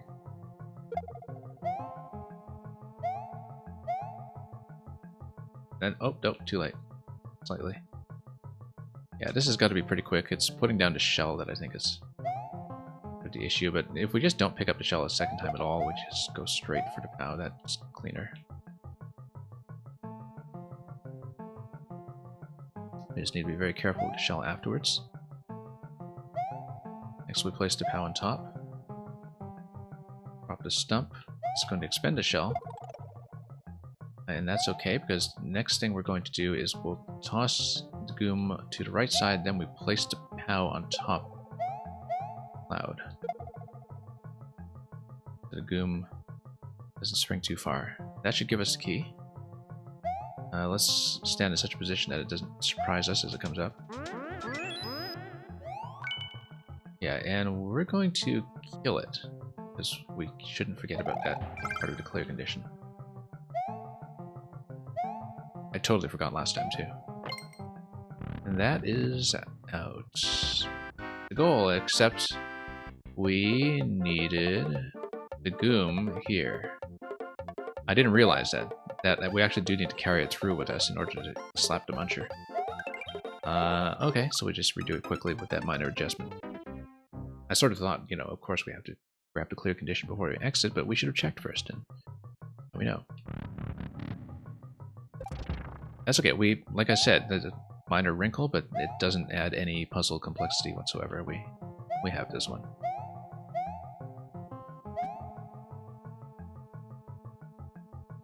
And yeah, Red Knight, I think that's very much the appropriate face for this occasion. But yeah. Very enjoyable puzzle, actually. You know, not particularly esoteric. You just need to read what you want to do, and then the relevant mechanic just kind of explains itself. And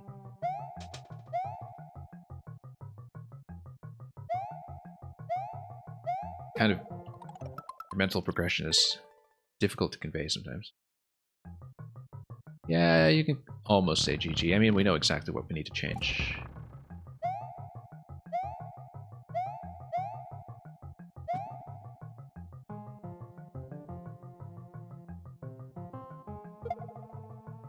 Yeah, it's definitely no easy feat to construct a puzzle that sort of flows between complications as well, and so pretty satisfied with it.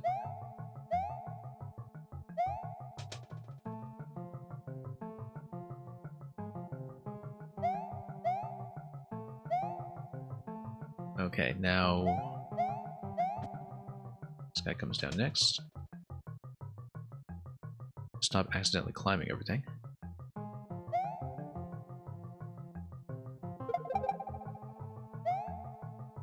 He's going to come down. We'll send him down first. Next, we place the POW such that we can just grab it instantly. This place works. That's fine. Very, very careful. And we won't bother catching the shell. We'll just up throw and leave it. Just take the POW up immediately. Dunk it. We'll need to move the shells slightly. Not kick it. Yet. Now we kick it.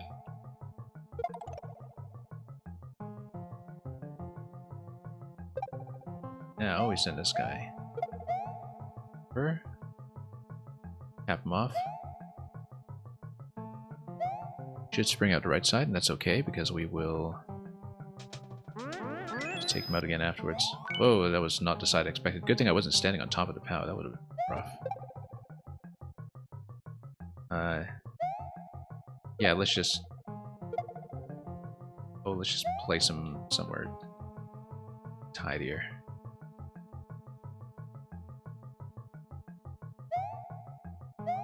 This, and we'll pop him again. Take him through and through the piranha first.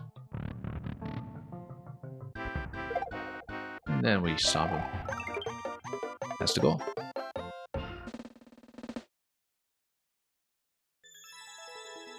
So yeah, in the event that Toelicker manages to come back and see this in VOD, thank you very much for the submission, and thank you for waiting forever before we decided to play this anyway. I'm glad we got that one in, actually. That was very tidy.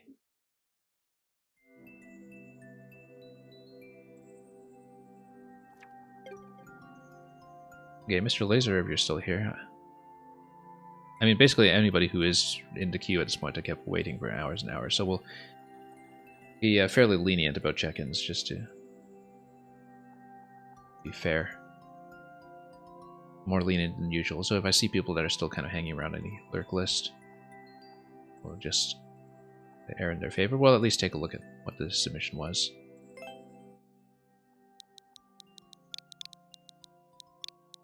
And if we have a couple of dropouts, like I said, we'll try to make room for a PPCOs at the end.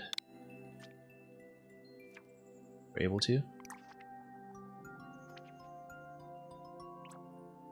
Yeah, if we have something quick that we can do, which is not going to be that one, or that one. Happy accident. That looks precision. We're not doing that. If we find something that's like not super precision or something, we want to see the 4-year-olds level. I mean, if Mr. Laser's not here to actually tell me, I probably will in fact do that just to pick something that we can check off the list quickly. For all we know, it could be really good, so let's see it. Team Precision's not happening today. Let's just be totally transparent about that. Fire Dragon, that's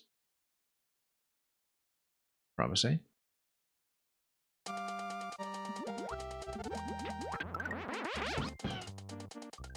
Okay.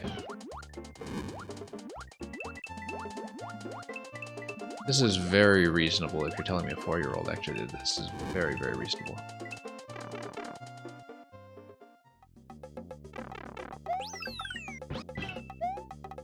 I mean, you know, with assistance probably, but let's not underestimate those potential talents.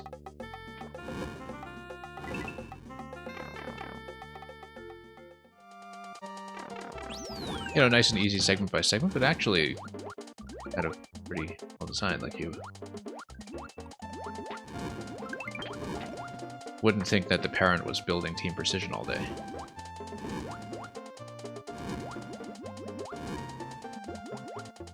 Anyway, that's just a tape, short and sweet. Obviously, you know, this little bit here is classic semi-solid check, unless there's a way to get down from it, but let's not mess with that. Yeah, because I feel like that's a ceiling lock. With no blocks to brace you there. But that's alright. Those are the things you learn in school, you know, once you're 5 years old. Oh, your papa made a level, you uploaded it. Okay, I thought for a moment the 4-year-old made the level. Well, I mean, it's still pretty reasonable, apart from the ending lock. Oh, water level you can't go above. Yeah, I forgot about that. We've been dying to so many ceiling locks in Maker 1 lately, like when playing early levels from 2015, that I think we've just been traumatized by it. Well, not traumatized, I mean, we know to expect that when we play really old Mario Maker levels. Mr. Caesar. I don't see listed in the chat list at all, so I think they're long gone. So we'll just blast through anybody whose names I actually see on the Twitch list. And if I make any mistakes, do let me know. Captain Napalm, who we played earlier in the stream, I do see you listed. If we don't receive a direct maker's suggestion, we'll probably just look at something that's, you know, not Kaizo, but we'll take a look, because shell-inclusive levels that we've seen from Captain Napalm have actually been pretty reasonable so far, so... Yeah, like I said, just going to be a bit more lenient than usual about check-in, just because of how we managed things earlier. So we'll pick something that's maybe higher clear rate, just to take a look. And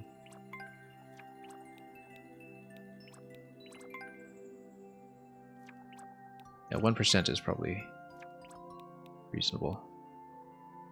But we'll see. And of course, if we really don't have a check-in from Captain Napalm, maybe we'll... Actually, you know what? I've got an idea. Since we don't have anybody checking in necessarily right now, we'll check for the Matrix Jumper as well. But a PP code, you're actually the first one checking in. We might do you first.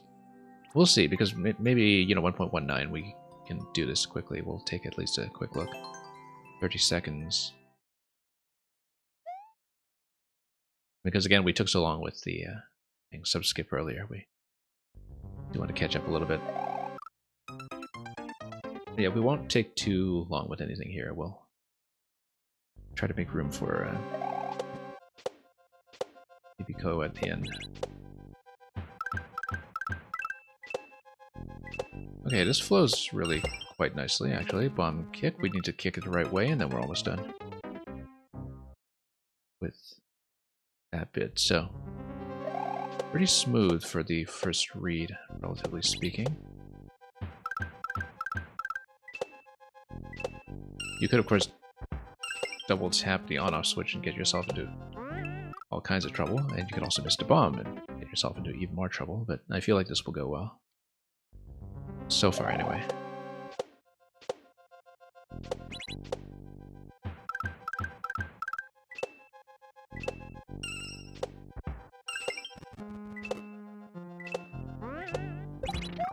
And then Mushroom over there. I don't know if that's going to be a required damage boost at some point, but we'll definitely keep our eye open for that.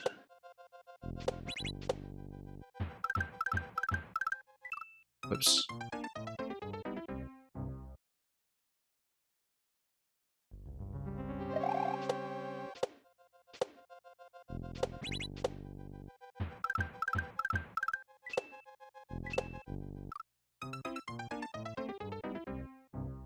Yeah, that's okay. This is fairly gentle and easy to fix.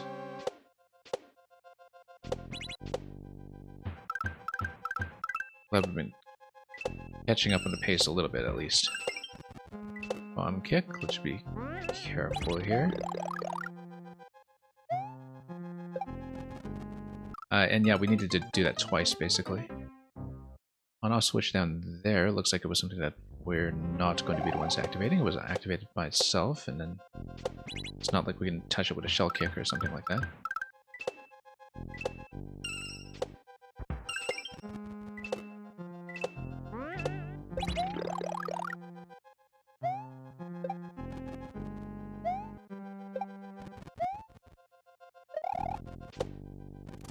Yep, just mushroom check over here, and then we missed it. Bad. Bit of a slightly lengthier gap to cover there, I suppose. We just need to really hang right.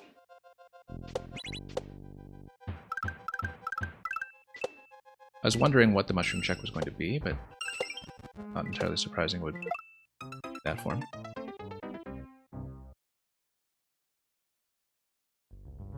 We made it reasonably far into blind read.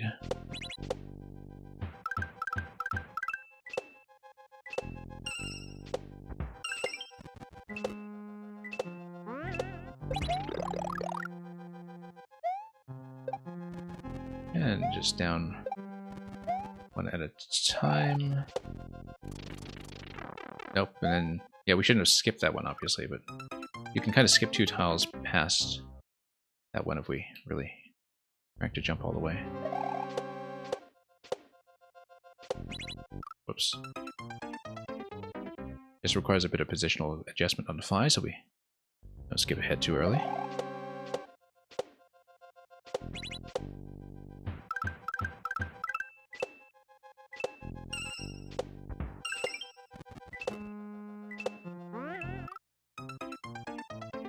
And missing the bomb kick was... Oh yeah, the bomb was what toggled the on-off switch. I just didn't quite see that happen before because I didn't recognize what the switch looked like after the hard blocks were broken on the right side, so... Oops. But we do understand it.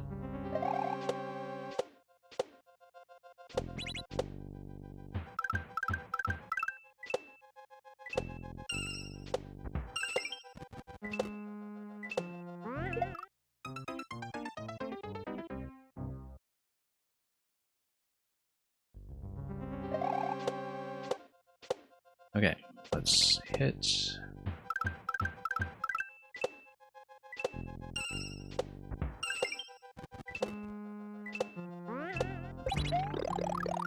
And yeah, same cycle as before. We just get over smoothly and then...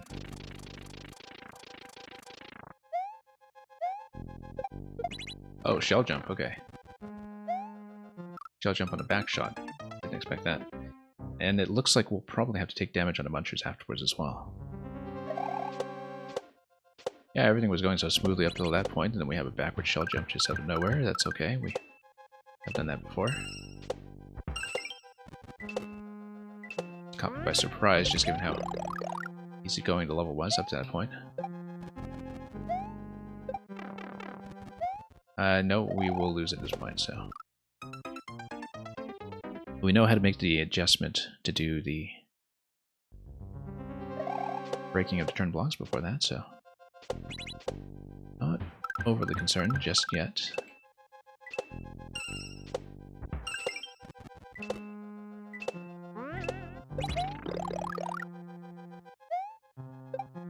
Although having to shell jump so late does make me think that we're going to have quite a few lengthy retries. Particularly as back shot, where going backwards always throws me off a little bit. Yeah, we know from previous experience with Napalm's levels that the markers are set up in such a way that we kind of fall into them a little bit when it comes to the target height that we want on the shell jump. Sometimes makers can vary between each other quite a great deal when it comes to how to calibrate their Kaizo markings, but having seen a couple of Napalm shell jumps at this point, we're actually not too worried, except of course I got stuck on every jump there. We just needed to crouch jump a little... no we don't. Because we lost mushroom by that point already. Yeah, we just need to not get stuck there as we run over to the falling platform. Whoops. Doesn't seem too bad, actually. But there is, of course, that little speed check at the end after you take damage, and we just tripped over everything.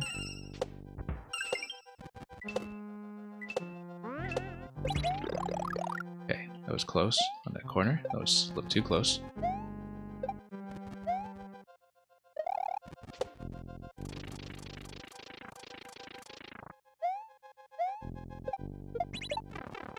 Yeah, it took damage way too early. No, too early. Spin jumps actually would be a lot better there because then we maintain momentum. Trying to do little short jumps there is kind of terrible. We should be doing spins.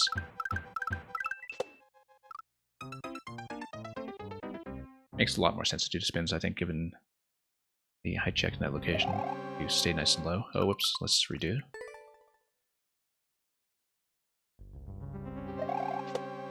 Yeah, because otherwise we just lose way too much speed and time.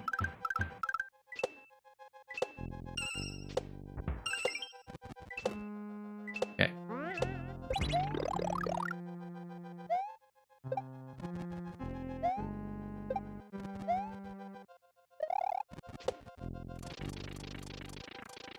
Okay, let's keep going forward.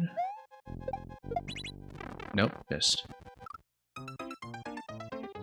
We were doing fine for the last few, too.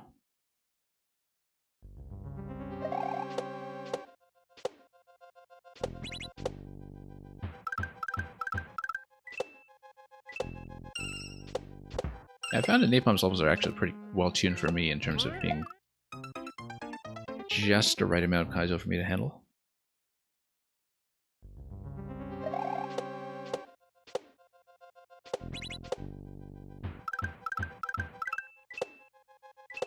And that there might be, you know, one shell jump that I need to look out for, but otherwise everything is pretty easygoing. Which is not to say we're doing it well.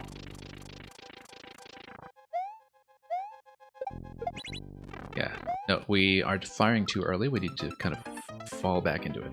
And we know that from experience. Very easy to just see the marker and panic and just throw. No, we shouldn't.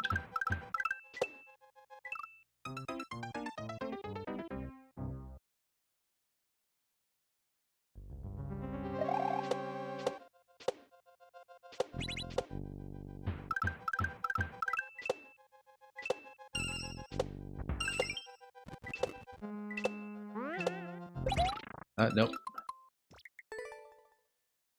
Not on the corner once again.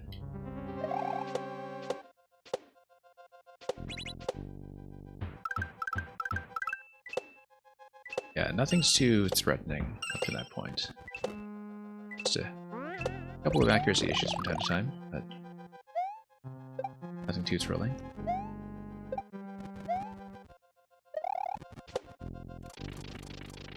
Nope. Overshot. Nice gentle bounces and you just kind of overshoot at the last block. Should be the idea.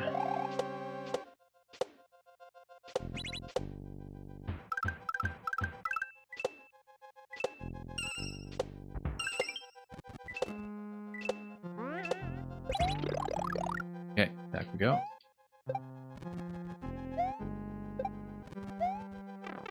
Nope. A little tight around the edges once again.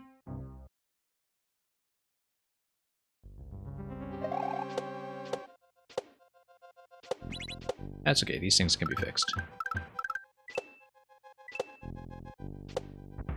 Generally not going to be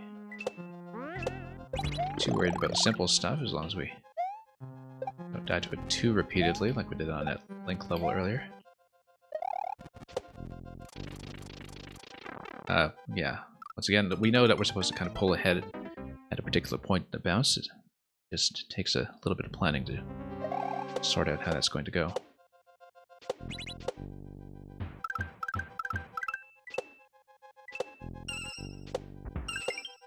And we'll just push on.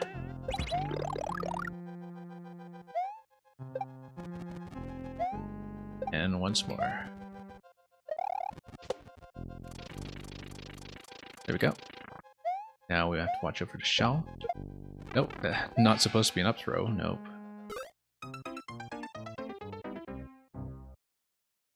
Got a little excited there about that. It's supposed to be a back throw, obviously. We know that, we've seen that done it successfully a few times, but trying to find the right timing again, that can be a moment of tension. Very tempting to go too early. Nope. Yeah, you do need to kind of space this out carefully as you go. We didn't have too many problems with it earlier, but you do need to be on your toes, and not just in the literal sense.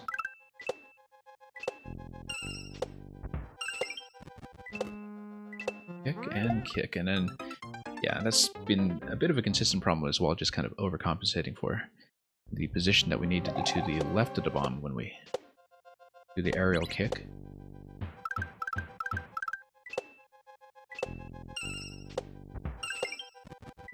That's something we know about at this point. So let's just head back down.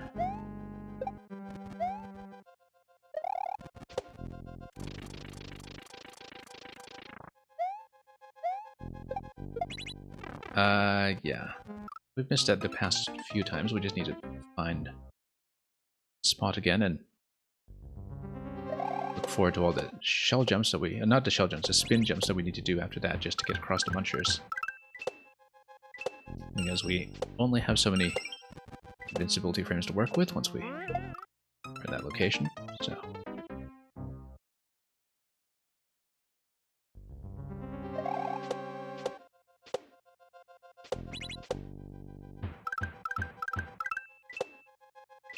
Okay.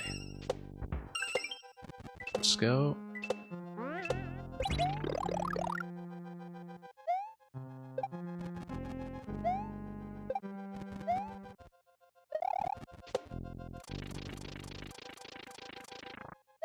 Bust it all down, and then... oh. Still too soon. We know that. We know we should be falling into that shell a little bit tighter.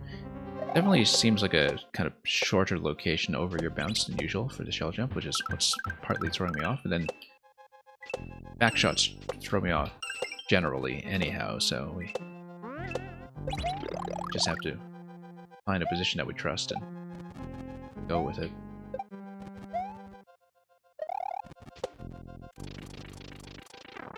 Yep.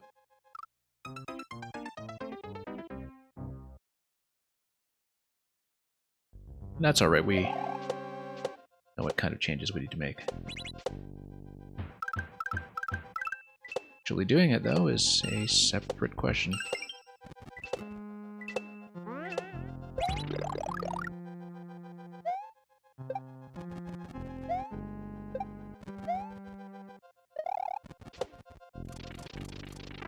Ah, too far. Shell jump. Yeah, I mean, it's definitely a kind of difficulty spike that, given everything else up to that point, you aren't really necessarily prepared for, especially because it's a back shot, which I find to be more difficult to spot, especially when it's that high on the camera. I'm not totally surprised by it simply because I've played enough of Napalm's levels at this point to kind of understand what the difficulty tuning typically is.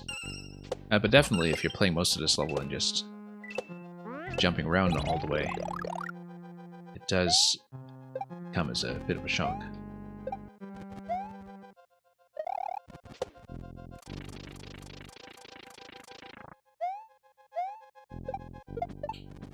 Oh, we missed.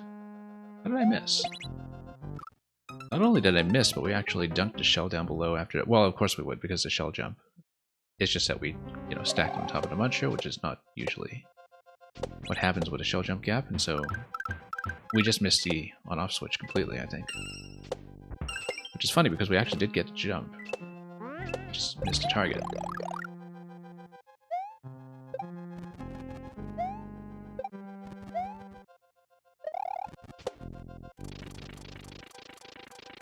That's okay, we'll get back there. miss. Yeah, because it's only a few tiles up above the point where you're bouncing, and so as far as shell jumps go, that feels low to me. I mean, you know, it can't reasonably be much higher because of camera issues, but the starting point seems pretty high, and so it, you know, kind of feels a little claustrophobic, but typically I have a bit more headroom for my shell jump target. But for visibility reasons, I think it was also going to be constrained like that.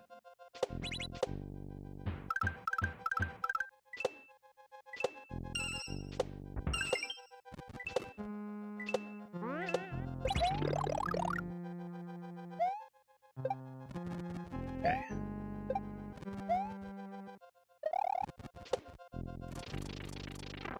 Nope. That's okay, we'll just stand on it. Repeat.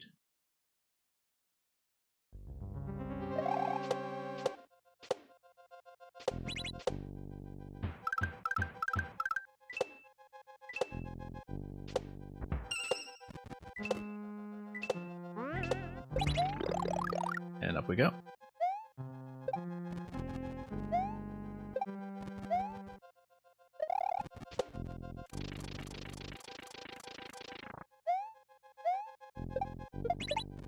Okay, spin jumps. And then, yeah, we got tripped up on the last one. The slowdown was noticeable. I mean, we're also probably just not landing far enough forward when we are landing out of the shell jump in terms of just minimizing the time that we spend on the munchers.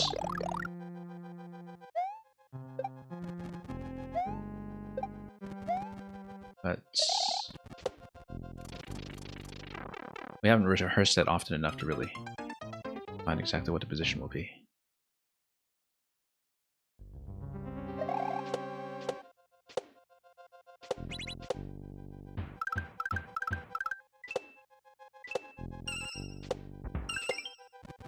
Okay. Get over it. Whoops, missed.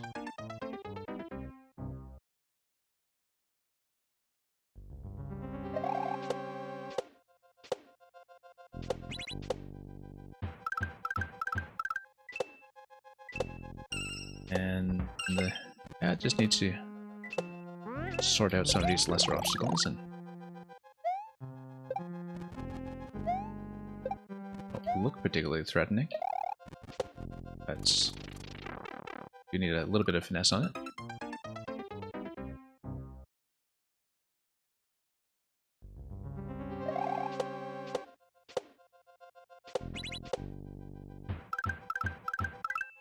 And we'll just punch our way over.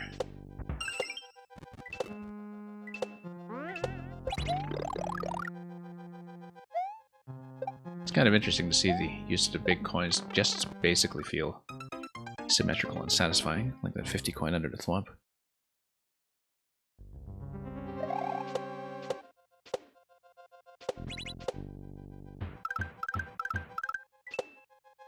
Let's keep going.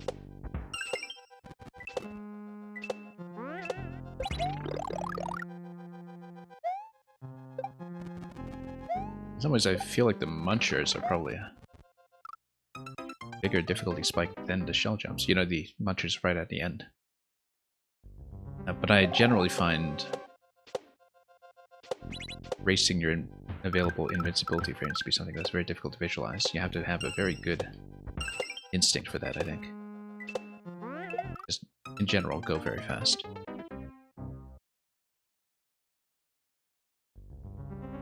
Dash through that gap at the end. Yeah, because we just really can't afford to lose any speed whatsoever there, I think.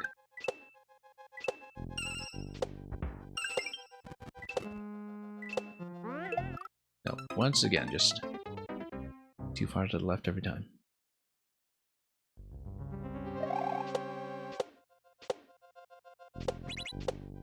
Yeah, everything up to that point just feels so routine, and then... Well...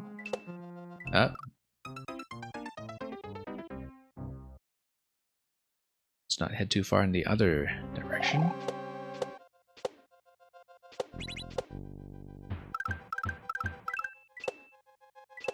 and we'll keep going. Kick.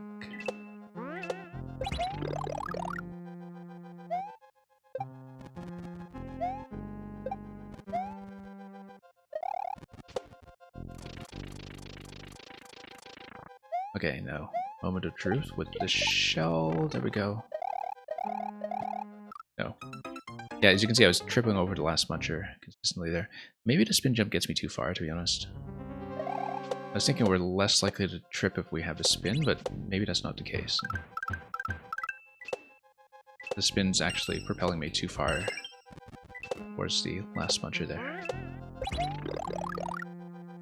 wanted to go back there a few times to really learn it, I think.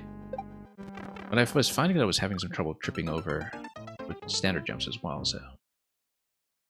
You would think spin jumps are good just given that they give you that distance over that height, but we're actually overshooting a little by the time that we're getting to the last muncher obstacle, and... if we're that far off, we just trip up anyway.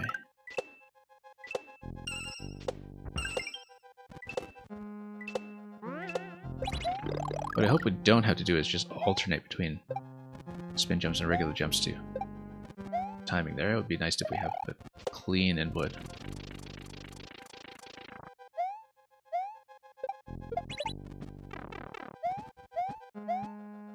Yeah, that was just with standard jumps. EHX 1138. Yeah, standard jumps actually solve this. Spin jumps overshoot way, way too far by the time you get to the third muncher. So. Anyway, hope Captain Napalm gets to catch up on that clear. Yeah, and just being a little bit more lenient about people still lurking around. But yeah, Matrix jumpers in the queue, and Pipico I think will almost certainly get you in unless we get really stuck on trips next.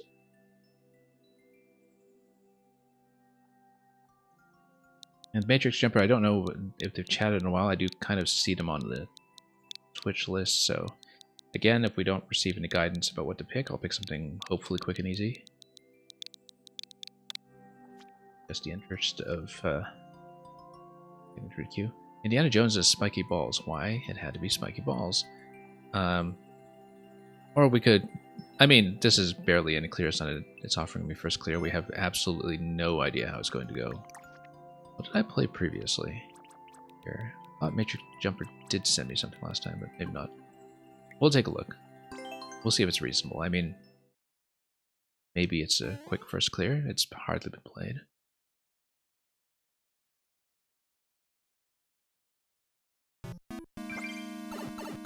How bad could it be? Okay. I feel like it wasn't even necessarily expecting me to run the donut blocks early on, but we just kind of take our time. Oh, okay, I see. We need to spawn another one. That's okay. That's fine. We'll just let it roll. As long as we maintain the clear condition and don't take damage and don't despawn anything, we actually shouldn't get into too much trouble. And yeah, we need to spawn another one here. We can do it, maybe. Yeah, we'll just let things roll. Let the good times roll. No. Yeah, because something is supposed to push forward at that point with the spring down below. I feel like it's meant to be, you know, really thrilling with everything coming down and smashing up the place, but that we are stalling a bit in such a way that so long as the destruction is still on camera, we're going to be in reasonable shape. Okay. Yeah, because then we just let another one down and let the balls get ahead of us and just try not to jump on any of them directly, and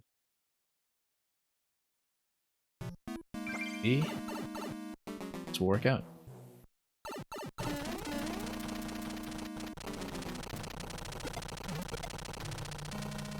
Yeah, this is safe. We stand here.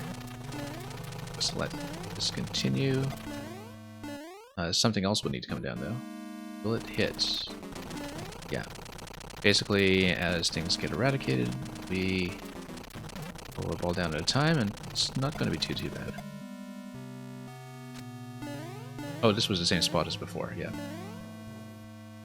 Let's see if we launch another one over here, whether it will, yep, will carve things out ahead just fine. As long as we don't run into time limit problems, I think we can basically keep it nice and simple, let things despawn, and just, you know, continue. And even take a spring for good measure in case we have a use for one later. Because why not? Yeah, and then that's going to open up the last pipe over here. Don't know if that's another ball or if it's an exit, but... Oh yeah, probably just another ball spawn. Unless this is the exit. Yep, there we go.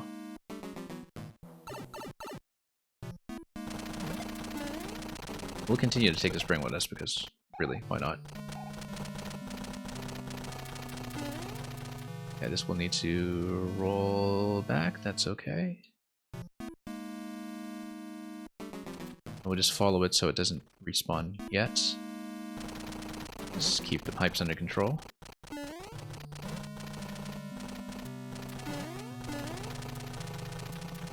Just let everything blow up steadily.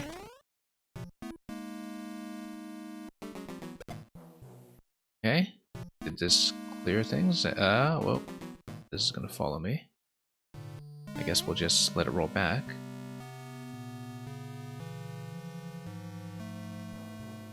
Yeah, as a clear condition level, I feel like the clock is the main thing that we need to deal with if we're stalling so much.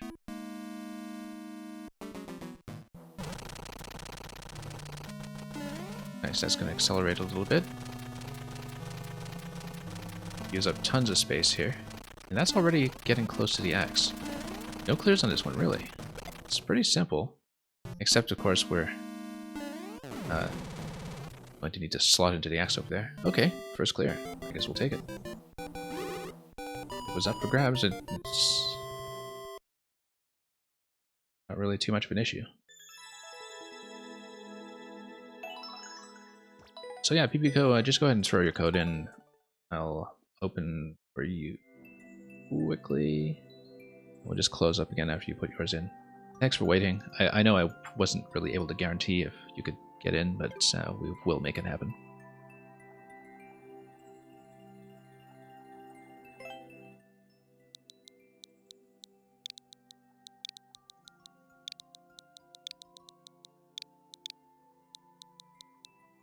And if I played it, just take my pick. Yeah.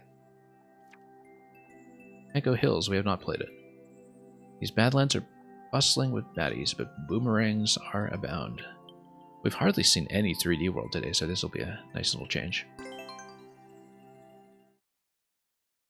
And it'll be a nice one to finish on, perhaps.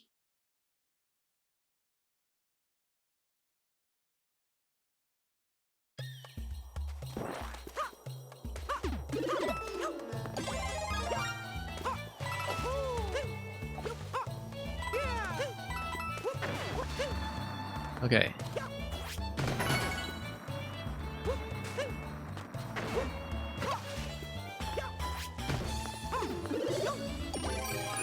We'll pop the pokies as we go. Nice to see some boomerang desert traditional, more or less.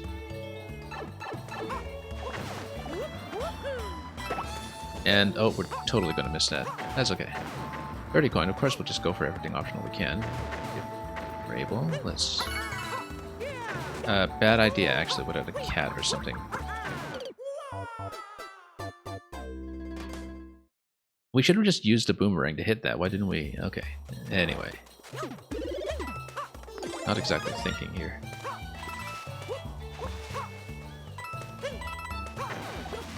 That's how you know it's near the end of the stream, anyway.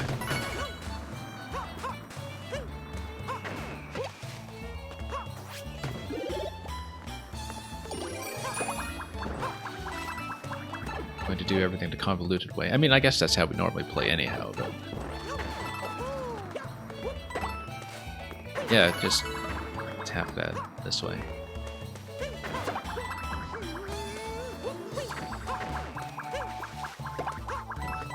And boomerangs are going to take out bullets because of course they do.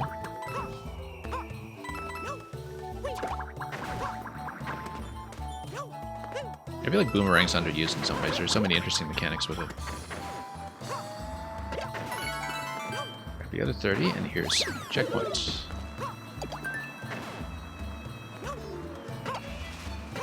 Yeah, doing everything in a quixotic way, in a very accurate sense of the term, in fact.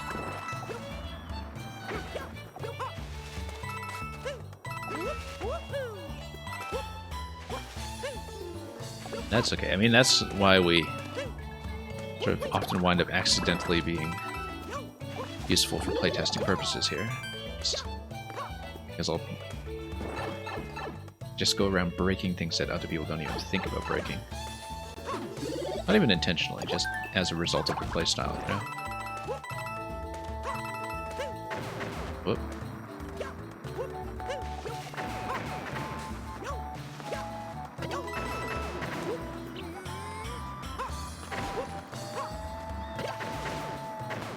Actually kind of satisfying to just run around here and